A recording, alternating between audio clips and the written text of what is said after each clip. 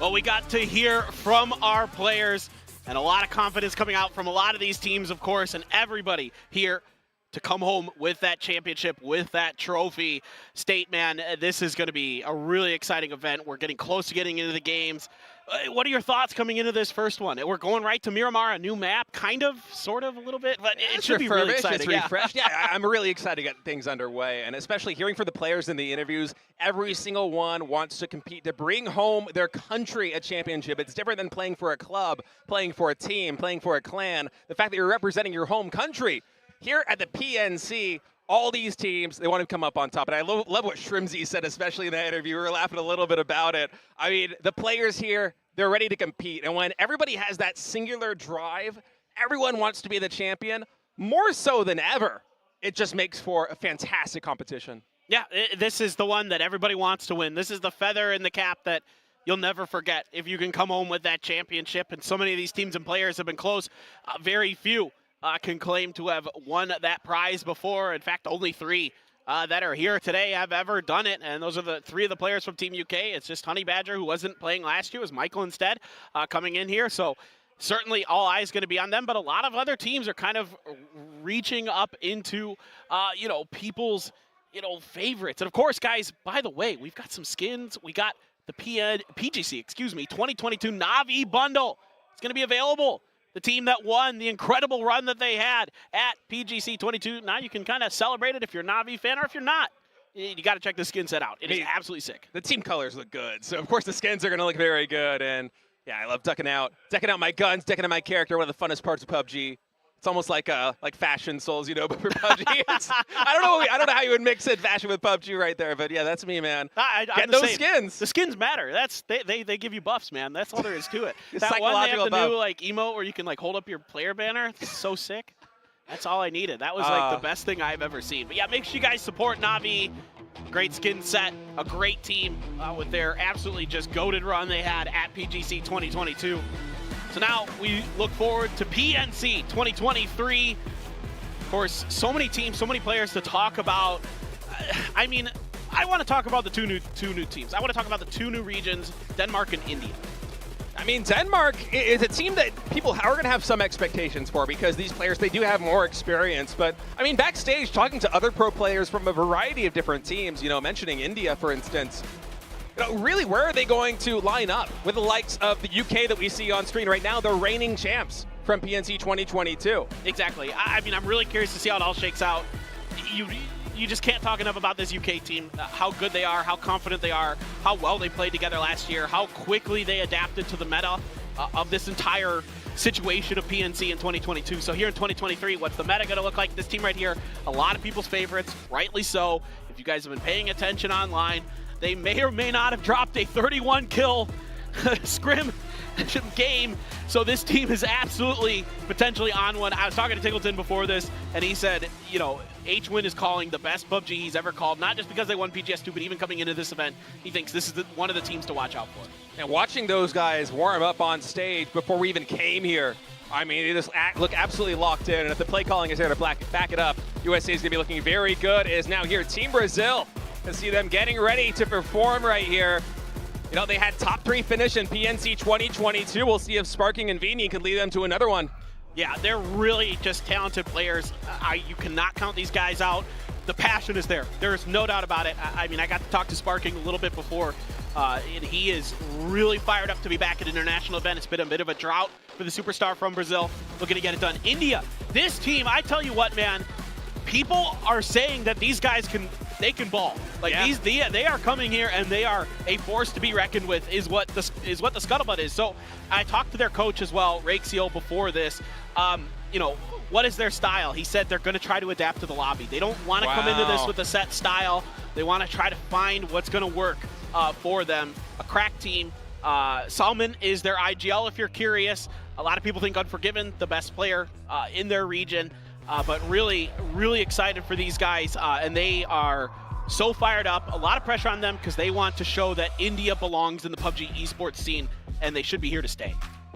Hearing from them in the scrims, not only picking up wins, but just fragging out. I'm going to have a lot of eyes, a lot of attention on that Indian team. But of course, the hometown heroes, paper thin, Korea, it's Seoul, Loki, and Nonix in heaven. 3 players coming in from Danawa, so already a lot of synergy on this roster. And you know that there's going to be that little more drive to succeed, to win here on the home stage with the home fans in your home country. Exactly. And I mean, how fitting would it be that if Seoul could get his first global win, a tournament win, in the city that is his namesake? How incredible would that be? I mean, of course, Korea as well has never won a chicken dinner in a PNC. Unbelievable. Second place and a 4th place without ever getting a chicken dinner. Frankly, unbelievable. I feel like they're going to get some chickens. Here, maybe it'll be the crowds cheering for them, giving them some extra strength. But if they can pick it up and continue to frag out the way they did it PNC 2019, PNC 2022, and just get a couple of wins on top of that, it could be the missing piece of the puzzle to make them a champion. Exactly. I'm really keen on this team in heaven coming in with the 3 Danawa boys.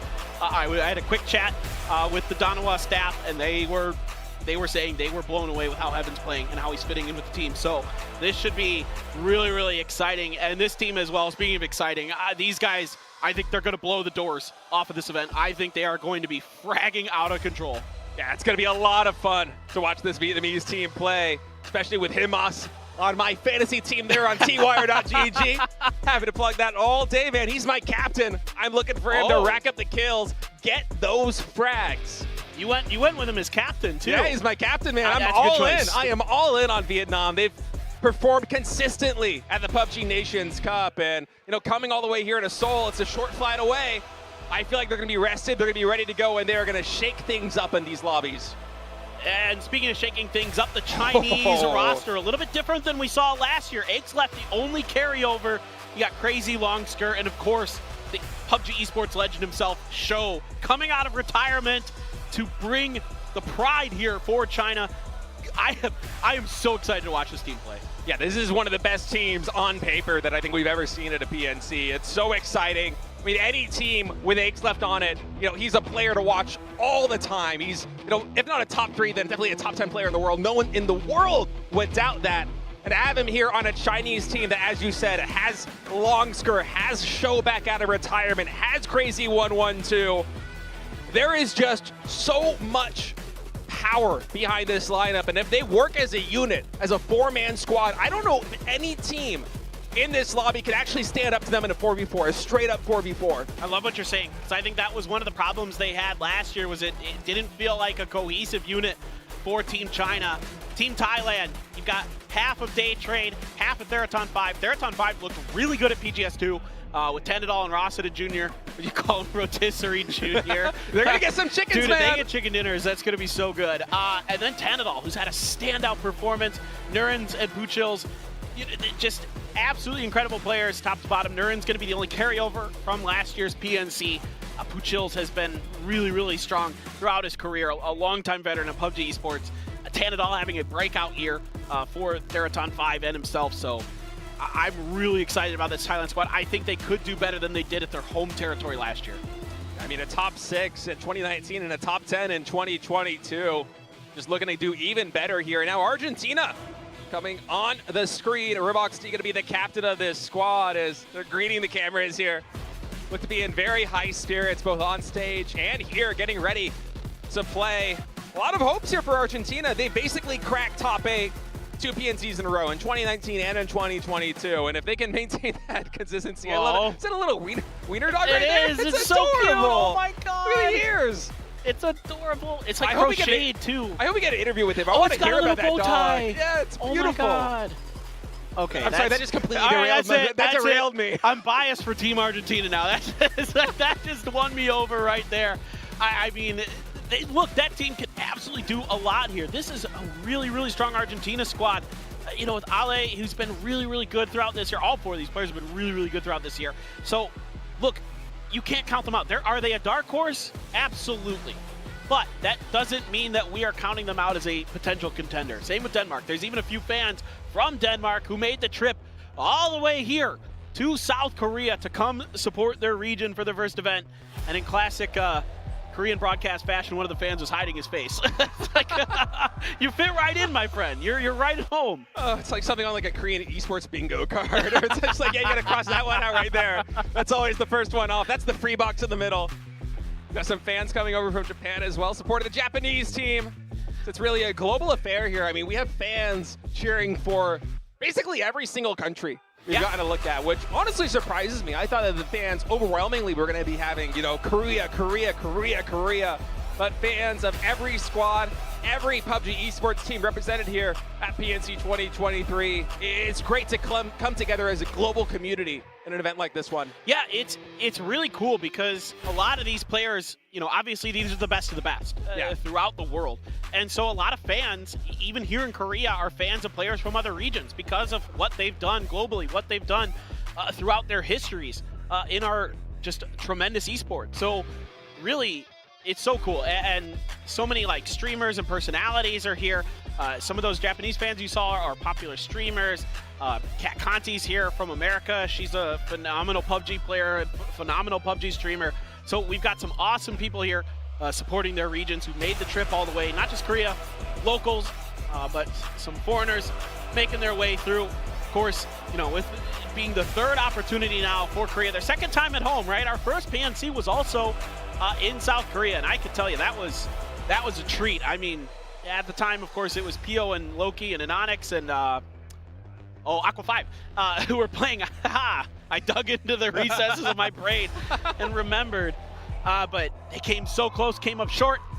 But this time around, it feels different to me. And Anonix and Loki, they're back, man. They're veterans of this stage and some of the most accomplished veterans of PUBG esports Korea's ever seen. So with their leadership, you know, rounding that roster out with Soul and also Heaven, who you said is playing out of his mind lately, they should have a very good shot here to do better than a second place, to do better than the fourth place that they've had in the past, and try to finally raise this trophy here at home, which has frankly eluded them over all of their PUBG careers. To be able to be a victorious team here at PNC 2023 would just be, as you said, the feather in their hats. Right, Loki, the only one who's won an international event. With Gen G, he's won 2, of course. Shout Soul and Soul. Soul and Soul, baby. That's what I want to do. I mean, just give me that chicken dinner for Team Korea, and I promise you, this place will absolutely erupt. So, of course, there's Anonix fans. He is one of the most popular players in Korea, if not the most popular. And China #1, you bet. The state's all in on China. I'm like thinking they're top 5 for sure, but we'll see. We'll see, my friend. I think they're top 3 for sure. If I were to say probably China, Korean, USA are my top 3 to come away with this, but Vietnam is also really good. Put some dinner on that? You wanna, maybe. What do you want, like some Haejonggook or something? Yeah, I'm a fan of Haejonggook, yeah. I like my stews. All right, I like my stews. I was only thinking of it because I just had it yesterday. So I was like, fresh in the mind. It's fresh in my mind. Oh, we're getting close. Yeah, getting ready to get into game #1 here. I am so excited to kick this thing off, Paper Thin. Me too, man. This is going to be one heck of an event. It is time. It is Miramar for our first map here at PNC 2023.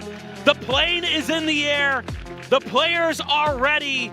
Ladies and gentlemen, let's get this started.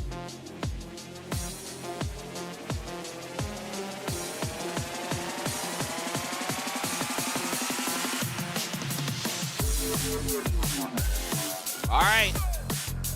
Stage grooving. We're dancing, man. It's like good music. I love it, man. All right, here we go. Now, there may or may not be some hot drops. I've heard conflicting things even coming up to the last minute of today. So we're going to keep our eyes out for that as best as we can. Now, this plane path isn't doing anybody any favors. No, very far to the north. So, you know, we might actually get treated to one of those hot drops. We're more likely to here than elsewhere, and we'll see exactly how that shakes up because we have had tournaments in the past here in Korea where, you know, these hot drops, they start to become the focal point for these teams. But I feel like in a lobby such as this one, if you really want to come home as the champion, if you start hot dropping the same location as a rival team and it doesn't go your way, that's a game plan you might have to abandon coming into day 2 and day 3. Exactly, yeah, and we'll see. We'll see exactly how this one shakes out. Now, because of this plane path, we might see some what you and I call fever drops, where it's unintentionally hot. You didn't mean for it to be hot, but it is just because the plane path was so bad. and you're fighting over like vehicle spawns and those kind of things. So that's kind of what the observers are showing us here with Turkey potentially contesting Vietnam for a little bit of vehicle action, or maybe even just this whole area around Pantera.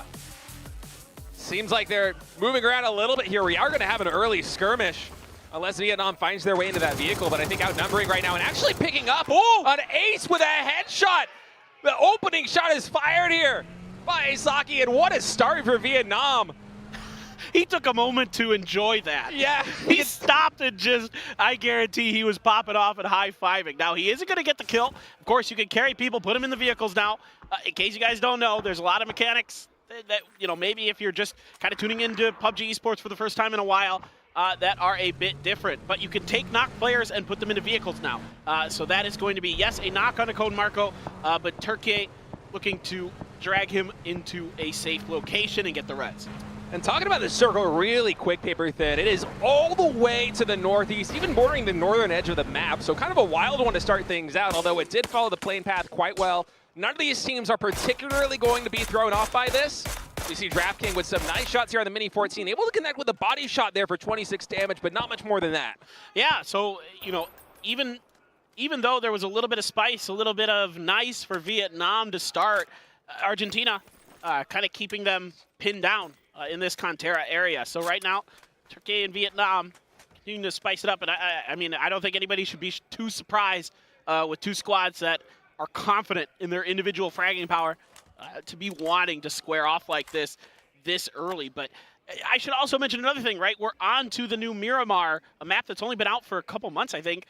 And I don't know, I'm going to be honest with you guys, my circle theory is going to be kind of not available because I'm not exactly sure what the heat maps are looking like for this just yet, as we haven't, you know, gotten really a lot of time to play it. This is the first time we're playing it in esports in a official event, so it's going to just kind of be a wait and see, and it's going to be interesting to see. Oh, Laza, though, is going to get a little revenge with a knock on a Chloris. Of course, we should mention the Dust Storm in play as well. Yeah, that was a running headshot right there with the Car 98K. What a fantastic shot here by Laza, man. Yeah, with a 2x. I mean, from that angle, how do you make that happen? You were not kidding about these teams absolutely being ready to frag it out right there. Laza, a man after my own heart, sensing that there might be a player coming close, maybe some information fed over. Himas lurking somewhat close, but Laza gonna opt to use a grenade, just kind of keep it at bay. Keenan and Canada on the rotation now, looking to try and get as center as they can. Now, they got Denmark in a 2-2 split ahead of them around Cruz de Valle, but right now, teams just kind of finding their position. Japan in a nice spot early, right? Pretty much dead center. Yeah, nice early compound here at the top of this hill. And actually, oh no, Kinon's rolling up on this. He was not aware that the full Japanese squad is waiting with open arms, but luckily able to find and use that territory to his advantage. Gets out of sight and far enough away. Imhawk gonna try and get some final bullets on him, but luckily for the Canadian, he's able to skirt away with a full HP bar. Yeah, that was a good piece of driving there from Keenan, kind of keeping himself at an angle that if he was attacked on his way in, he's able to pull off and safely get away. So a good piece of work there, knowing kind of this new area. A little bit in the north has changed, right? I don't want to get too verbose about the changes on this map because there's a lot of little changes, right? A few big ones in terms of city locations and names kind of moving around, but no, Himas should have him dead to rights. Yep. The drag down with the 3x gets the shed shots onto the Mad. Now Himas looking to finish the job. That's a nice nade too, but seems like he was able to get into the cover of the building. Taking a little bit of damage right there. Molly also will not be able to find him, but Himas coming out swinging here as Turkey and Vietnam continue to fight it out. This is so smart. Yeah, Chloe's working his way all the way up here onto the top of this building. Picks up a frag grenade, but Code Marco's waiting inside here with a shotty. First shot, not good enough. And that's going to be 2 kills right here for Vietnam. That's so good there from Vietnam to get into 2 different angles, so it makes it really hard. You have to guess. You have to 50-50 with that shotgun which direction they're going to be coming from. With those footsteps, it's a little hard to tell. It's going to be up or down, and that pays dividends for Vietnam. And Onyx in Heaven now coming in on this compound. There is a split here for Thailand, but running so close to Norins, and he gets the headshot right there onto Heaven, and Onyx is just going to bail, so Korea down 1 man early here in map number 1. And Heaven just running right into this AK. And Nurin's putting it to good use. Yeah, that was the perfect angle there for Nurin. Just absolutely lined him up. And Anonix luckily will be able to survive, so it's not a complete disaster here for Korea, but losing one of their hottest players so early in the first match, it's got to feel bad. Yeah, and so a lot of this area is going to be kind of, it's kind of cool we get to see the circle first time because a lot of this area northwest of Cruz de Valle, north of Cruz de Valle, just all of it has changed because of the removal of Torre, Ahumada, and those kind of things. So it is going to be really interesting to see how teams kind of mess with this space. All right, we've got an interview, guys. It is going to be Vard from Team UK. It feels really good to be here in Korea for PNC 2023. I'm really excited to start playing, and yeah, I'm hoping we can win back-to-back. I believe that this PNC this year might be a little bit harder than last year. I think a lot of the rosters are like core rosters from, they have like 3 players from like their actual teams, like Danawa and Germany have 3 active players from their main team. So I think the competition should be a lot harder this time. I'm just excited to play. Good to hear from the UK player there. He's absolutely right, where the competition feels so fierce here on this weekend. And the fact that these teams are able to synergize, like he said, with Germany and with Danawa coming in for Korea with 3 players on that roster and rounding it out with an absolute powerhouse in heaven. It's going to be tough for UK to repeat, but they certainly have the potential to do it. Yeah, fully agree. And Luke 12 from Australia, just kind of flirting with Chinese territory there, but didn't opt to drive in. Kind of realized that that was not going to be a safe spot to go. And again, going back to some of the map changes, north of Cruz de Valle is going to be very, very different. Again, a lot of buildings have been removed from up there. Campo Militar has changed positions. There's a few compounds that have shifted around. There's a few really powerful compounds up there that are very defendable because of some flat terrain around them, as you saw with that Thailand compound, not too bad. The one that Korea is in, also very, very strong right now. On the other side of the map here, we've got India coming in late. Nice shot of the sandstorm here, too. Looks like something from a Mad Max film. Rolling in is the Indian squad on the northwestern side. Of course, we'll take a little bit of damage here from that sandstorm. And they might find themselves in the waiting arms of Brazil, who are also making a rotation to the north side, exactly where India is going, unbeknownst to the Indian squad. Yeah, there's a couple teams cutting ahead of them. Let's see exactly how India is going to handle this. Now, the sandstorm on Miramar is kind of annoying, in particular because it cuts out your map vision, your mini map. You have to open the big map to see the map. It isn't like the storm on Vikendi. You can actually see the mini map, I believe, unless they changed it. But the sandstorm is really kind of tough to drive through because you can't even use your mini map to like trying to follow the road or something. Yeah, it's hard to navigate in a situation like that one. And when you're coming in late from the circle like that, you really want to be able to have eyes in front of you and know the vicinity of the area that you're in to the best of your ability so you don't get jumped. But luckily for India, they are able to work their way in. And now looking here at the United States, they're happily sitting in the Northeast. Exactly. There's nothing wrong with the United States' position right now. Again, Circle 1, so hard to say exactly what this is going to do. Again, I can speculate on where the circle will likely move away from, what the quote-unquote unplayable terrain is, you know, the land ratio terrain, if you will. But you know what? I'm not going to get too into that today. I feel like it's more important to just kind of enjoy these circles, because I tell you what, if BGS2, the circles were spicy as heck, and I'm hoping, just personally, that maybe we can get some of that. Also, I want to say the sandstorm, not a big deal. It just kind of goes by pretty fast. It does a little bit of damage. It tickles, costs like an energy drink. That's a toll you have to pay to go through the sandstorm. Yeah. Ooh. Oh, wow. That's a really hard shift there to the top left of the map, all the way to the northeast. So USA going to be really happy with this one, as well as Germany and Brazil, who kind of have, you know, it's a circle, so there aren't corners, but it does feel like they're in corners on a position like this one. They should be able to play with some high ground there, and won't have to make too big of rotations coming in. Well, this is going to give India an opportunity to kind of gatekeep the western edge of that hill that's in the center of the circle right now. So I'm kind of curious to see if they're going to be able to put those long-range guns to damage. You know, there's kind of some curiosity about how they're going to fare for their first time competing internationally. You know, no Indian team has ever faced off against any of these other PUBG esports teams officially. Of course, there's scrims. I know that Enigma, the team that the India players come from, has competed in scrims across the world, so we know they've got potential. Again, people were telling us, State. You know, we went and talked to the players and stuff. They were high on these Indian players. So there's a lot of potential here as Canada driving past RIP Team Japan, and that Marauder just absolutely gets shut. Oh, wow, Kane! with a mini 14. Oh, that's Impact with a mini 14, excuse me, as Shinobi's gonna get taken down by a headshot. It's a really nice angle that Impact's able to find. Kane with an SKS. Kane, for my money, the best player in Japan right now. Absolutely just a cracked player, but don't count out the rest of them. You know, Imhak, Run AX, and Pure Boy, superstars in their own right. Shinboy back on his feet, heel through. Now Finna and I believe there's Adam down there, kind of looking to spread out. Keenan as well, trying to control some territory. Kind of a tough position for them, though, especially with Thailand having this high ground. I mean, you can see that Team Canada, they don't really have a lot of terrain to work with. It's quite wide open, and also their vehicle situation, it's not great. One of them blew up. This one doesn't have any tires. So rotating from that spot's going to be really tough for them, but they got to make do with what they have. Yeah, exactly. I mean, they had to stop there. Not much choice. And you're absolutely right. That is not the ideal spot. That was definitely not, I think, what they were aiming for. I think they were looking to maybe get a little bit closer to the mountain, see if they could play something in there, potentially. But Argentina now skirmishing. UK likes to play edge early. That was their kind of MO in PNC last year. But right now they're split 2-2. So one of the hallmarks of UK last year was their team fighting. Let's see if they can maybe cover here. T-Bone, I think, flanking out to kind of try to cover Argentina's flank angles as well.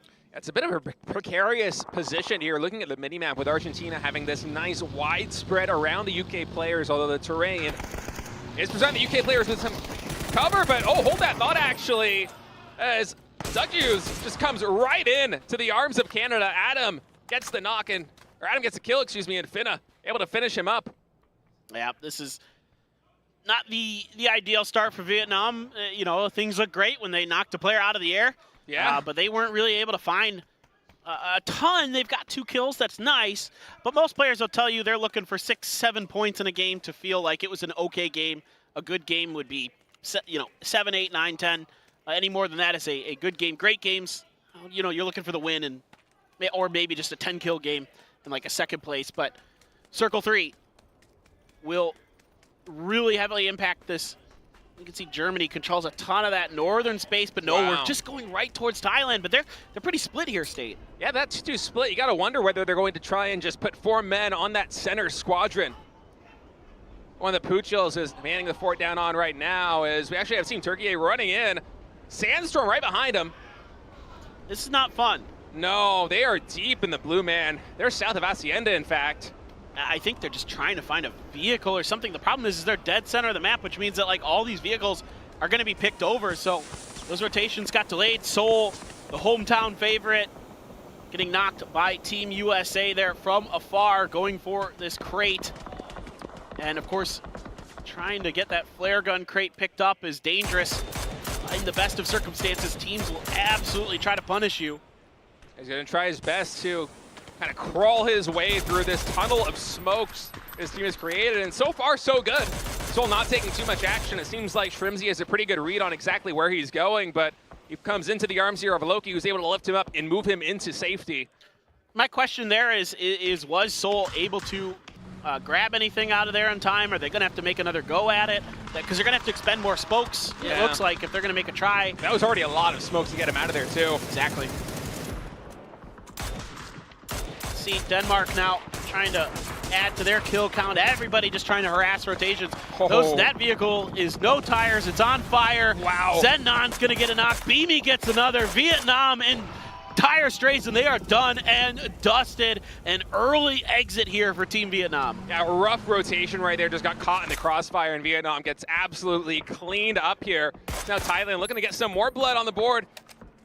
Rosatet going to try and find an angle here in Argentina, who is pushing this position with 3 men in the squad.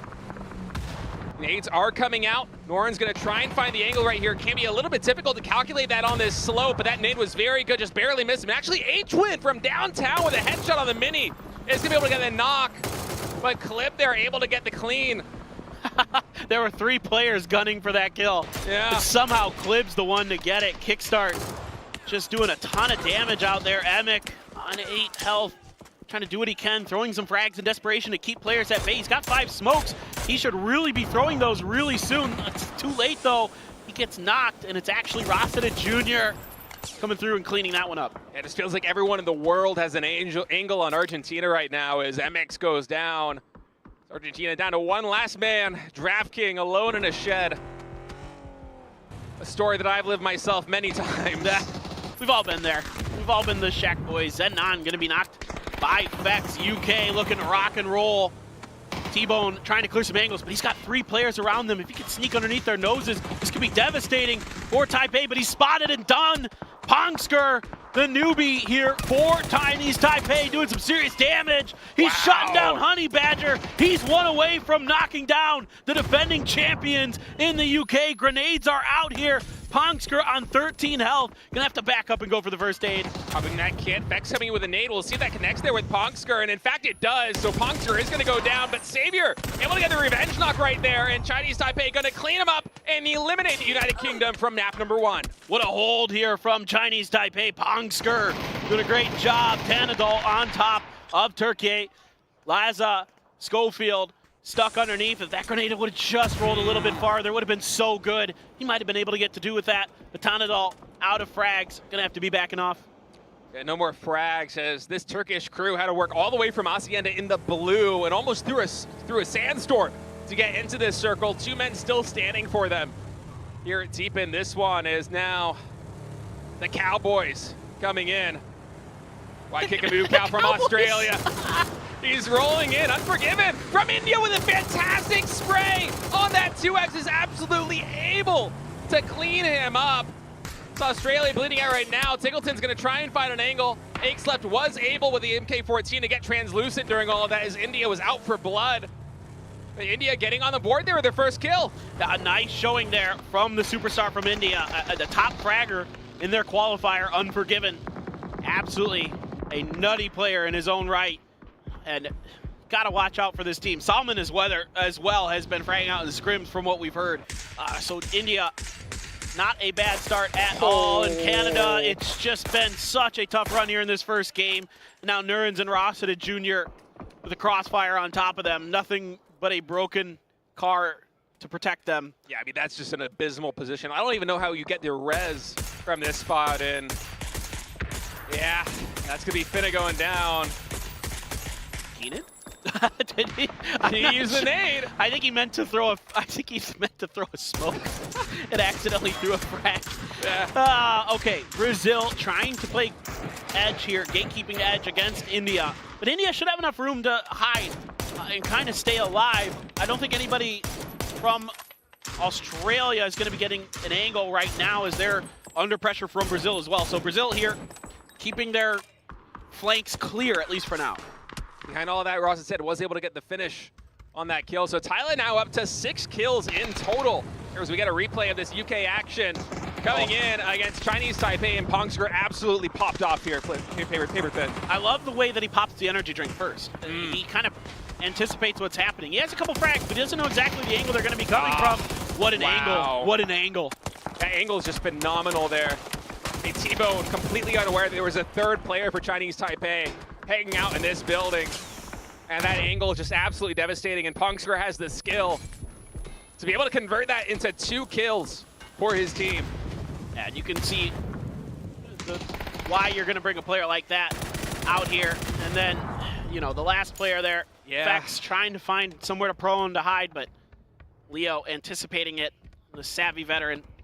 It just feels like Chinese Taipei had great angle after great angle after great angle in that engagement. UK thought they were getting the jump on them, but absolutely not, as the defense from Chinese Taipei was solid.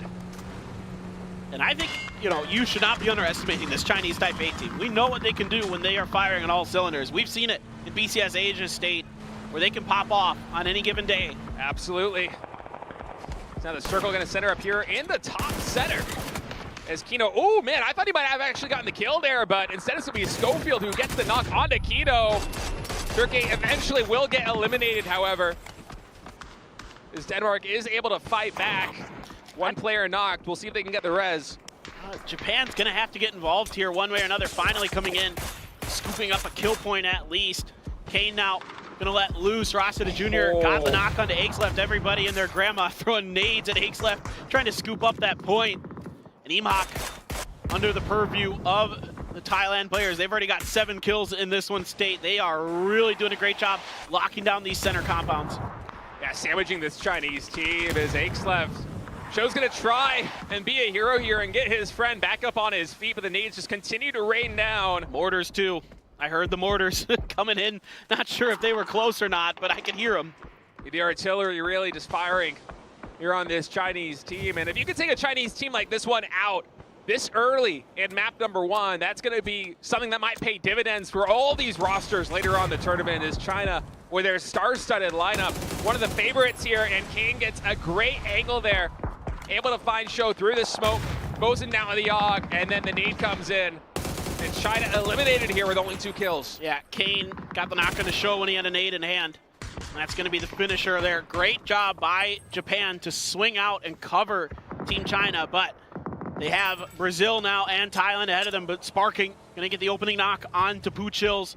Might have opened up enough space here that Japan could do something. Imhak just keeping track of Brazil, making sure that they're not going to get super close. And look at the angle that Japan has with that hill. They're going to be able to back Imhak up potentially if Brazil overextends. Yeah, it's really hard for Imhak to find his way into this circle right now. Sitting in the blue, actually will get knocked by it, as he had a tough path to try and traverse here into this circle. Behind that, Brazil doing some more cleaning there. Toretto goes down from Team India, as things seem to be falling apart. Nice fire right back there. Germany getting a lot of kills, a lot of frags. They got involved in this fight with Brazil and India. It looked like India might be wiped out, but Germany here helping them out momentarily, getting the knocks on a Sparking and LFP1. Vinny, spray just not quite there just yet. Needs to get warmed up a little bit. Haven not able to find a knock, but at least backing them off. Meanwhile, Loki has a knock onto Leo. Pongsker down, and all of Chinese Taipei is gone. Yeah, with, I mean, circles like this, it's so hard to make these rotations, and especially with teams holding on to compounds such as Germany there on the northwest side of the map. I mean, the angle that they have is just ferocious. There as India tries to thread the needle between not only the Brazilian team to their south, but the German team to their north.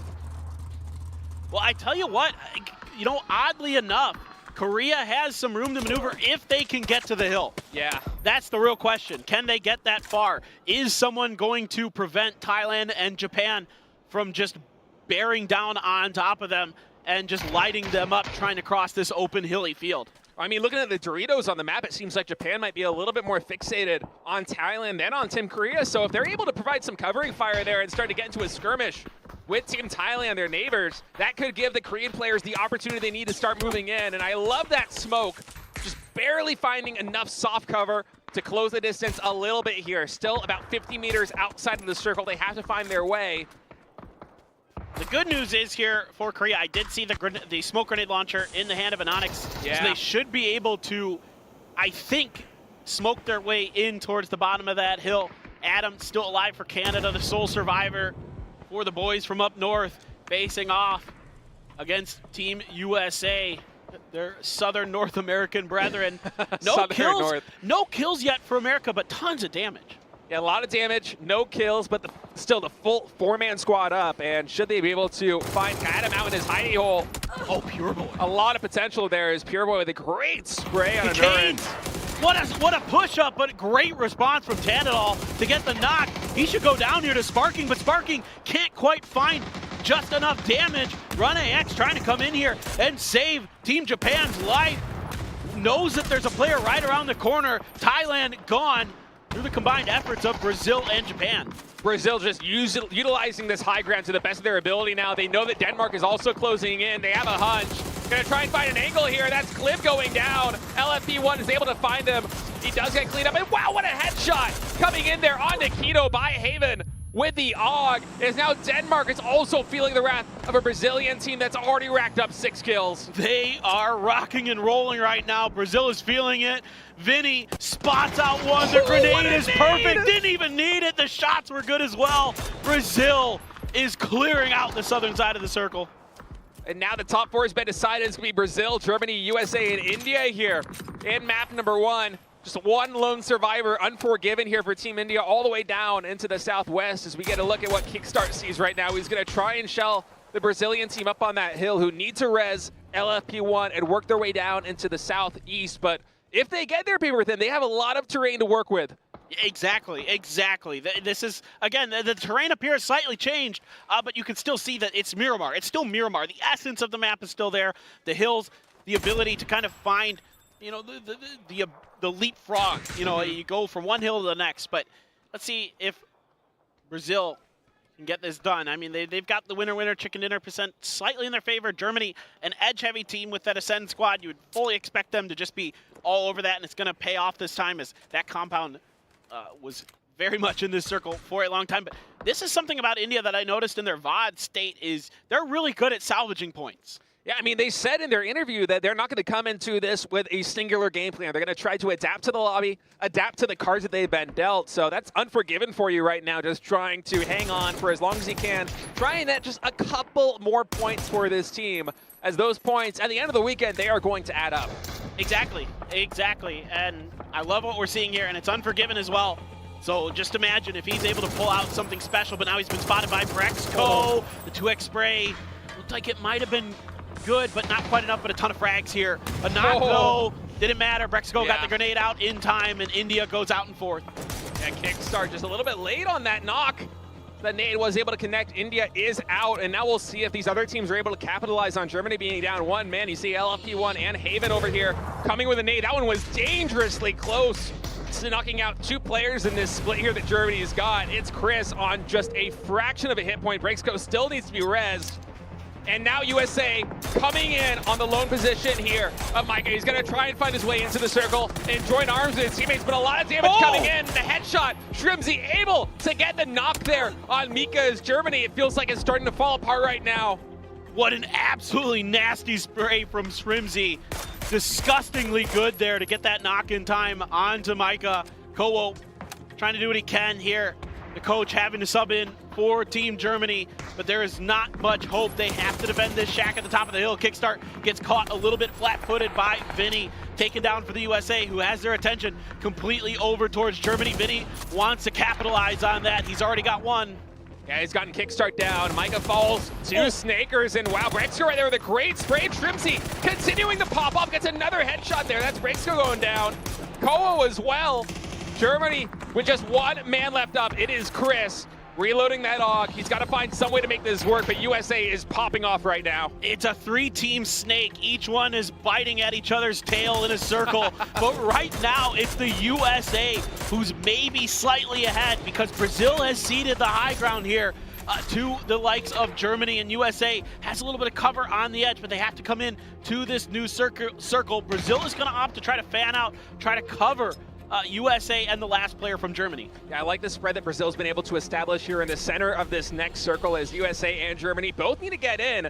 And it might not seem like a lot of distance to cover there on the map, but considering the angles that Germany, Brazil, and USA are at, there's going to be a lot of crossfire coming in. It's going to be a precarious jump from one hill to the next. And here we go, Shrimzy and Snakers, they're getting in the vehicle. It's time to start rolling up, and we'll see if anyone's able to find an angle on them. They're coming right onto the position here of Brazil. Yeah. Leaving H-Win there as an anchor to make sure that their backs are clear. That grenade was so close to getting 2 knocks. H-Win able to eliminate Germany. It's Chris going down. Phenomenal work on the backside for Team USA by their tremendous IGL. And now a straight up 3v3 fight.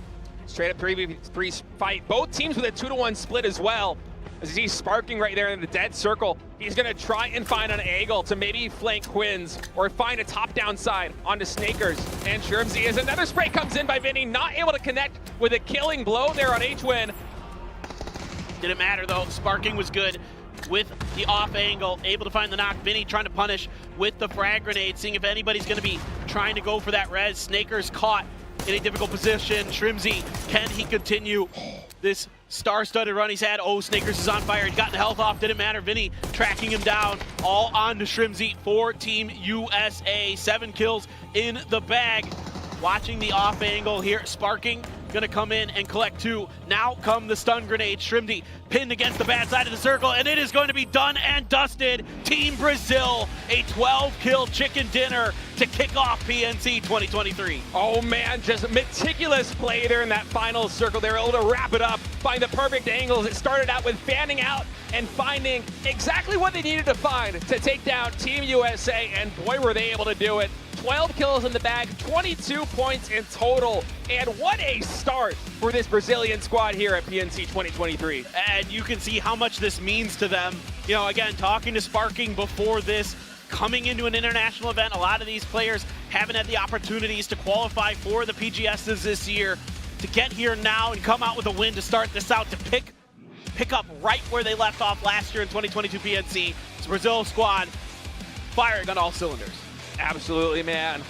Top 3 in the last PUBG Nations Cup in 2022.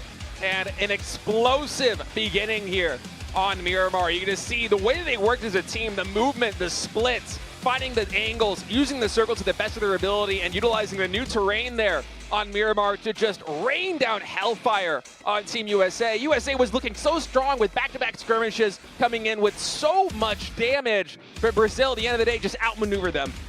Exactly. It just was kind of, again, sort of this ring around the rosy that those teams were playing, and it looked like maybe USA was getting the better of it with that damage they were doing, some knocks coming through all around, but Germany getting shredded in the process. But Brazil had a moment to take a breath and then fan out and take control of the circle. Brazil coming up on top here with a big win, but for Team USA, still going to be happy with 13 points on the board there in Miramar. You absolutely take those. A top 2 finish with 7 kills in total. And also big props to Thailand. You know, they didn't get top 3, but 9 kills. I mean, they were fragging out. Yeah, they were doing a great job controlling those hill edges, just not letting anybody get in without at least taking a ton of damage along the way. So we got to give a lot of credit to Team Thailand for locking all that down. I would say that was the most expected game I've ever seen out of Germany, just holding down an edge. That is the Ascend style. They only drop via Damar if they could help it. The only reason they didn't drop via Damar is because the plane path just didn't afford it. It was so far north. Yep, and that's just the way they play. They are an edge team. That is all they know. And they locked down a very good compound early too. Just the circle went a little bit too far outside, and then once they got caught between America and I think several other teams in the crossfire, I mean, that is such a difficult position to be in, and that's kind of, you know, Miramar in a nutshell is really playing the averages and trying to find your way to a victory by just barely skirting disaster, because you come in on the wrong angle and somebody's on the high ground with you and you have another team in front of you, that's oftentimes a death sentence. Yeah, exactly. It can be tricky on Miramar to kind of, again, leapfrog from hill to hill, kind of jump around the map and do it safely and effectively. But Brazil here able to barely come through there at the end with that win. It's a close finish, a really exciting one, but that circle control just proving too powerful. What a fun game to start. I mean, just like once things kicked off, I mean, even from the beginning, we had kind of a hot drop, and then it seemed like there was fighting just all the way throughout. So, hey, you got to like what you're seeing so far. I mean, after the player interview, it felt like the action literally did not stop. There was like no moment to catch your breath. It was just everyone trying to rotate in with the next circle, with the circle after that. And there were so many players that had to vacate compounds that looked very good in the previous circle, but then their position moving into the next one was just absolutely deadly. And there were so many teams getting caught in the crossfire, I feel, even more so than we usually see on Miramar. I mean, traversing those stretches of terrain was such a challenge, but at the end of the day, Brazil was able to navigate it perfectly. 2.4K total damage, 33 kilometers traveled, and 12 kills. Yeah, so, you know, Brazil here just doing a great job navigating the map. You know, not only is it the damage, but it's the maneuvering, it's the rotations as well. And again, as you would expect, with this Brazil squad, a lot of the same players from last year, a lot of comfort, just like you're going to see with teams like Australia, teams like with UK, that have been together for a couple PNCs here now. So just kind of picking up right where they left off last year. India has a good start here, by the way. We got to give some credit to these guys. They came out, had a couple impressive moments, able to salvage some points. That's honestly not a bad game of PUBG. Considering how poor the early game went for them, to be able to snake out and get a couple more placement points from that one and picking up second kills, I mean, that's still number 6 in the lobby. And from what we saw with Unforgiven, especially that spray there with the 2x, I believe, he was able to get so much damage done. And if they can continue to deliver firepower like that in a better position, India, they might surprise people. I mean, I'm certainly seeing what these other players have been saying behind the scenes, where India is performing in the skirmishes. Yeah. Performing in the scrims, excuse me. They're getting a lot of frags. I mean, they certainly seem to have the gun power to absolutely frag out. And I'm so curious to see what the rest of the day is going to show for them. Yeah, exactly. And I like the way that they're kind of feeling out the lobby here to start. They opted to, maybe not intentionally, but they had to play edge. There wasn't a lot of great choices for them in terms of where they dropped, which is by Alcantara, where the circle was, how late they opted to rotate in. They took their time. getting some extra equipment, and I think that paid out, getting them an extra probably placement point or two. So honestly, nothing to be ashamed of there. Again, 6 points, most players say that's an okay game. You'll take those, you want to do better, but you're not going to complain about it. As a baseline, it's very good. And so if India can come through with a higher point game than that one, and again, going back to Unforgiven, that spray looked great. I want to see more angles of him. He looks clean. Shooting down like that, because that was top tier gun control. And I've seen, when I went back and watched some of their videos, Toretto as well, good sniper. Usually he's going to be the salvager, I think. Like, he's the guy who often I noticed was kind of their last player alive, sort of like a Loki, like a player who's really good at ratting out points and stuff like that. But Unforgiven was the guy this time around. Man of the match, LFP1, 5 kills, 705 damage. It's a heck of a game right there. 700 damage, everybody would be happy with that one. 5 kills and 4 knocks in total. A key part of Brazil's victory there in that match, and they're starting hot. 3rd place in the last PUBG Nations Cup. We'll see if they can top that here, as that was a big statement from them coming out in game number 1 on Miramar. Exactly. I love it. I mean, I'm so happy for these guys.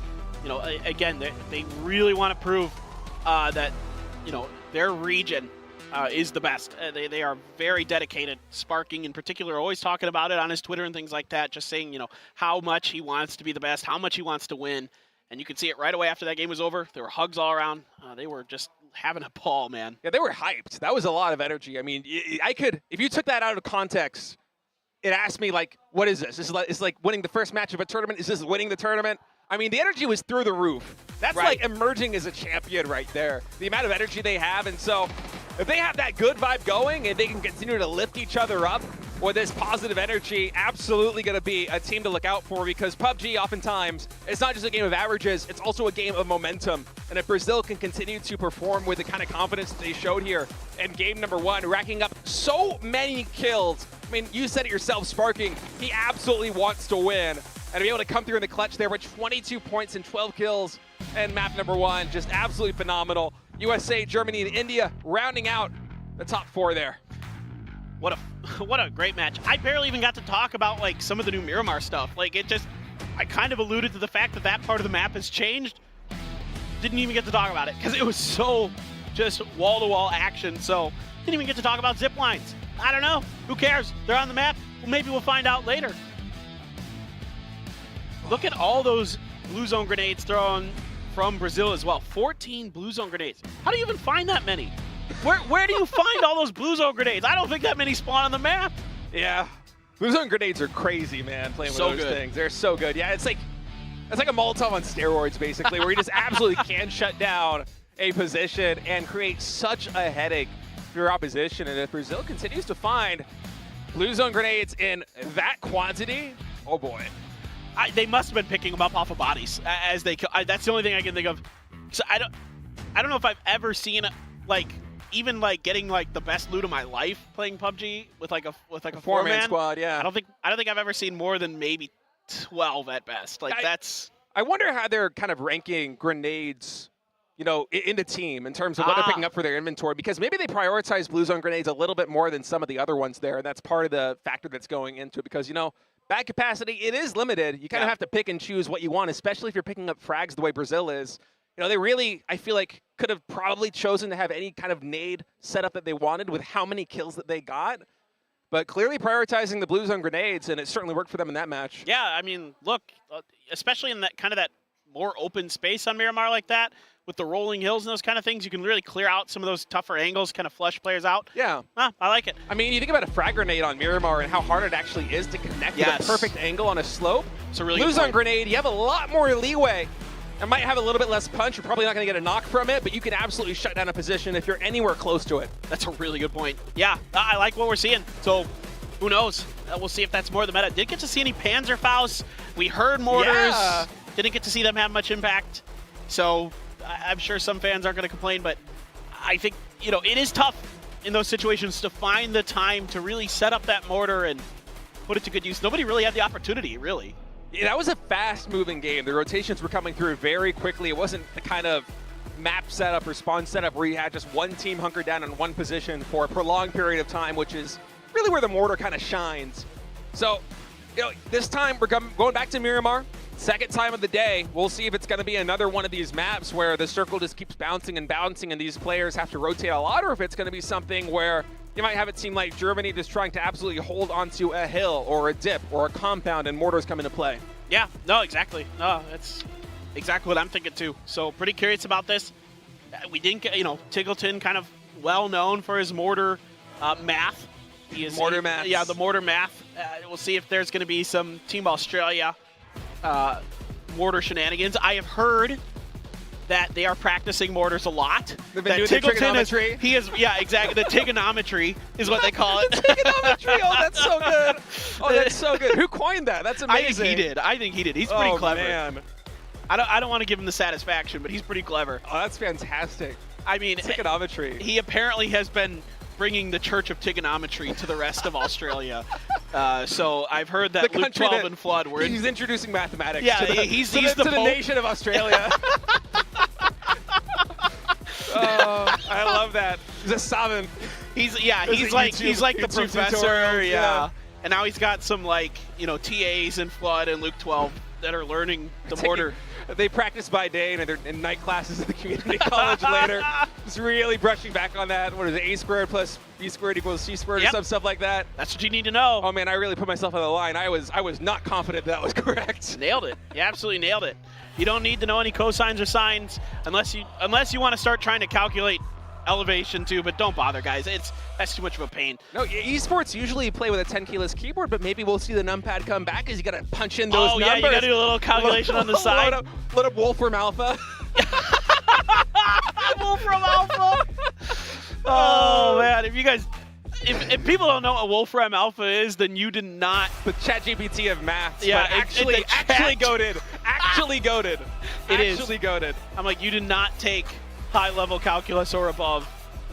That program is actually incredible what it can do, but anyway, neither here nor there.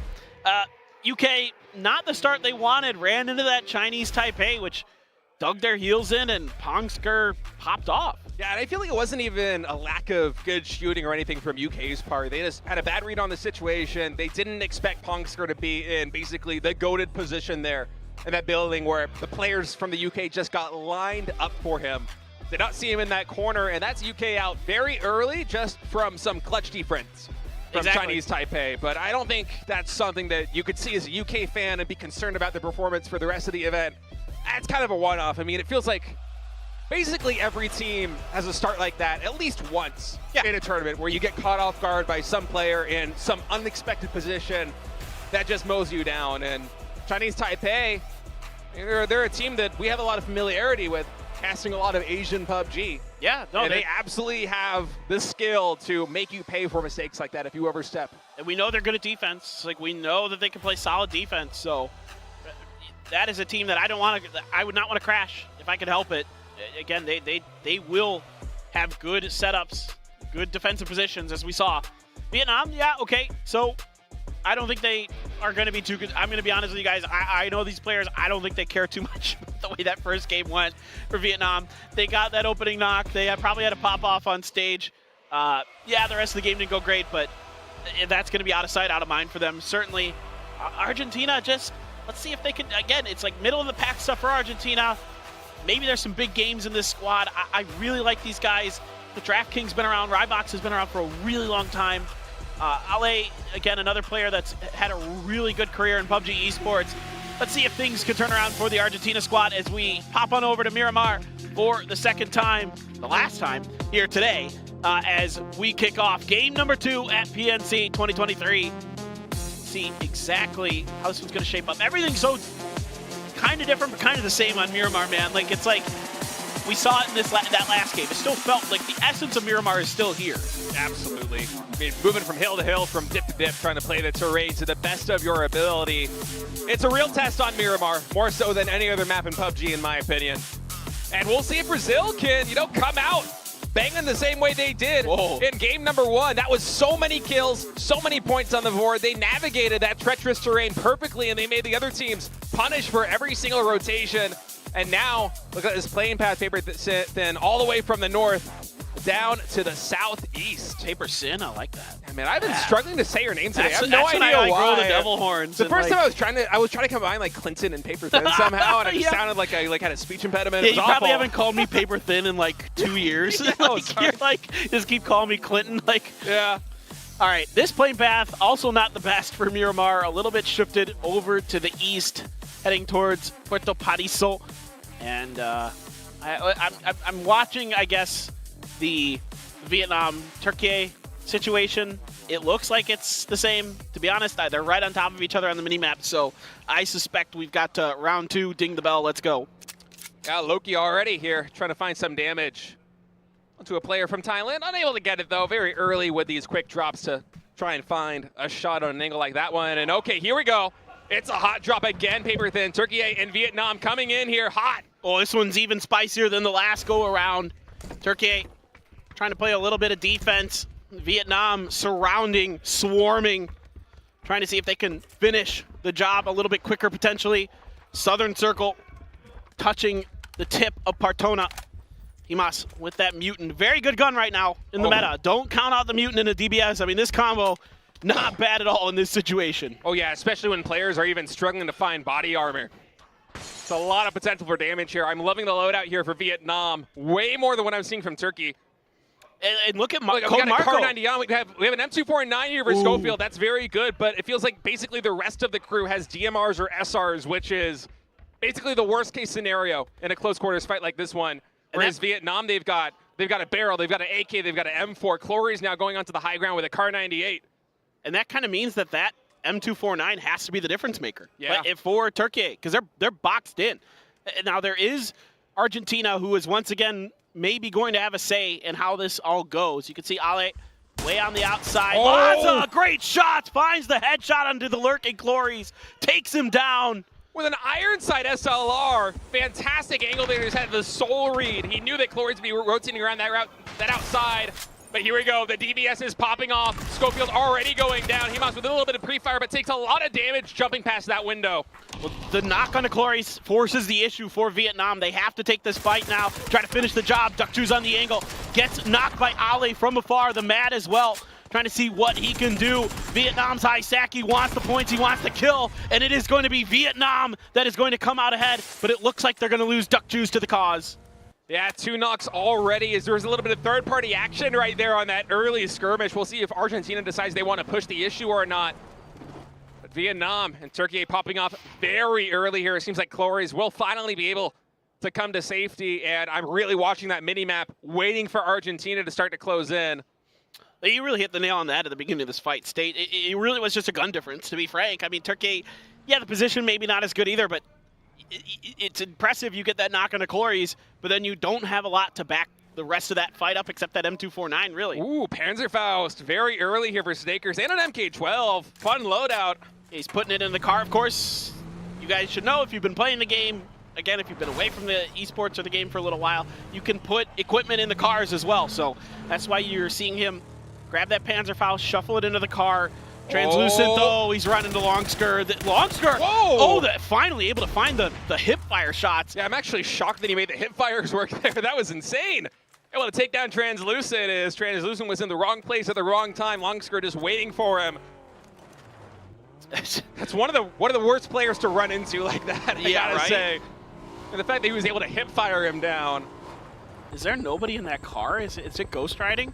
Oh, here we go. Yes, finally. We didn't get to see it in game 1. I thought, well, the team that you would expect to maybe be using the emergency pickups is possibly Thailand. Theraton 5 was notorious for doing that at PGS2, using those pickups. But Brazil, obviously in Campo Militar, so a long way to go. Yeah, and smart call. Yep, exactly. I love doing that.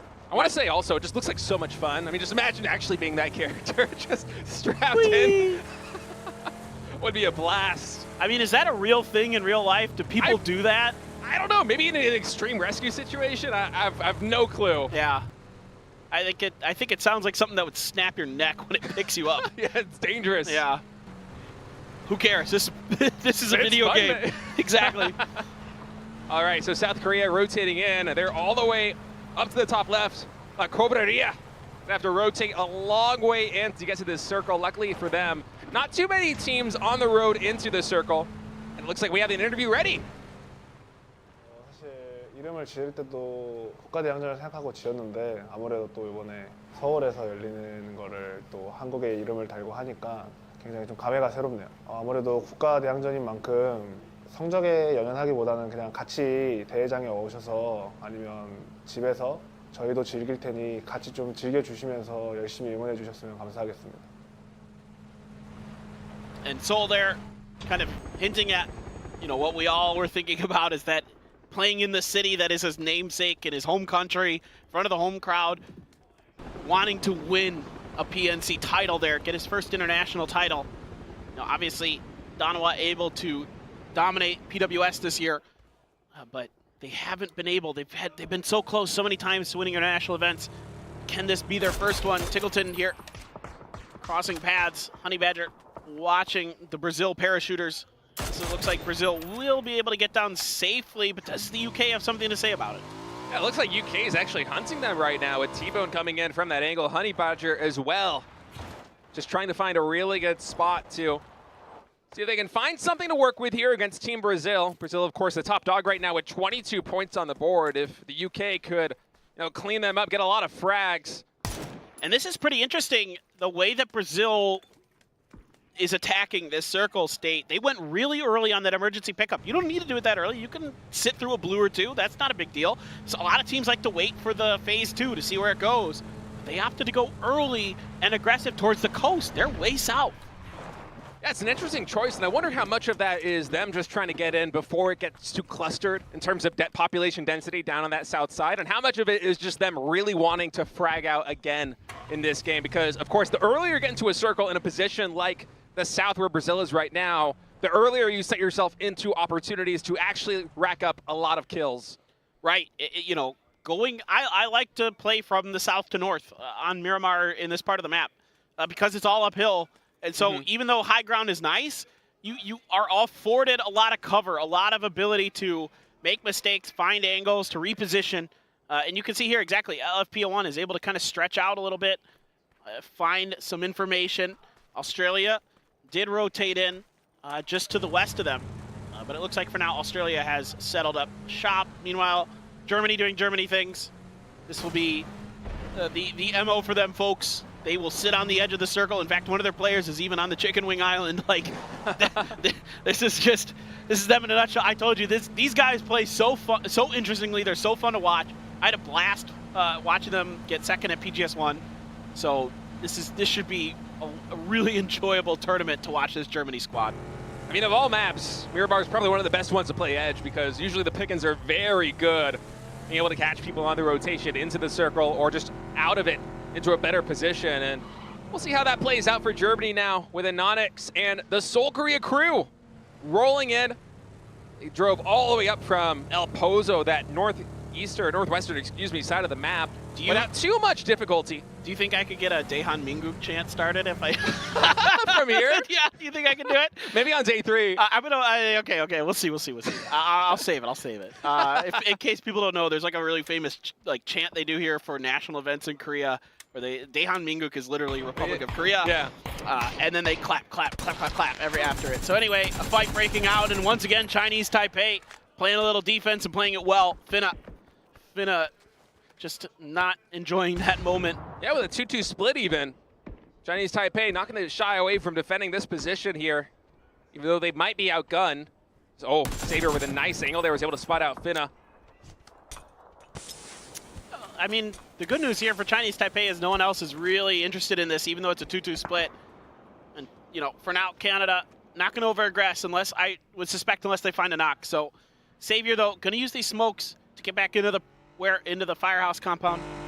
And Leo going to move the vehicle to safety, wants to keep these tires a little bit more fresh if possible. Already lost one on their Bronco, so they need to kind of hightail it out of there. Second circle will give us what location? That took longer than I expected. Los Leones over to the east. A pretty fair circle, all things considered. Los Leones and a little bit south of it. So Chinese Taipei going to be very happy with this one, given their split, and actually can see Canada retreating a little bit there on the map. What are they doing?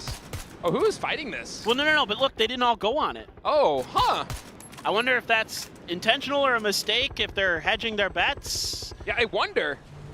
It's not often you see a 2-2 split with an emergency pickup like that one. I am genuinely curious about what this is, because it's H1 and Snaker, so these guys aren't on the same team. Kickstart, as everybody knows, has come over to the Sonics now, replaced Mime on the Sonics, so USA Team Sonics and Snakers. But this is quite interesting.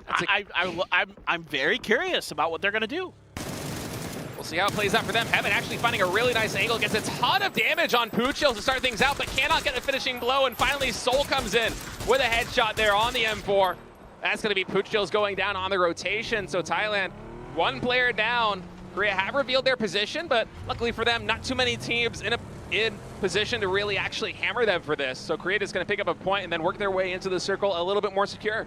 And now here's things will get tricky for Team USA, man. Like, they opted for this, I don't know what, exactly. They went way to the resort. Okay, so they're going to try to at least guarantee that they have 2 on the resort. They're going to try to drive these other 2 there. Germany, maybe Brazil having something to say about it. We'll see. As Kickstart and Shrimzy, newly minted teammates, trying to see what they can do. Tanadol looking for revenge against Korea, but that is a long distance to be shooting. Korea going to have to be content playing edge for now. Oh, Kickstart coming right on to Vinny here. Let's see if they actually decide to engage. Seems like both going to shy away from this one for now. Kickstart more focused on joining up with his teammates than anything else in this position. I suppose Brazil with a 2-2 split, they really don't want to hedge their bets too much on an engagement there. I agree. They can't really afford to take a fight. So this is going to pay off for the United States. They're able to use those first 2 players to scout and then rotate to get to them. So that's a bit risky, I would say, but you know what? It paid off, and look, there's only 18 games in this event. I think you're going to have to take risks potentially to win it. Yeah, and it worked as well as it possibly could have. That was a lot of territory to traverse for Kickstart H-Win, but they were able to do it without too much trouble at all. Now holding on to the resort. As you said, it's oftentimes easier. Oh, wow, seeing some tricks right here from the Australian fellas. That card has a nice flip, but for the Americans, working out of resort, going to be a really nice position going south and north in a circle like this one. I agree. I really like what Team USA did here. Again, that brilliant shot calling from H-Win once again. Here we go, big fight right now. Grenade out, but it's short. Show trying to watch the angle. He's got one. Oh! The drive-by Show isn't able to find another. Crazy there to back him up. Traded by Luke 12. Only Luke 12 alive for Australia. Cannot find that spray. That would have been huge if he could have shut down the rotating Akesleft. Instead, Akesleft is going to come in and finish the job. And Akesleft coming up as a hero here.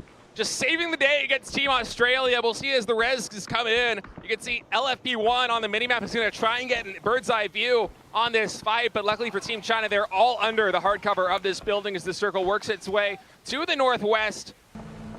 And man, what a clutch performance from Akesleft right there, really saving the back of his team. Yeah, the timing really, really good there, as you would expect from one of the best in the world. He has the game senses of a god. He comes through big for Team China, and they're able to get back up to full strength.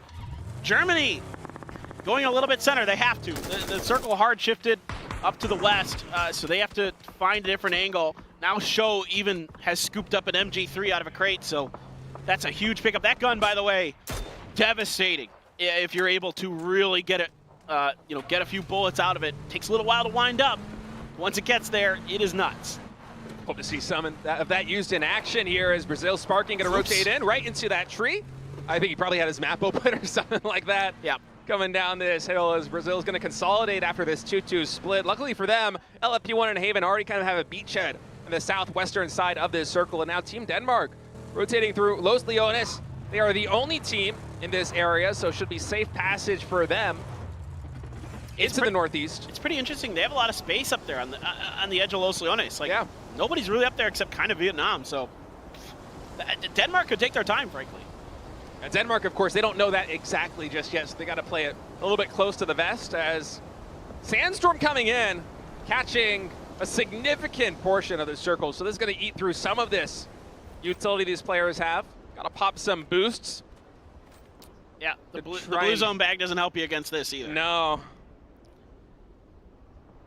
But again, it's like, it's not really not that bad. It does, I guess I'd call it an energy drink's worth of damage. Maybe Feels a little like bit more than that. a little bit more. Sure. Yeah. But at the end of the day, it's, as you said, it's not. It's like a bandage and an energy drink. Yeah, whatever. Nobody cares. It's just annoying more than anything because you're like, I can't see anything for a little while. And it slows you down, too. You can't move as fast in it, so it's kind of annoying in that aspect. Yeah, but luckily for basically every team that was caught up in it, they were already holed up into a nice defensive position. So not too much opportunity lost as we see Brazil on the minimap actually rotating quite a bit, setting up another split. Meanwhile, USA is going to start working their way into the circle. I love how I'm calling this for Brazil when USA is on screen, and I switch to USA and Brazil comes on screen. The observers are like just a step behind you or ahead of you. I'm not sure which it is. We just got it flipped. Yeah. Your brain waves aren't quite in sync yet. We're working on it. It's day one. We'll get there. Day one, we'll get there. USA, though, man, I'm a little bit sad for the USA because I loved that emergency pickup rotation they tried, but isn't going to really matter because they're going to have to fight for this. And Canada has a pretty darn good angle down on top of them. Keenan going to let loose with the grenade, knowing that America doesn't have much choice but try to drive into this. Now the grenade just a bit preemptive from Keenan.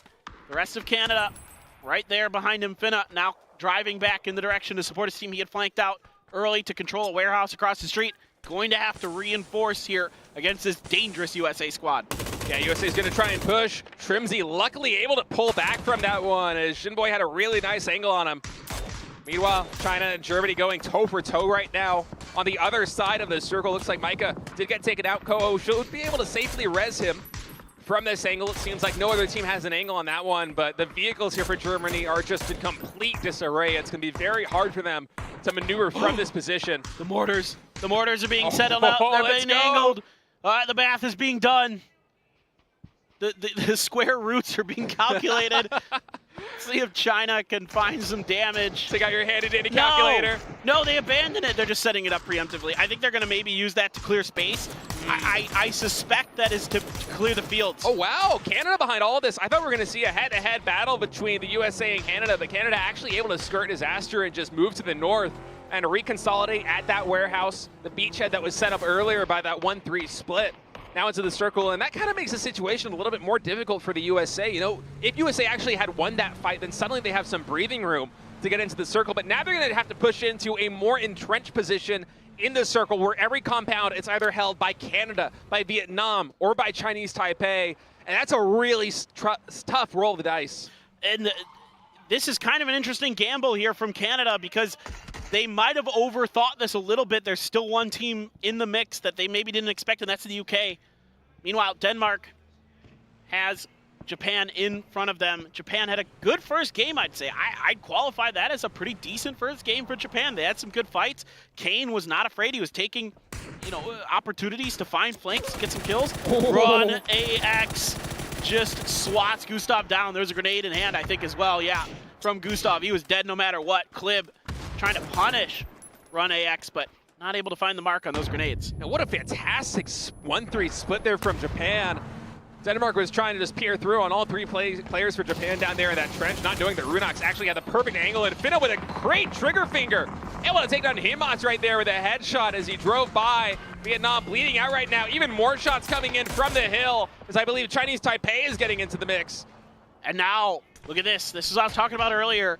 Canada trying to drag USA into a bad situation like you were alluding to, but they might get paid the price. Bavard right in the middle of a BZ grenade. He is in trouble, but H-Win found the knock onto Keenan. Vard able to just barely heal through it. The molly didn't connect. The grenade bounces on the box and bounces over. T-Bone trying to do what he can. H-Win stuck in the blue. Yeah, but has to go for a heal. Yeah, but USA, they have to cross that road right now. There's no cover. They're still in the blue, so they're going to be pushing the position there on Team Canada. Shinboy with some nice defense, able to get a knock right there. America's up against the ropes. It's just Snickers, and he finally gets cleaned up. Canada getting all of these kills as they're able to hold down this position, and the UK didn't have much to show for it. And that was a brilliant blue zone grenade from Team Canada to keep the UK at bay, to allow this fight to just be them versus USA. Now they're trying to lick their wounds. Fex trying to take advantage of this timing. Can he find any more damage? Doesn't spot anybody really. Smokes out behind him. And that gives him a moment for pause to see if Brazil is going to try to aggress onto their flank. And the fact that Canada was able to fully get the reses up and the heals coming in here before Vex could actually find some damage here, as that spray was good for some body shots. Nade coming in, not able to get the knock there. The Canadian players just barely eluding, and now UK on their flank have Brazil to contend with. In fact, with this blue zone. Yeah, that doesn't feel good. Does not feel good. Canada trying to load up and move out. Pure Boy now gets clipped. This protracted fight with Denmark is still going the way of Team Japan. Kane now going to get involved. Has the knock onto Kino. Denmark struggling here. Only one on their feet, and it's Beanie, and forget it. Team Japan does a great job boxing out Denmark. And Kane, so far today with the DMRs, has been coming through in the clutch here for Team Japan. A big part of why they're ranking in the top 3 right now here. Partway through, map number 2 is now Vinny. Gets a jump right there on Heisaki. Vietnamese player going down, as Brazil is going to try and find their way into the circle. Luckily, they do have a crate for hardcover and some loot right there on the edge. Taipei just making everybody's lives difficult on this eastern edge. Just able to kind of turret from their position. Brazil, marvelous patience here in this game state. They're doing a really good job just finding their moments to kind of pick and prod and kind of dissect the teams around them. Yeah, Canada finally getting eliminated there from that warehouse. Chinese Taipei and the UK just a little bit too tough as neighbors to deal with. And now for the UK, it's going to be lights out as they get eliminated. Chinese Taipei and Brazil just absolutely cornering everyone near that warehouse. No survivors. Feels like they've got a monopoly on the east side right now between the two of them. Saman going to go down to Savior, the IGL for India. In a bit of trouble. Unforgiven trying to do it again, but this Taipei position, dude. It's so good. Yeah. They just have the high ground on. It feels like basically everybody on the eastern side. India is taking a lot of damage. Canada and the UK were absolutely devastated by those DMRs. Now Nade's coming in on what I think is the last surviving player here for Vietnam. It's going to be Clories. That frag not good enough.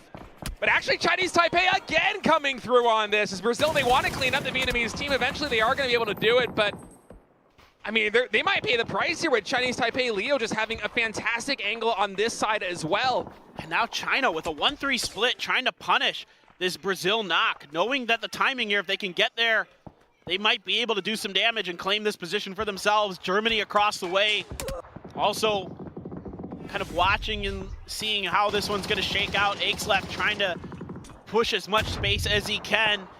Nurens does find Run AX. It's actually an Onyx from Korea. They've been sitting quietly out in this western edge, and now might be their opportunity. Kane with the M249, not able to connect. Tanadol going to be able to back him off. Fight continuing on now between Japan and Thailand as the nades come through, and actually Seoul comes through to hit Kane as Korea just continuing to create problems for all these players on the edge, holding onto that compound for as long as possible. I'm not going to pop some smokes and try and go for the clutch res onto Kane. As Thailand also bleeding out, a lot of knocks on them as well. And now finally China, Aches left in show, making the run of their lives through this field, through Chinese Taipei, through the crossfire of Korea. Longsker will get taken out for it, but 2 players do survive. Yeah, it is going to be Rexco for Germany, who's going to claim that point from Longsker. Korea taking their time on that southwestern edge. 20 HP on Crazy. Oh my, no bullet. way. No way, he got there, he did it. That's amazing. Seoul just not able to find the spray in time, and that's a huge sigh of relief. Oh, never mind, forget it, and Onyx, he's coming in, he's striking from the roof. And Onyx with a TMR angle is now Korea's going to pounce on this position. Seoul wants a clutch nade right now. If it's good, it can get 2 or maybe even 3, and it seems to be right on the money. But the car shielding a little bit from the damage there. Second nade, we'll see if it's good. The car blows up, almost knocks over Crazy. Got to be careful with those collisions. And Korea's fighting 3 teams at once right now. And now Argentina comes in, they sweep through, take out Japan. China on their last leg, Show bleeding out so quickly. Crazy there as well. Not much he can do. Chinese Taipei continues their overwatch of this circle, just doing damage to everybody. Brazil has been eliminated in 7th, but still another strong game from them. 5 kills and a placement point. They are not going to be disappointed with that. And Chinese Taipei is just racking up so much damage on that plateau. They're just abusing the high ground to the best of their ability right now because they know the next circle is not going to be kind to them. As a nade from LA comes in, that's Nurens going down there for Team Thailand. Thailand now down to 2 players. As Thanadol's going to try and find a dip.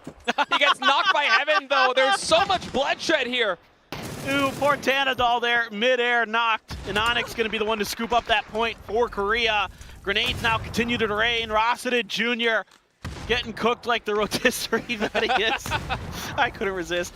The Molotov just shy of him right now. He is able to pop the first aid kit, so he's back up to 75% HP in the circle, centering all the way down here into the southwest. So Chinese Taipei, finally they're going to get flushed out of an unbelievable position that has leveraged so many kills, so much damage on the board for them. They're going to have to go into the Dragon's Nest, and I guarantee that every single team in the lobby is very aware of Chinese Taipei's position. They've been the thorn in the side of everyone, and these teams would love to get some payback as they rotate in. Look at that, even Heaven taking some damage, has to prone down. It's certainly everybody's angry at Chinese Taipei. 10 kills, already a double-digit affair for them, no matter how this shakes out. But I look at this circle, I look at this map state, and could this be Team Korea's first chicken dinner at PNC ever in their history? It's looking that way. Soul did damage to an Onyx so well. Rossiter Jr. here with the prone, of course, you take a little bit less damage from those grenades, so able to survive, live for another day. Yeah, that nade also just a little bit short right there on him. But Korea just in a commanding position here on the western side of this circle, and they should have a good position in the next circle as well, unless they get flushed out by this one. And Chinese Taipei, finally, the blue is closing in. They got to make a run for it.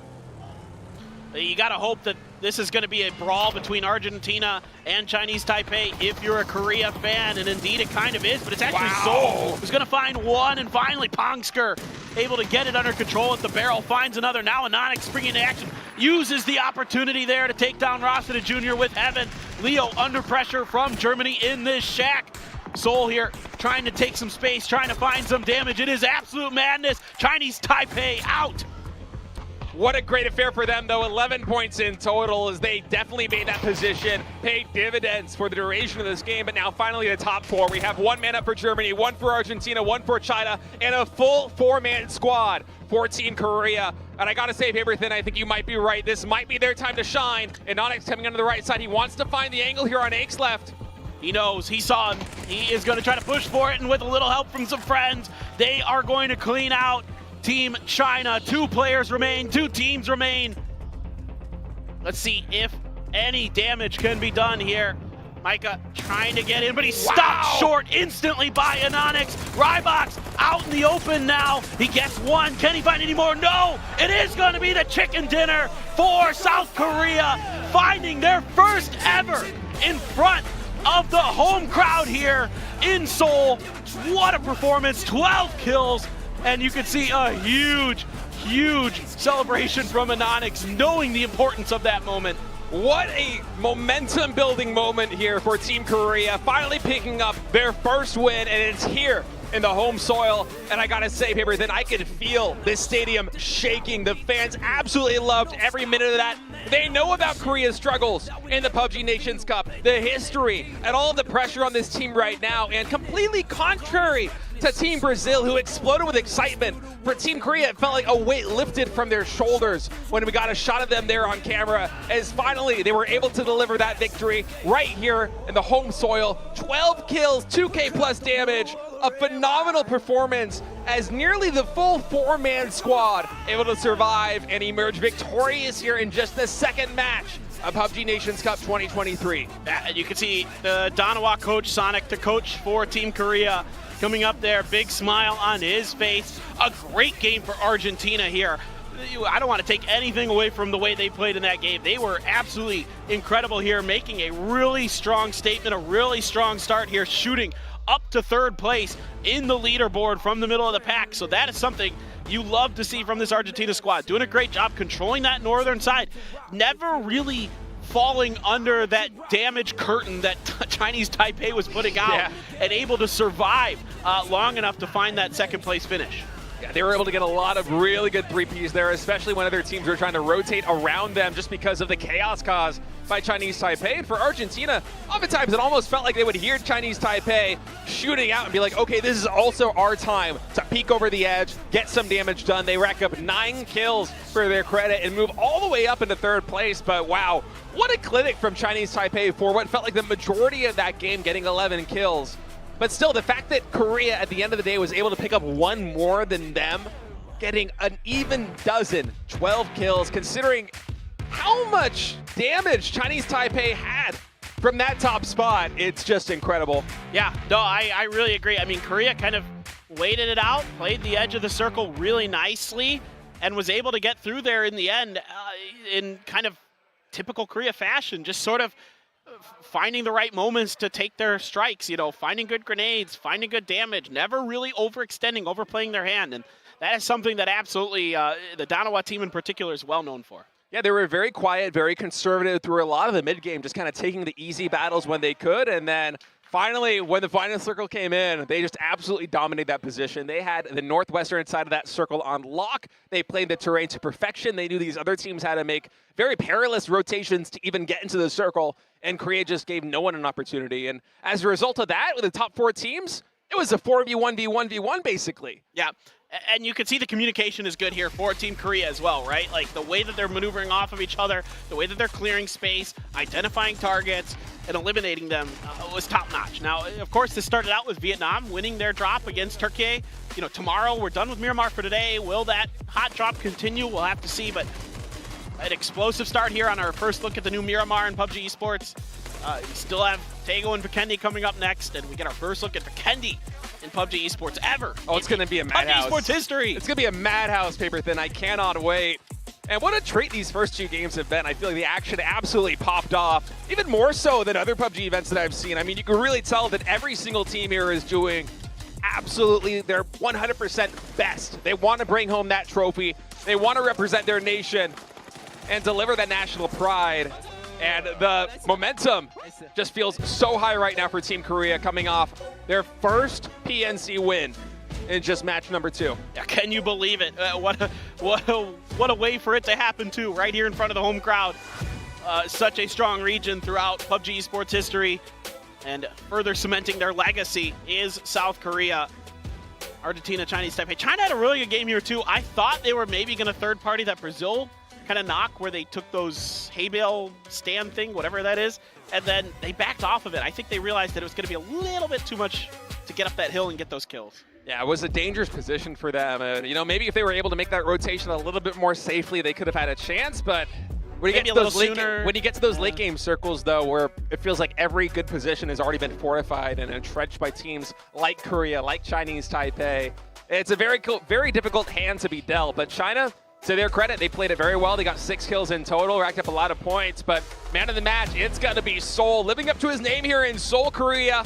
864 damage, 4 kills, 4 knocks, just fantastic.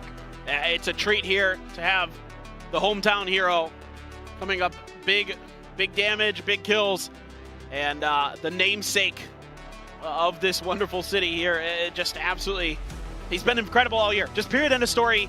You know, this guy has such a tremendous upswing in PUBG Esports history. He was kind of on some middling teams for a while, made a big splash back in 2019 with Media Bridge Squared as an individual performer. Now he's stepped up, not just as an individual performer, but as an IGL for his team as well. But still, Brazil is going to be leading the way. It feels like even going back to the early PWS, Seoul always was one of those guys that was just fantastic with a gun. But now seeing him here at the PUBG Nations Cup, he feels so much more well-rounded. The game sense feels a lot better, and he's just got that killer instinct to absolutely deliver MVP performances here for Korea. And if he keeps it up, Korea might not just be looking at a top 3, but they might be looking at a championship here in PNC when all is said and done at the end of this weekend. Yeah, I mean, can you imagine? And for players like, you know, Onyx and Loki. I mean, Loki's won some titles, and Onyx never has, you know, at least internationally. Domestically, sure, but, you know, the players like him and Heaven, who's had a standout performance, you know, earlier with Ghibli at PGS1, now with V7. Look, these guys all absolutely nuts right now in their region and want to get it done here, but still Brazil, another stand in the way. Chinese Taipei, strong start. Love what I'm seeing from them. Having an absolute blast here. So you take a look at this final circle. Germany pinned on the bad side of this one, but Germany's kind of doing some good work here, getting deep into the games. Yeah, they're not racking up a ton of kills, but they're really always in it towards the end. Yeah, playing the edge of the circle has worked so well for them here in these first 2 games that I wouldn't be surprised if they just continued with that as their MO, even though it didn't net the highest number of kills so far. Still getting some placement points for top 3, and you know the kills are going to come eventually, but this position that South Korea had was just so phenomenal with a 4-man squad, just able to fan out at the top of that hill, rack up the kills, and I feel like they basically got every single kill in that final circle. I don't think they missed a single one. And they almost outdistanced traveled Germany, which is not an easy feat. I'm going Wow. to tell you guys right now that trying to outdistance that Germany team is tough because they are all over the map. They're all, you were talking about, all over the edge. That is the way this team is going to play, period, end of story. They will, I'm telling you right now, that's just the way they do things. That's how they operate. That's how they think. That's what makes them so fun to watch. But again, the damage here, really high for Argentina, right on the heels of Korea. Just kind of got caught up in the mix there on that eastern side, whereas Korea had the full western edge under their control. It feels like Korea just controlled the western edge. Chinese Taipei controlled the eastern edge. When the circle moved all the way to the west, Korea's like, okay, this is our time. We're not going to drop the ball, and they absolutely didn't. But yeah, just racking up so many kills. And I can't underestimate or understate exactly how explosive this arena felt when they were coming in for those final knocks Yeah, you can't to get the victory. Can't It was understate it. I can't understate it, no. You didn't even realize you did I that. didn't did even you? realize, no. All right, we have an interview with Bella coming up, so let's throw it down to the stage and get the interview. 전 세계 펍지 e스포츠 팬들을 위한 축제 PNC 2023. 안녕하세요. 호스트 벨라, 아나운서 동수항입니다. Hello to everyone all around the world. This is the festival PNC 2023. I'm your host Bella, and welcome back. It's nice to see you all again. 이제 현장은 관객분들의 뜨거운 열기로 인해 엄청 후끈후끈 달아올랐는데 여러분들의 성원에 힘입어 PNC가 벌써 3번째 시즌을 맞이했습니다.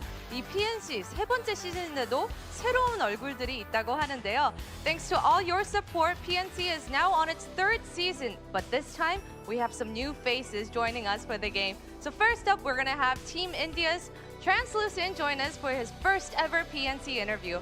제일 먼저 팀 인도의 트랜스루센트 선수부터 인터뷰 진행해 보도록 하겠습니다. 안녕하세요. Hello. Hello. Hello. Alright.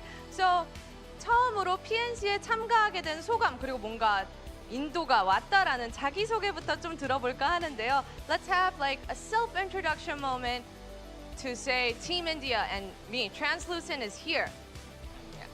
Hello guys, we are Team India. Like we are the new PUBG. I would like to say region if we get the chance next year, which I'm pretty sure we will after our gameplay, after we watch gameplay.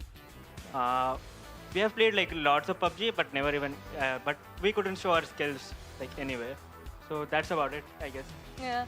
이제 인도 새로운 지역 펍지로 이렇게 참가하게 됐는데 뭔가 처음이지만 그래도 뭔가 기대가 가득한 우리 트랜스루센트 선수의 대답이었습니다. 자, 이제 PNC 처음으로 이제 참가를 하게 됐는데 좀 기대하고 있는 부분이나 좀 우리 인도가 좀 보여주고 싶다는 부분이 있는지. So this is your first ever PNC. What do you have like? What do you hope to accomplish as Team India? We are looking at a top 5 finish at best, but anywhere in the top 8 would be like good for us. That's what we are.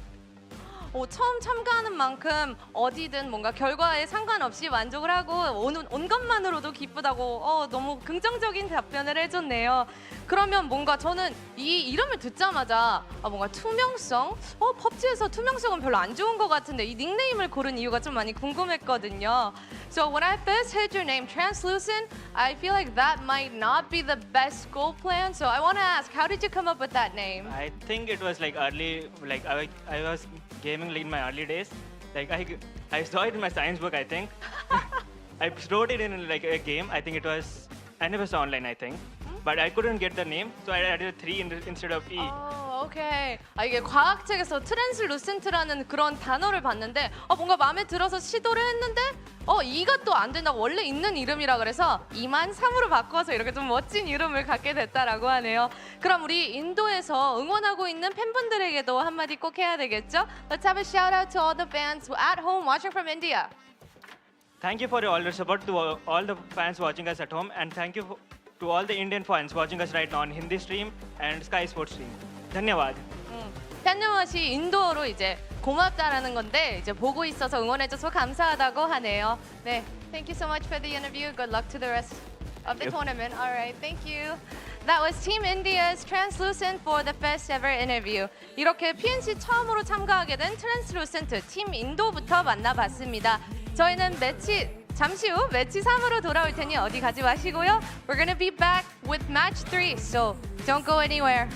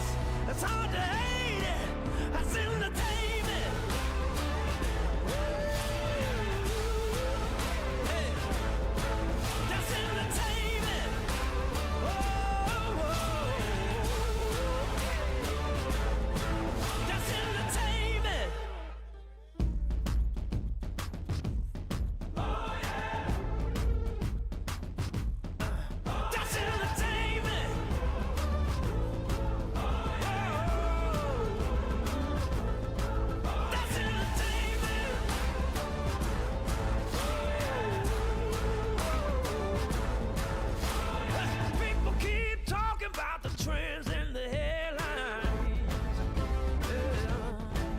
Yeah. Ain't no stopping us now, cause we're running in every red light. Yeah. So get them all out of the seats. We gon' take it through the streets. Keep clapping and stomping your feet. Yeah. All eyes up on the famous. And I say it. That's entertainment. Got to be the greatest. How'd you hate it? That's entertainment. Hey.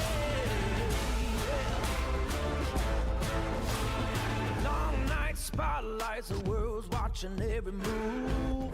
Every day. Dirty work, deep burn, trying to stay in the groove.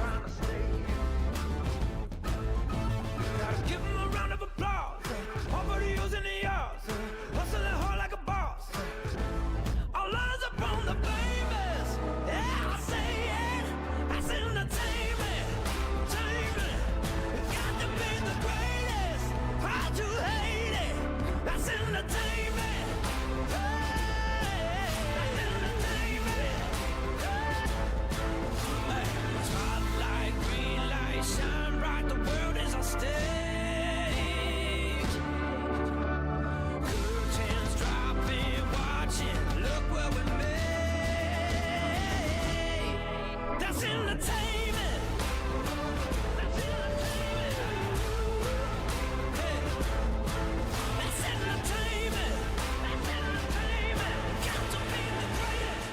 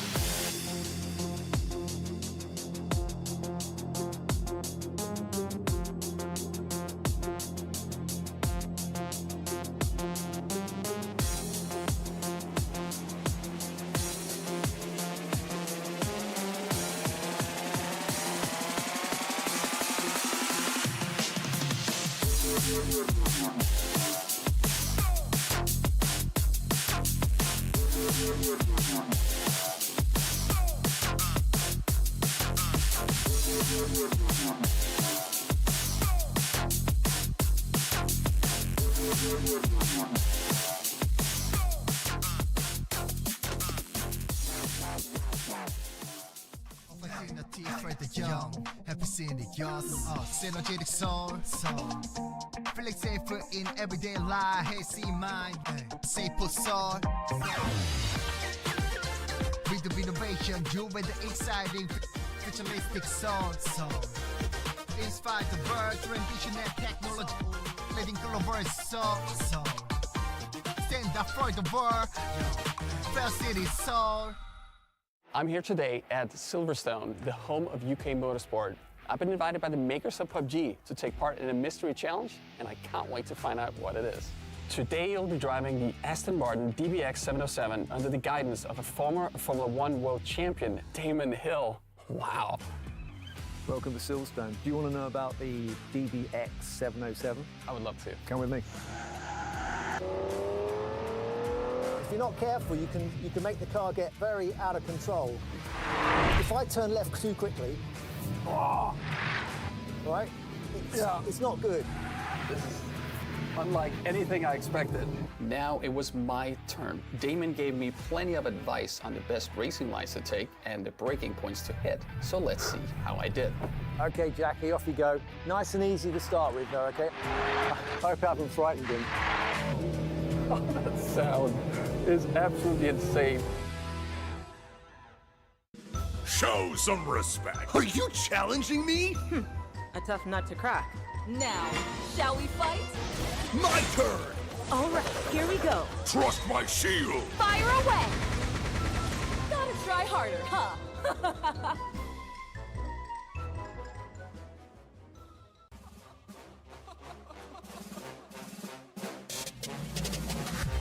I'm not catching fades anymore. Gotta keep my hands clean when they come for the board.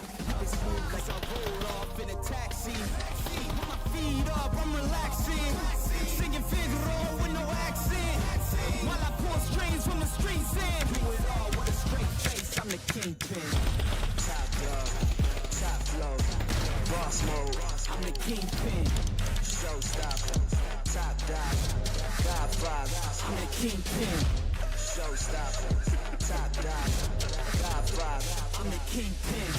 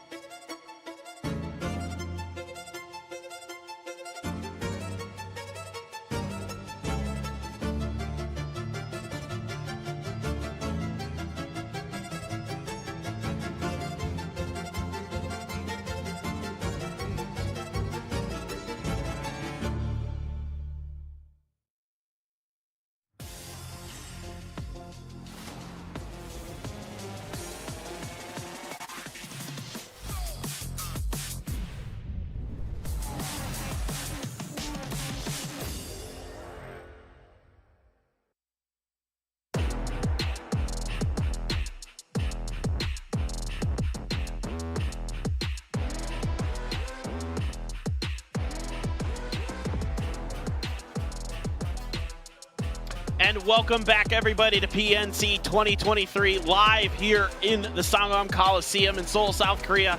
Nice little picture there of Yeouido, in case you were curious what that scene of Seoul, South Korea was there. One of the famous business districts here in our wonderful city, a nice little island kind of out there on the edge of the city, right across the river from us, more or less. And a really iconic city view.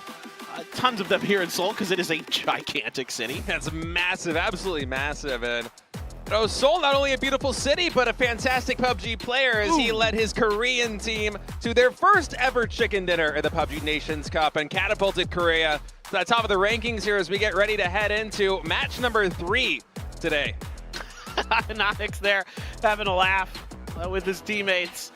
And you can see that this Korean team definitely looking to get the job done. And like you stated earlier, oh boy, like you said earlier, you know, maybe the missing piece of the puzzle here was those chicken dinners for Team Korea. Could have been. I mean, you get, what, top 4 finishes in 2 different PUBG Nation Cups without a chicken dinner?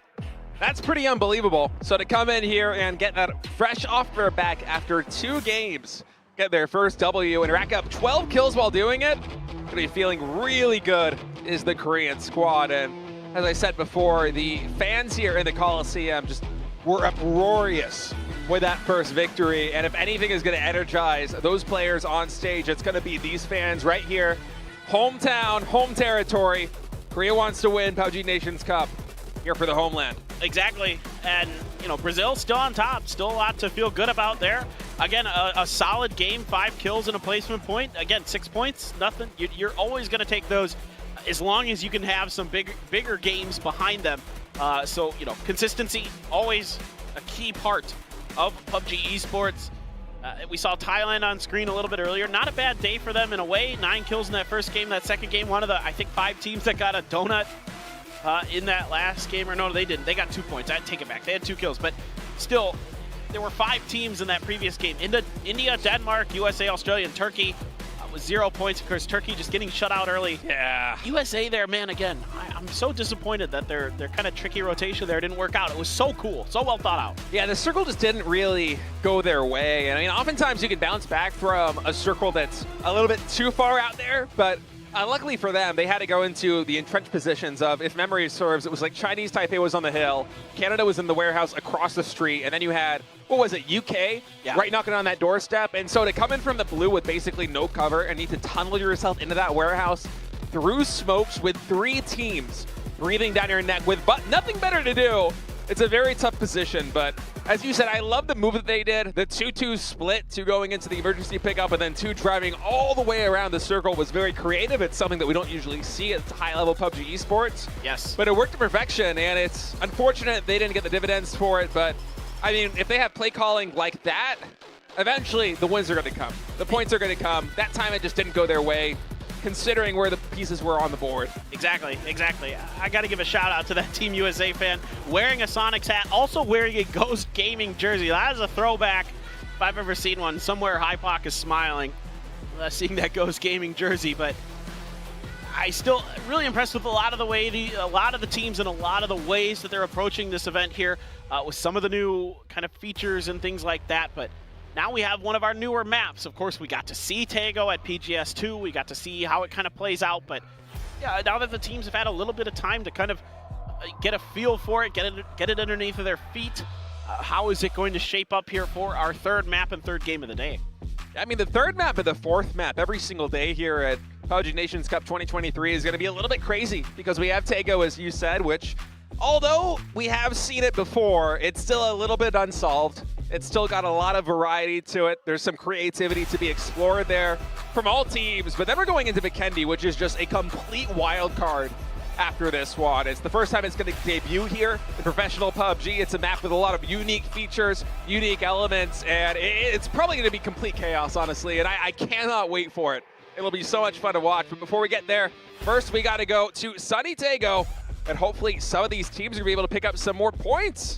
I mean, surprisingly, the defending champs, the UK, only 2 points on the board so far after 2 games. They got to start picking up the pace. And some other teams down there near the bottom, such as Vietnam with only 6 points, although they did get 4 kills in that last match, haven't really been able to show up to fans' expectations. Yeah, and again, I think obviously part of that for Vietnam at least is getting mixed up with Turkey in the early fights, whatever. Australia concerning here with only 1 point. Through a couple games, Turkey was 0. Really surprising to me that both of those teams haven't found any points, but maybe a shift over to the new maps, as we often see, kind of changes the destiny, changes the momentum for some of these teams. And you know what I'm excited about here is that, even though I will say that, from the other casters, I'm not trying to throw any shade, that we get to actually properly pronounce these names.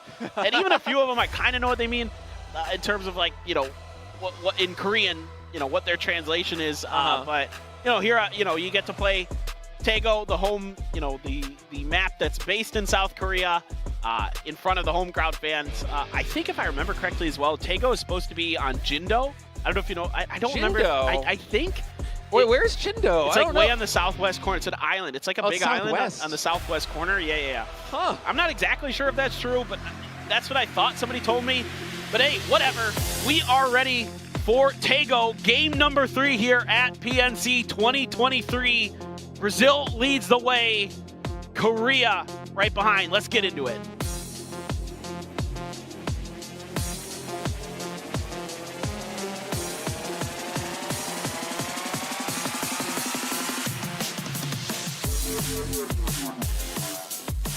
All right, let's get started here on Tego.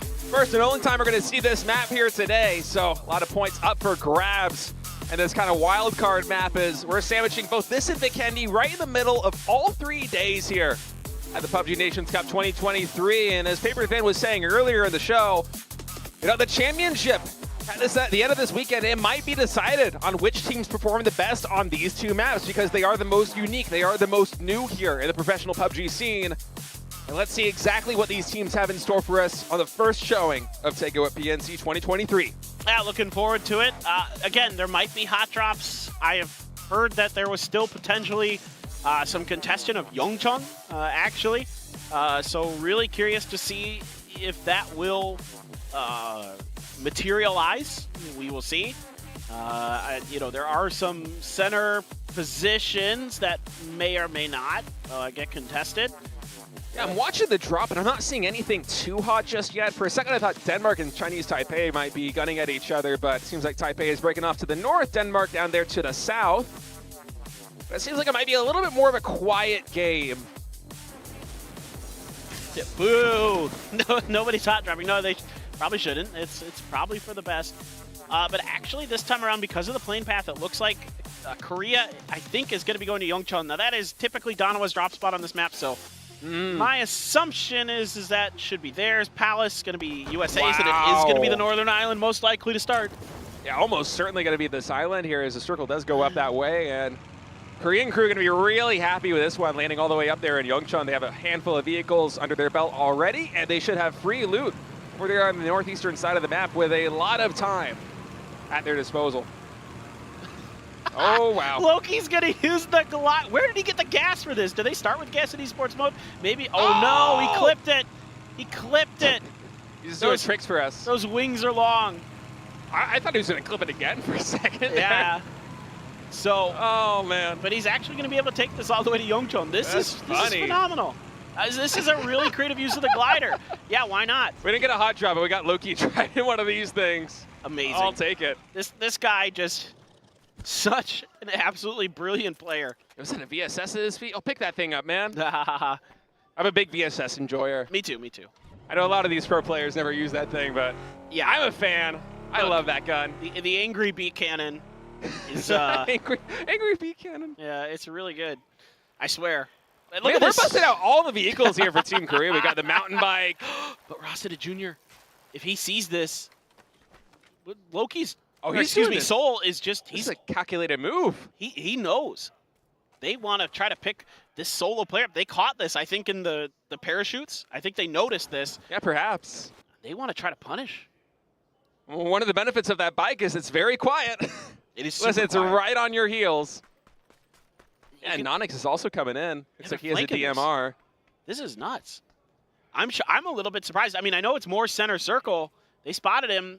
Soul's relaying that information over to Anonix, and Rosita Jr. completely unaware. Already has a 2 vest and 1 helm. But man, team from South Korea has some really good guns to come in with this. Soul has an AUG and I believe a Mini 14 with a 4X. Nox also coming in with a scope there from the hill, and they are hunting this guy. Yep, they've got the angles covered, and Onyx here gonna hold the trigger. He has no clue. Yep. They're going to wait until they've got him out in the open. But he might be able to get out just fast enough that they can't do anything about it. This angle is perfect for Rozited. It's the only blind spot between these 2 players. And actually, he might have caught wind of it. His teammates from Thailand just kind of peering in on that compound. I think you're right. Somehow they caught wind of this. I think you're right. I thought for certain that this was going on unaware. Well, this is on the southwestern edge, by the way. Australia, Germany, just kind of sizing each other up a little bit. And, you know, Australia trying to probably control that bridge. It's a I don't know how to explain this. A double-decker bridge, I guess, Okay. for lack of a better word, right? Yeah. There's an underpass and an overpass on that bridge. So it's kind of makes it a little bit more forgiving as far as bridges go in PUBG to rotate across it. Meanwhile, Turkey making their rotation in right now. About dead center on this circle, if I'm not mistaken here. Thailand and Korea right at their doorstep, and Turkey had a pretty rough start in the first 2 games of this series with hot drops on Vietnam both times in a row. Now Savior is going to let one vehicle pass. He's going to let the second one go too. Suppose him being out in the open here does not want to trade his life for the life of someone else. Yeah, Savior opting to just tiptoe through the tulips there. Doesn't want to really reveal his position, let the UK go by. And, you know, that's generally Chinese Taipei style. They're in international events. Oh, Australia, though, oh boy, Imhak, Kane, they're ready for this. Imhak not able to find the opening spray, but it is going to be Wakikamukau taking down Kane. Nice spray right there with that AUG. Oh my God. He's on the hunt right now for Imhak. Imhak's dead. He just has no chance. Okay. Barely able to get him. 11 HP. That was a valiant defense there by Imhak, considering the angle that he had to deal with. And so many guns from Team Australia. And Japan just got absolutely ambushed here. Yeah, the 2-2 split going to be punished this time by Australia. Some much needed points for the Aussies. Mexico now sneaking in behind this. And this is the interesting thing about the way that Germany likes to play, is that they're kind of individual. They don't mind kind of making calls for themselves, making plays for themselves, trying to see if they can punish. Tiggleton, I think, decently aware of this, but those shots from the other members of Germany kind of not really going to help Rex go out in terms of finding any damage. Yeah, it's Chris just trying to find what he can find right there at that angle, but unfortunately for him, unable to connect. Meanwhile, for Team USA, where are we exactly? Right south of Turkey, just to the northwest of Palace. A nice center position given the circle, but one that can be a little bit precarious considering how much population there is surrounding this position. And the interview's ready. Let's see who we hear from. Oh, perhaps not. Wait. Just one moment. There we go. It feels pretty amazing. It's always a great achievement to be voted, or I personally made MVP, so it's just a huge achievement as a player to come here, and I did get to come last year as well, but hopefully we actually prove ourselves and dominate everyone else this year. Well, I just joined Sonics and I haven't actually played any games with them yet, but I guess nothing's really changed for me personally because I'm not, I haven't played with them yet, but I hope I dog Tig, put him in his place before I'm on the team, I love that. It's so funny, like there is a lot of, kind of pride between Tiggleton and then a lot of the Americas players who are his teammates, current or new. And Tiggleton said that he's trying to one-up Shrimzy. Apparently they've only really scuffled with each other one time in PNC history. It was like a 1-0. I think Shrimzy's up on him 1-0 or something, but they were tweeting about it. But, Kickstart wants to get on it too. I mean, that guy, absolutely nutty fragger, so. Yeah, last chance, right? Here at PUBG Nations Cup before he becomes your teammate. Exactly. Okay, looking to change their destiny in this game. Denmark as well with their first appearance at a PNC. Trying to see if they can find some momentum. Yeah, already off to a pretty good start, although they haven't had a fantastic showing in either of the first 2 games. They're ranked 10 overall right now with 9 points in total on the board. Certainly a good first showing for them here on day 1 of their first ever PNC. Yeah, look, it's going to take a little while probably. I mean, these guys, like you said earlier, very strong players, professional players across a lot of different events. But this is their first opportunity to really showcase as a country what they can do.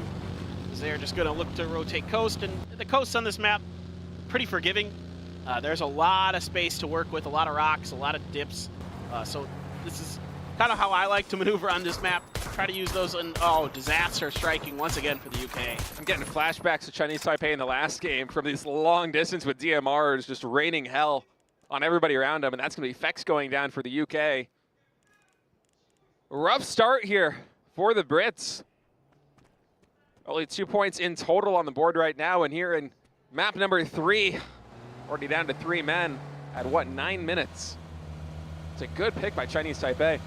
Yeah, they look really good so far. I would love to see them keep it up. again, such good players, a lot of history, I should say, with that Chinese Taipei team. So certainly would love to see them make a run here at PNC. There come the crates. And as those of you know, Tego, it's more than one crate that comes down, and the loot's kind of, obviously the red one's the normal sort of high value crate, but the rest of it can kind of differ. It can just be like an M4 and some 5.56, or it could be like, you know, level 3 helmet, stuff like that. So, and if we're not even going to flirt with any river, we're just going to cut it out right away.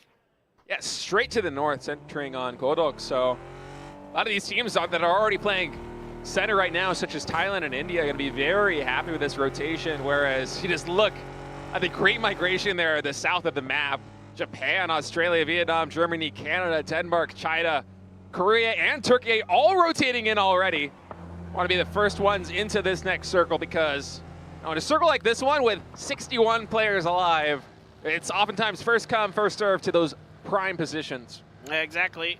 Crazy out ahead of Denmark. And it looks like Denmark's going to try to cut in between them, but there's a lot of teams lurking. Turkey has found some of these houses just to the north of Thailand. Denmark flirting with disaster here. China had pulled up. They're going to have an opportunity to do some damage, but so far no connections found. That's a really tough angle there for China, with the terrain being what it is and those large rocks. So Denmark just going to pull into this nice little tip right here. Hopefully find some cover. You can see from that shot that our observer is graciously giving us, China really doesn't have an angle to work with there on Denmark. So it's one less thing to worry about for them. Yeah, the problem for Denmark is those cars got beat up. Yeah. There's some flimsy vehicles on this map. The Pony does not take damage well. As fast and as maneuverable and fun to drive as it is, the one weakness as it has is it is made of paper mache. And Canada now just getting propped up on that hill. Not too much to be found in their vicinity, while Vietnam starting to rotate in, and they have a lot of room on this hill. There's India to the east with a very tightly clustered 4-man squad. You can see Duck just kind of scoping that out right now. But besides that, Vietnam has a lot of area to play with. Meanwhile, Korea here in this nice little hill compound, just playing defensively, kind of reminiscent of the way that they played in match number 2. Yep, just to the northeast there of Godok, and just going to be vibing. I don't really see anybody even considering messing with their territory, so nothing to worry about for Team Korea currently. Nothing to worry about really for most of these teams. This northern part of Taego plays a bit like Sandhawk, oddly enough, because of the way the terrain and the trees are. A lot of players and coaches have told me that they kind of feel like this northern island is a bit Sandhawky. It feels like it might be a little bit more safe than Sandhawk, though. It is. There's a lot of different angles that these teams have been able to find themselves in that are just impervious at a long range. You know, opposite of what we just saw at the last 2 maps on Miramar, where everyone is just DMRing everybody else. And I feel like it's probably not going to be until the next circle comes in that we get some real action, although Cannonball trying to find an angle right here. There's 2 bodies in the front seat of that truck. He's able to get a couple of body shots, and actually Tingleton there with a headshot on the Mini 14, and he's going to get the flush maybe. Trying to get it. Looking for the feed. Barely couldn't get the feed. I am shocked. I thought he had him dead to rights. It looked like he might have just enough of an angle. You're right. He could see the feet, but the shot's just not able to connect. Tig thinking about the frag. Gonna go up and over long range. Oh, wow. Does he have the trigonometry? But Snakers had gotten around the corner. It was a good grenade, but Tiggleton just a step too late. That was a nice nade. He had 3 more in the bag, too. So a lot more nades coming in. That one also very good. Just right on the other side of that box as the circle's going to center up a little bit to the northwest. Look at Vietnam. They are just like out. I mean, they are completely out on that ridge line to the north of Godok. I mean, up until now, that ridge line has been completely safe. They've had nobody contesting it, but now with the circle closing in, you got to think that they're going to consolidate their position a little bit. Yeah, we'll see. China now roaming in. Right behind them is Chinese Taipei, and Savior, he's going to be gunning there with the yaw coming out of the car. Full spray down to long score, only 1 body shot connecting. This Chinese Taipei would love to try and clear this path ahead of them and make it a little bit easier to rotate back in, because you know that once China stops, it's going to be very hard for Chinese Taipei to actually break into this position. But so far, the drive-by is just not really able to manifest anything. So Chinese Taipei got to be content to just hold on to the corner of the circle, play the edge. China going a lot deeper, though. Korea gonna make their move as their compound was removed from the next circle. So opting to go center, phase 3. A little bit of old school Danawa in the playbook there. Gustav has the knock onto the Mad. Aches left, spots out Clories. Clories, oh, great cover there from Himas. That is what you want to see from the superstar from Vietnam. Gets the knock onto Aches left. Got a lot of good support for the teammates now in Denmark trying to break this position from Turkey. They get one knock, they get two in fact, as Code, Marco, and Schofield both go down. Now Latza gonna try and fight back here with a frag, but he takes a ton of damage himself. Actually, so much damage coming in, I believe double frag grenade, somehow survives with 18 HP. First aid is popped, M4, but he's flashbanged. And now Beamy's getting closer and closer, paper thin. Yeah, not much you can do, man. These compounds are tough to hold. There's a lot of little windows you can fit nades through. The doors are wide open. There isn't a ton of cover on the inside. It's going to take an absolutely heroic play here from Laza to get out of this, and not to mention he has Thailand on the other side. Yeah. No.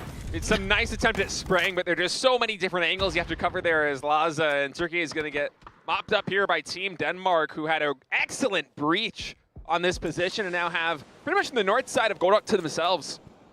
Yeah, a little bit of long-range damage there from Team Thailand does give a knockover, and actually I can see Chinese Taipei using that moment to rotate into Godok as well. So, again, good coordination, good comms, good kind of macro play from Chinese Taipei, and Himas is absolutely just a nightmare on this map. This is him at PGS2 all over again, just destroying Ontego. Feels like he's really starting to get warmed up here with these DMR shots. First one was covering his teammate Clories as he was under nade fire, and then that one, absolutely fantastic, gets yet another knock. Well, let's see where our next circle is going to go. Seoul now continuing to pick apart Team China. A little bit of pressure onto Vietnam too, but it's going to hard shift once again. Down to the southwest, Team Canada in a prime position to find some good value out of this one, and they're going to rotate to the back of the hills, try to kind of consolidate this western edge. Yeah, Canada, one of the only teams that really take big advantage from this hard shift down into the southeast, is now China's going to have a hard time rotating all the way out. You see Crazy 112 pops that heal, immediately gets into Dacha. He's going to try and rotate in, but Cloris from Vietnam trying to make him pay for it. Does get some damage done. Not enough, though. And now China continues his perilous run, and Pure Boy with a fantastic spray. Eventually does get hit by the car by Akeslef, but he gets two knocks for his trouble. Japan doing huge damage.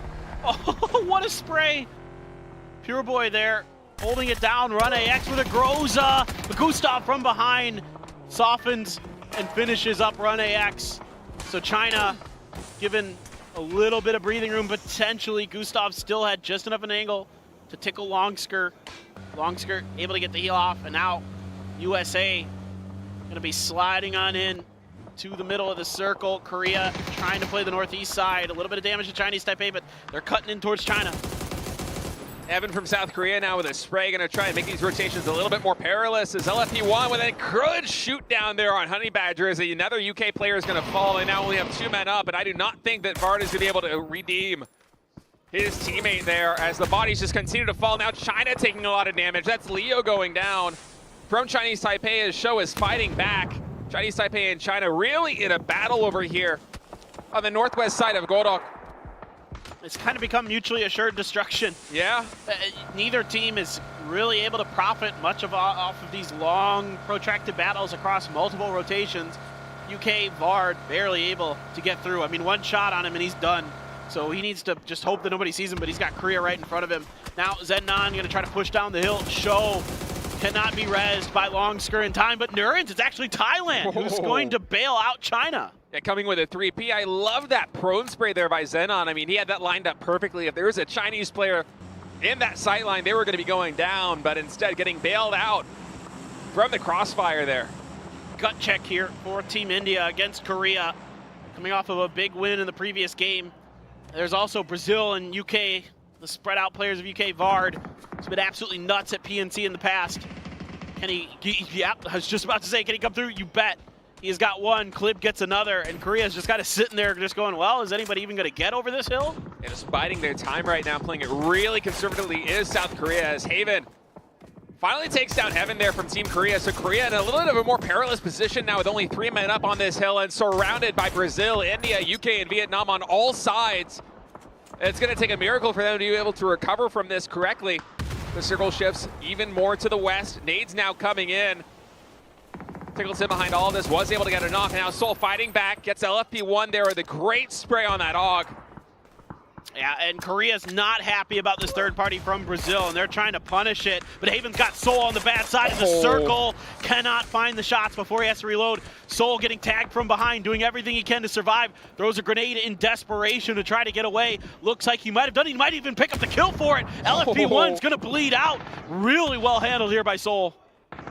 Micah behind all this, got 2 kills there with the Molotov, able to finish off both Adam and Shinobi, and now Anonix trying to escape. Korea somehow still has all 4 men up. Despite all these attacks coming in, all these 3Ps, Korea's been able to remain resilient here on the top of that hill, slowly working up their full HP, and now these other teams, they have to start thinking about working their own way into the circle as Brazil is doing now. Aisaki from Vietnam is going to try and get the spray off, not able to find enough damage, although Sparking's vehicle is burning. Yeah, and that's that flimsy pony I was talking about. Even though you're not hitting Sparking, you're hitting that pony and making it borderline unusable for another rotation potentially. What a flank out here from Vietnam. What control of their space.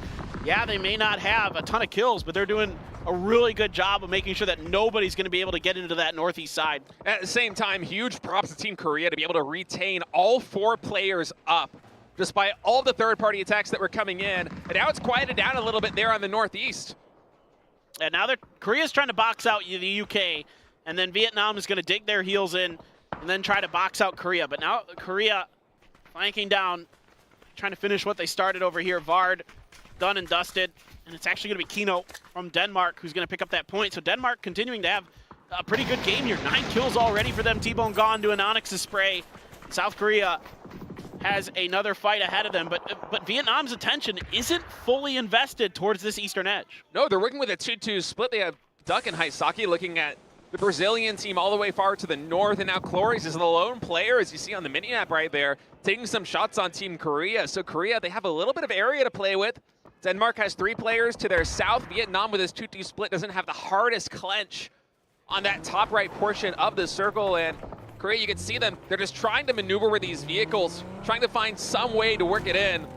But Vietnam, looking at the minimap, the Doritos, all eyes on Korea right now, as Heaven's going to be giving some firing support there on the background. That's going to be Anonix rotating in, but then he does get knocked by Duck with a great spray coming out of that barrel. Soul and Anonix, the 2 lone players in that vehicle, both get taken out, and now Loki and Heaven, the foot soldiers here for Team Korea, on the flank are going to try and work their way into the circle. A phenomenal spray there from Duck Juice with that barrel, finding 2 headshots onto Korea, and they are trying to fight their way through, but Vietnam not having any of it. Soul's gone as well, and Korea down to 2 players. They try to find some way through. Circle's going to hard shift down to the south. Sparking up and over, though. Brazil, surprise attack from behind. And Haisaki is going to pay the price. Not much right now that Vietnam can do to help Haisaki out. No, Himas is going to rotate back up north to this hill and try and consolidate with his teammates a little bit there, as they have Brazil still on the northern edge and Korea to the southeast to contest with on their path into this circle. And I mean, unless they can handle these neighbors to the best of their ability, as Loki just pops off on Denmark. I think Loki was looking to see if he had a frag grenade. Oh my God! Wow. BB? He got out of his car and it blew up on him. He was trying to get out in time, but Loki just ruined Denmark's round. Still a really good one there for Denmark. Tons of kills. And that gives Korea actually a chance to just focus on Vietnam. And although it's going to be a perilous one here, especially with Rusted Jr. getting that headshot there on Loki, it's going to be a difficult journey for them to actually find their way into the circle, because given how little of that side of the road is left on the northeastern side, you got to think the only one team is actually going to be able to hold on to it. Everyone else has to find something else, or they're going to die trying. Vietnam maybe biting off a little bit more than they can chew there. That angle for Brazil could be really, really devastating.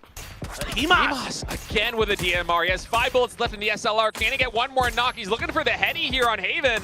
Not able to find it just yet. Now is Heaven coming in on Vietnam. Gets a lot of damage done with the spray. No knocks, however. Oh my God, it's just madness here. Germany getting involved taking down a lot of Brazil. Heaven had Himas out in the open, but couldn't find the knock. Duck Juice weak as well. Clory's trying to back off Korea with some utility, but it's going to be the vehicle explosion that takes Duck Juice down. So Heaven going to get the credit for the knock. Loki now trying to guard this edge. Should see those grenades coming out. Grenade in front of him does a ton of damage, but out in the open gets one, but finally Korea's going to be taken down. I mean, Heaven and Loki just caused so many problems for all of their neighbors there. It was a valiant effort in the last moments, got a lot of kills for their trouble. And now Vietnam's going to try and salvage this situation, work their way into the circle, but you can see it's Chris already looking to cut that off. He knows that Vietnam is battered and bruised here, trying to lick their wounds, get these reses on the top right side as the blue closes in. There isn't much time to heal, and if it's Chris can actually corner them out, he can find 2 good frags. Yeah, exactly. And not only 2 good frags, but control over the entire northern half of the circle here. It's a lot of damage, though. Yeah, it's Chris. Has to back down momentarily. Himas is just absolutely fired up, but Mika is going to shut him down. Clory's now the only one left on his feet for Vietnam, and USA on the other side of things has a bit of an angle. Himas does end up falling. Clory's now going to have to play salvage. Yeah, and Clory's probably just going to try and sink this one out for as best he can, considering that he has 4 men from Germany there on the wet side and a dynamic duo for Thailand. Actually, 3 players in that shed for Thailand, as I missed one on the minimap. All hanging on that shed, but I mean, this circle continuing to shift to the west. For Australia and USA, this isn't too problematic. Even for Germany, it's not that bad. But for Vietnam and Thailand, this is going to be a gargantuan task to actually find their way in. Yeah, and I think the real question for me now is how much avoidance of damage can Germany and USA find? Like, if they can avoid, this is not great. Clory's huge knock into Mexico. So I thought Germany might be able to kind of put themselves in a winning position, but right now, Clory's is not having any of it. He's going to see a player coming out. Flood as well getting involved in the mix. I don't know what's going on with Thailand. They keep knocking each other off screen. I thought he got a knock on the guy for a second, but he actually got his teammate, yeah. It's the second time it's happened. I've seen it in the kill feed before, and now the crossfire on top of Germany may spell disaster here on Taego. Yeah, it just took them a little bit too long to actually clear Vietnam. They never could finally get that kill on Clory's, and then they were spread too thin. They had players on the other side of the road. And with both USA and Australia breathing down their neck, not to mention Thailand, it's just crossfire after crossfire. 2 men knocked here for Germany as they're trying to salvage this situation. Finally, Vietnam is eliminated, but Germany with just 1 man up. 2 of the knocks do finally get flushed as Flood is going to town here. That Flood having a really good one. Luke has been knocked, so Tickleton looking to go for the res. Flood keeping his eyes on that northern edge. Knows there's at least 1 player left up there. It's Chris. Gonna have to try to lock things down. Snaker's gonna get knocked by that grenade, just close enough to it. Huchel springs into action. Cannot find the spray though and gets backed off and taken down. He needed that spray to connect there on Trimsy. Instead, it's gonna be USA fighting back. They do lose Snakers as he was too far away to get rezzed. And now it's 3 men up for the USA, 3 men up for Australia, and it's Chris, the lone survivor for Team Germany, all the way in the north. And if you're It's Chris right now, you just gotta bide your time. Try to rat this one out as best you can. Get any points you possibly can. Yeah, you gotta hope that USA and Australia beat each other up a little bit, and you're able to find that moment to come in and finish the job and maybe sneak a win out away from these 2 teams that have a lot of players that play in the same region. Very familiar with each other. Circle pretty much centers up right here. Not too difficult for either the Australian team or the American team to really try and find their way in on this one. A lot of terrain to play with here with the soft cover of the trees and also these hills. But Australia, for now, looking at the minimap, it seems like they really want to clean up Chris. They want to be able to set their eyes on the USA alone. And USA hearing these shots and knowing that they're not connecting on them should have a good idea that this is the situation unfolding on the north side of this map. So America, I'm wondering whether they're going to actually strike on this one. It seems like they're being very patient, waiting for the opportunity. They have a little bit of a slope with this hill to work with.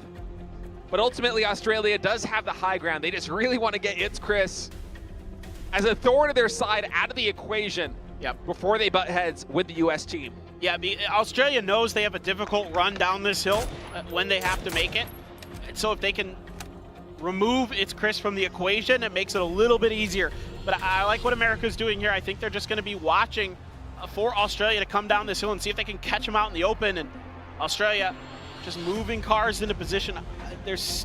I think Luke 12 is in. Flood's vehicle will be in here shortly. So actually, I think you're right here, State. I think there's just enough of this high ground left for Australia to just kind of scooch right towards that edge. Yeah, at least with this circle. We'll see what happens with the next one, though, because they're going to have to get closer and closer to that center. As time is starting to run out, but it's a little bit of a standoff here.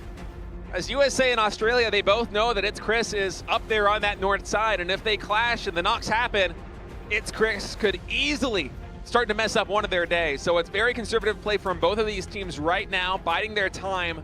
12 seconds left on phase 8. So It's Chris able to just wiggle his way in. Flood gonna keep this pony alive. Wants to have the ability to maneuver, maybe set up a flank in the late game fight, try to take position, keep USA pinned down. Smokes are gonna come out here. Australia knows they have a move to make, and it is a dangerous one. Downhill, somewhat out in the open. Not a lot of foliage is actually gonna cover them from USA's position. No, there's a lack of soft cover here. They really have to play the edge of this one. H-Wind, even through the smoke, able to find a body shot right there, as they're considering moving the vehicle deeper in. You know, I wouldn't be surprised if they did a 2-1 split, especially if they're able to clean up Chris here, as they do have a very good idea where he is. I think he might be just outside of nade range. We'll see if that one from Tickleton's good. No, it actually is in nade range. They just got to do the trigonometry. But every single one's been too far. It's tough on these slopes to get it perfect. And yeah, here comes the split. Exactly. I totally appreciate what Australia's doing, but because they weren't able to clean out It's Chris, this may be tough.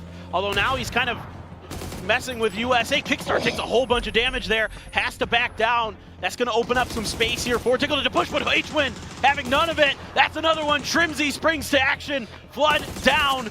Only one player left for Australia, and it is the superstar Tickleton. It's Chris trying to see if he can use this moment to get some points, but the grenade is perfect, and it's going to be the USA taking game number 3. Man, what a win there for the USA. They were playing on the low ground. They knew that they just had to bide their time and wait for the Australian team to get flushed out by that phase 9. Eventually, they were going to have to crest over that hill, and that's when America could actually strike. And It's Chris, to his credit, I think he got one more point for his team right there. Was able to get a flush on one of the knock players, but America just playing that one perfectly. They did not overplay their hand. They played it slow and steady. They knew that time was on their side, and Australia just never able to get Germany out of the equation meant that the issue they had coming down from the top of that hill was even more difficult, and that's going to be America picking up a lot of kills. The first place finish and 7 kills in the bag.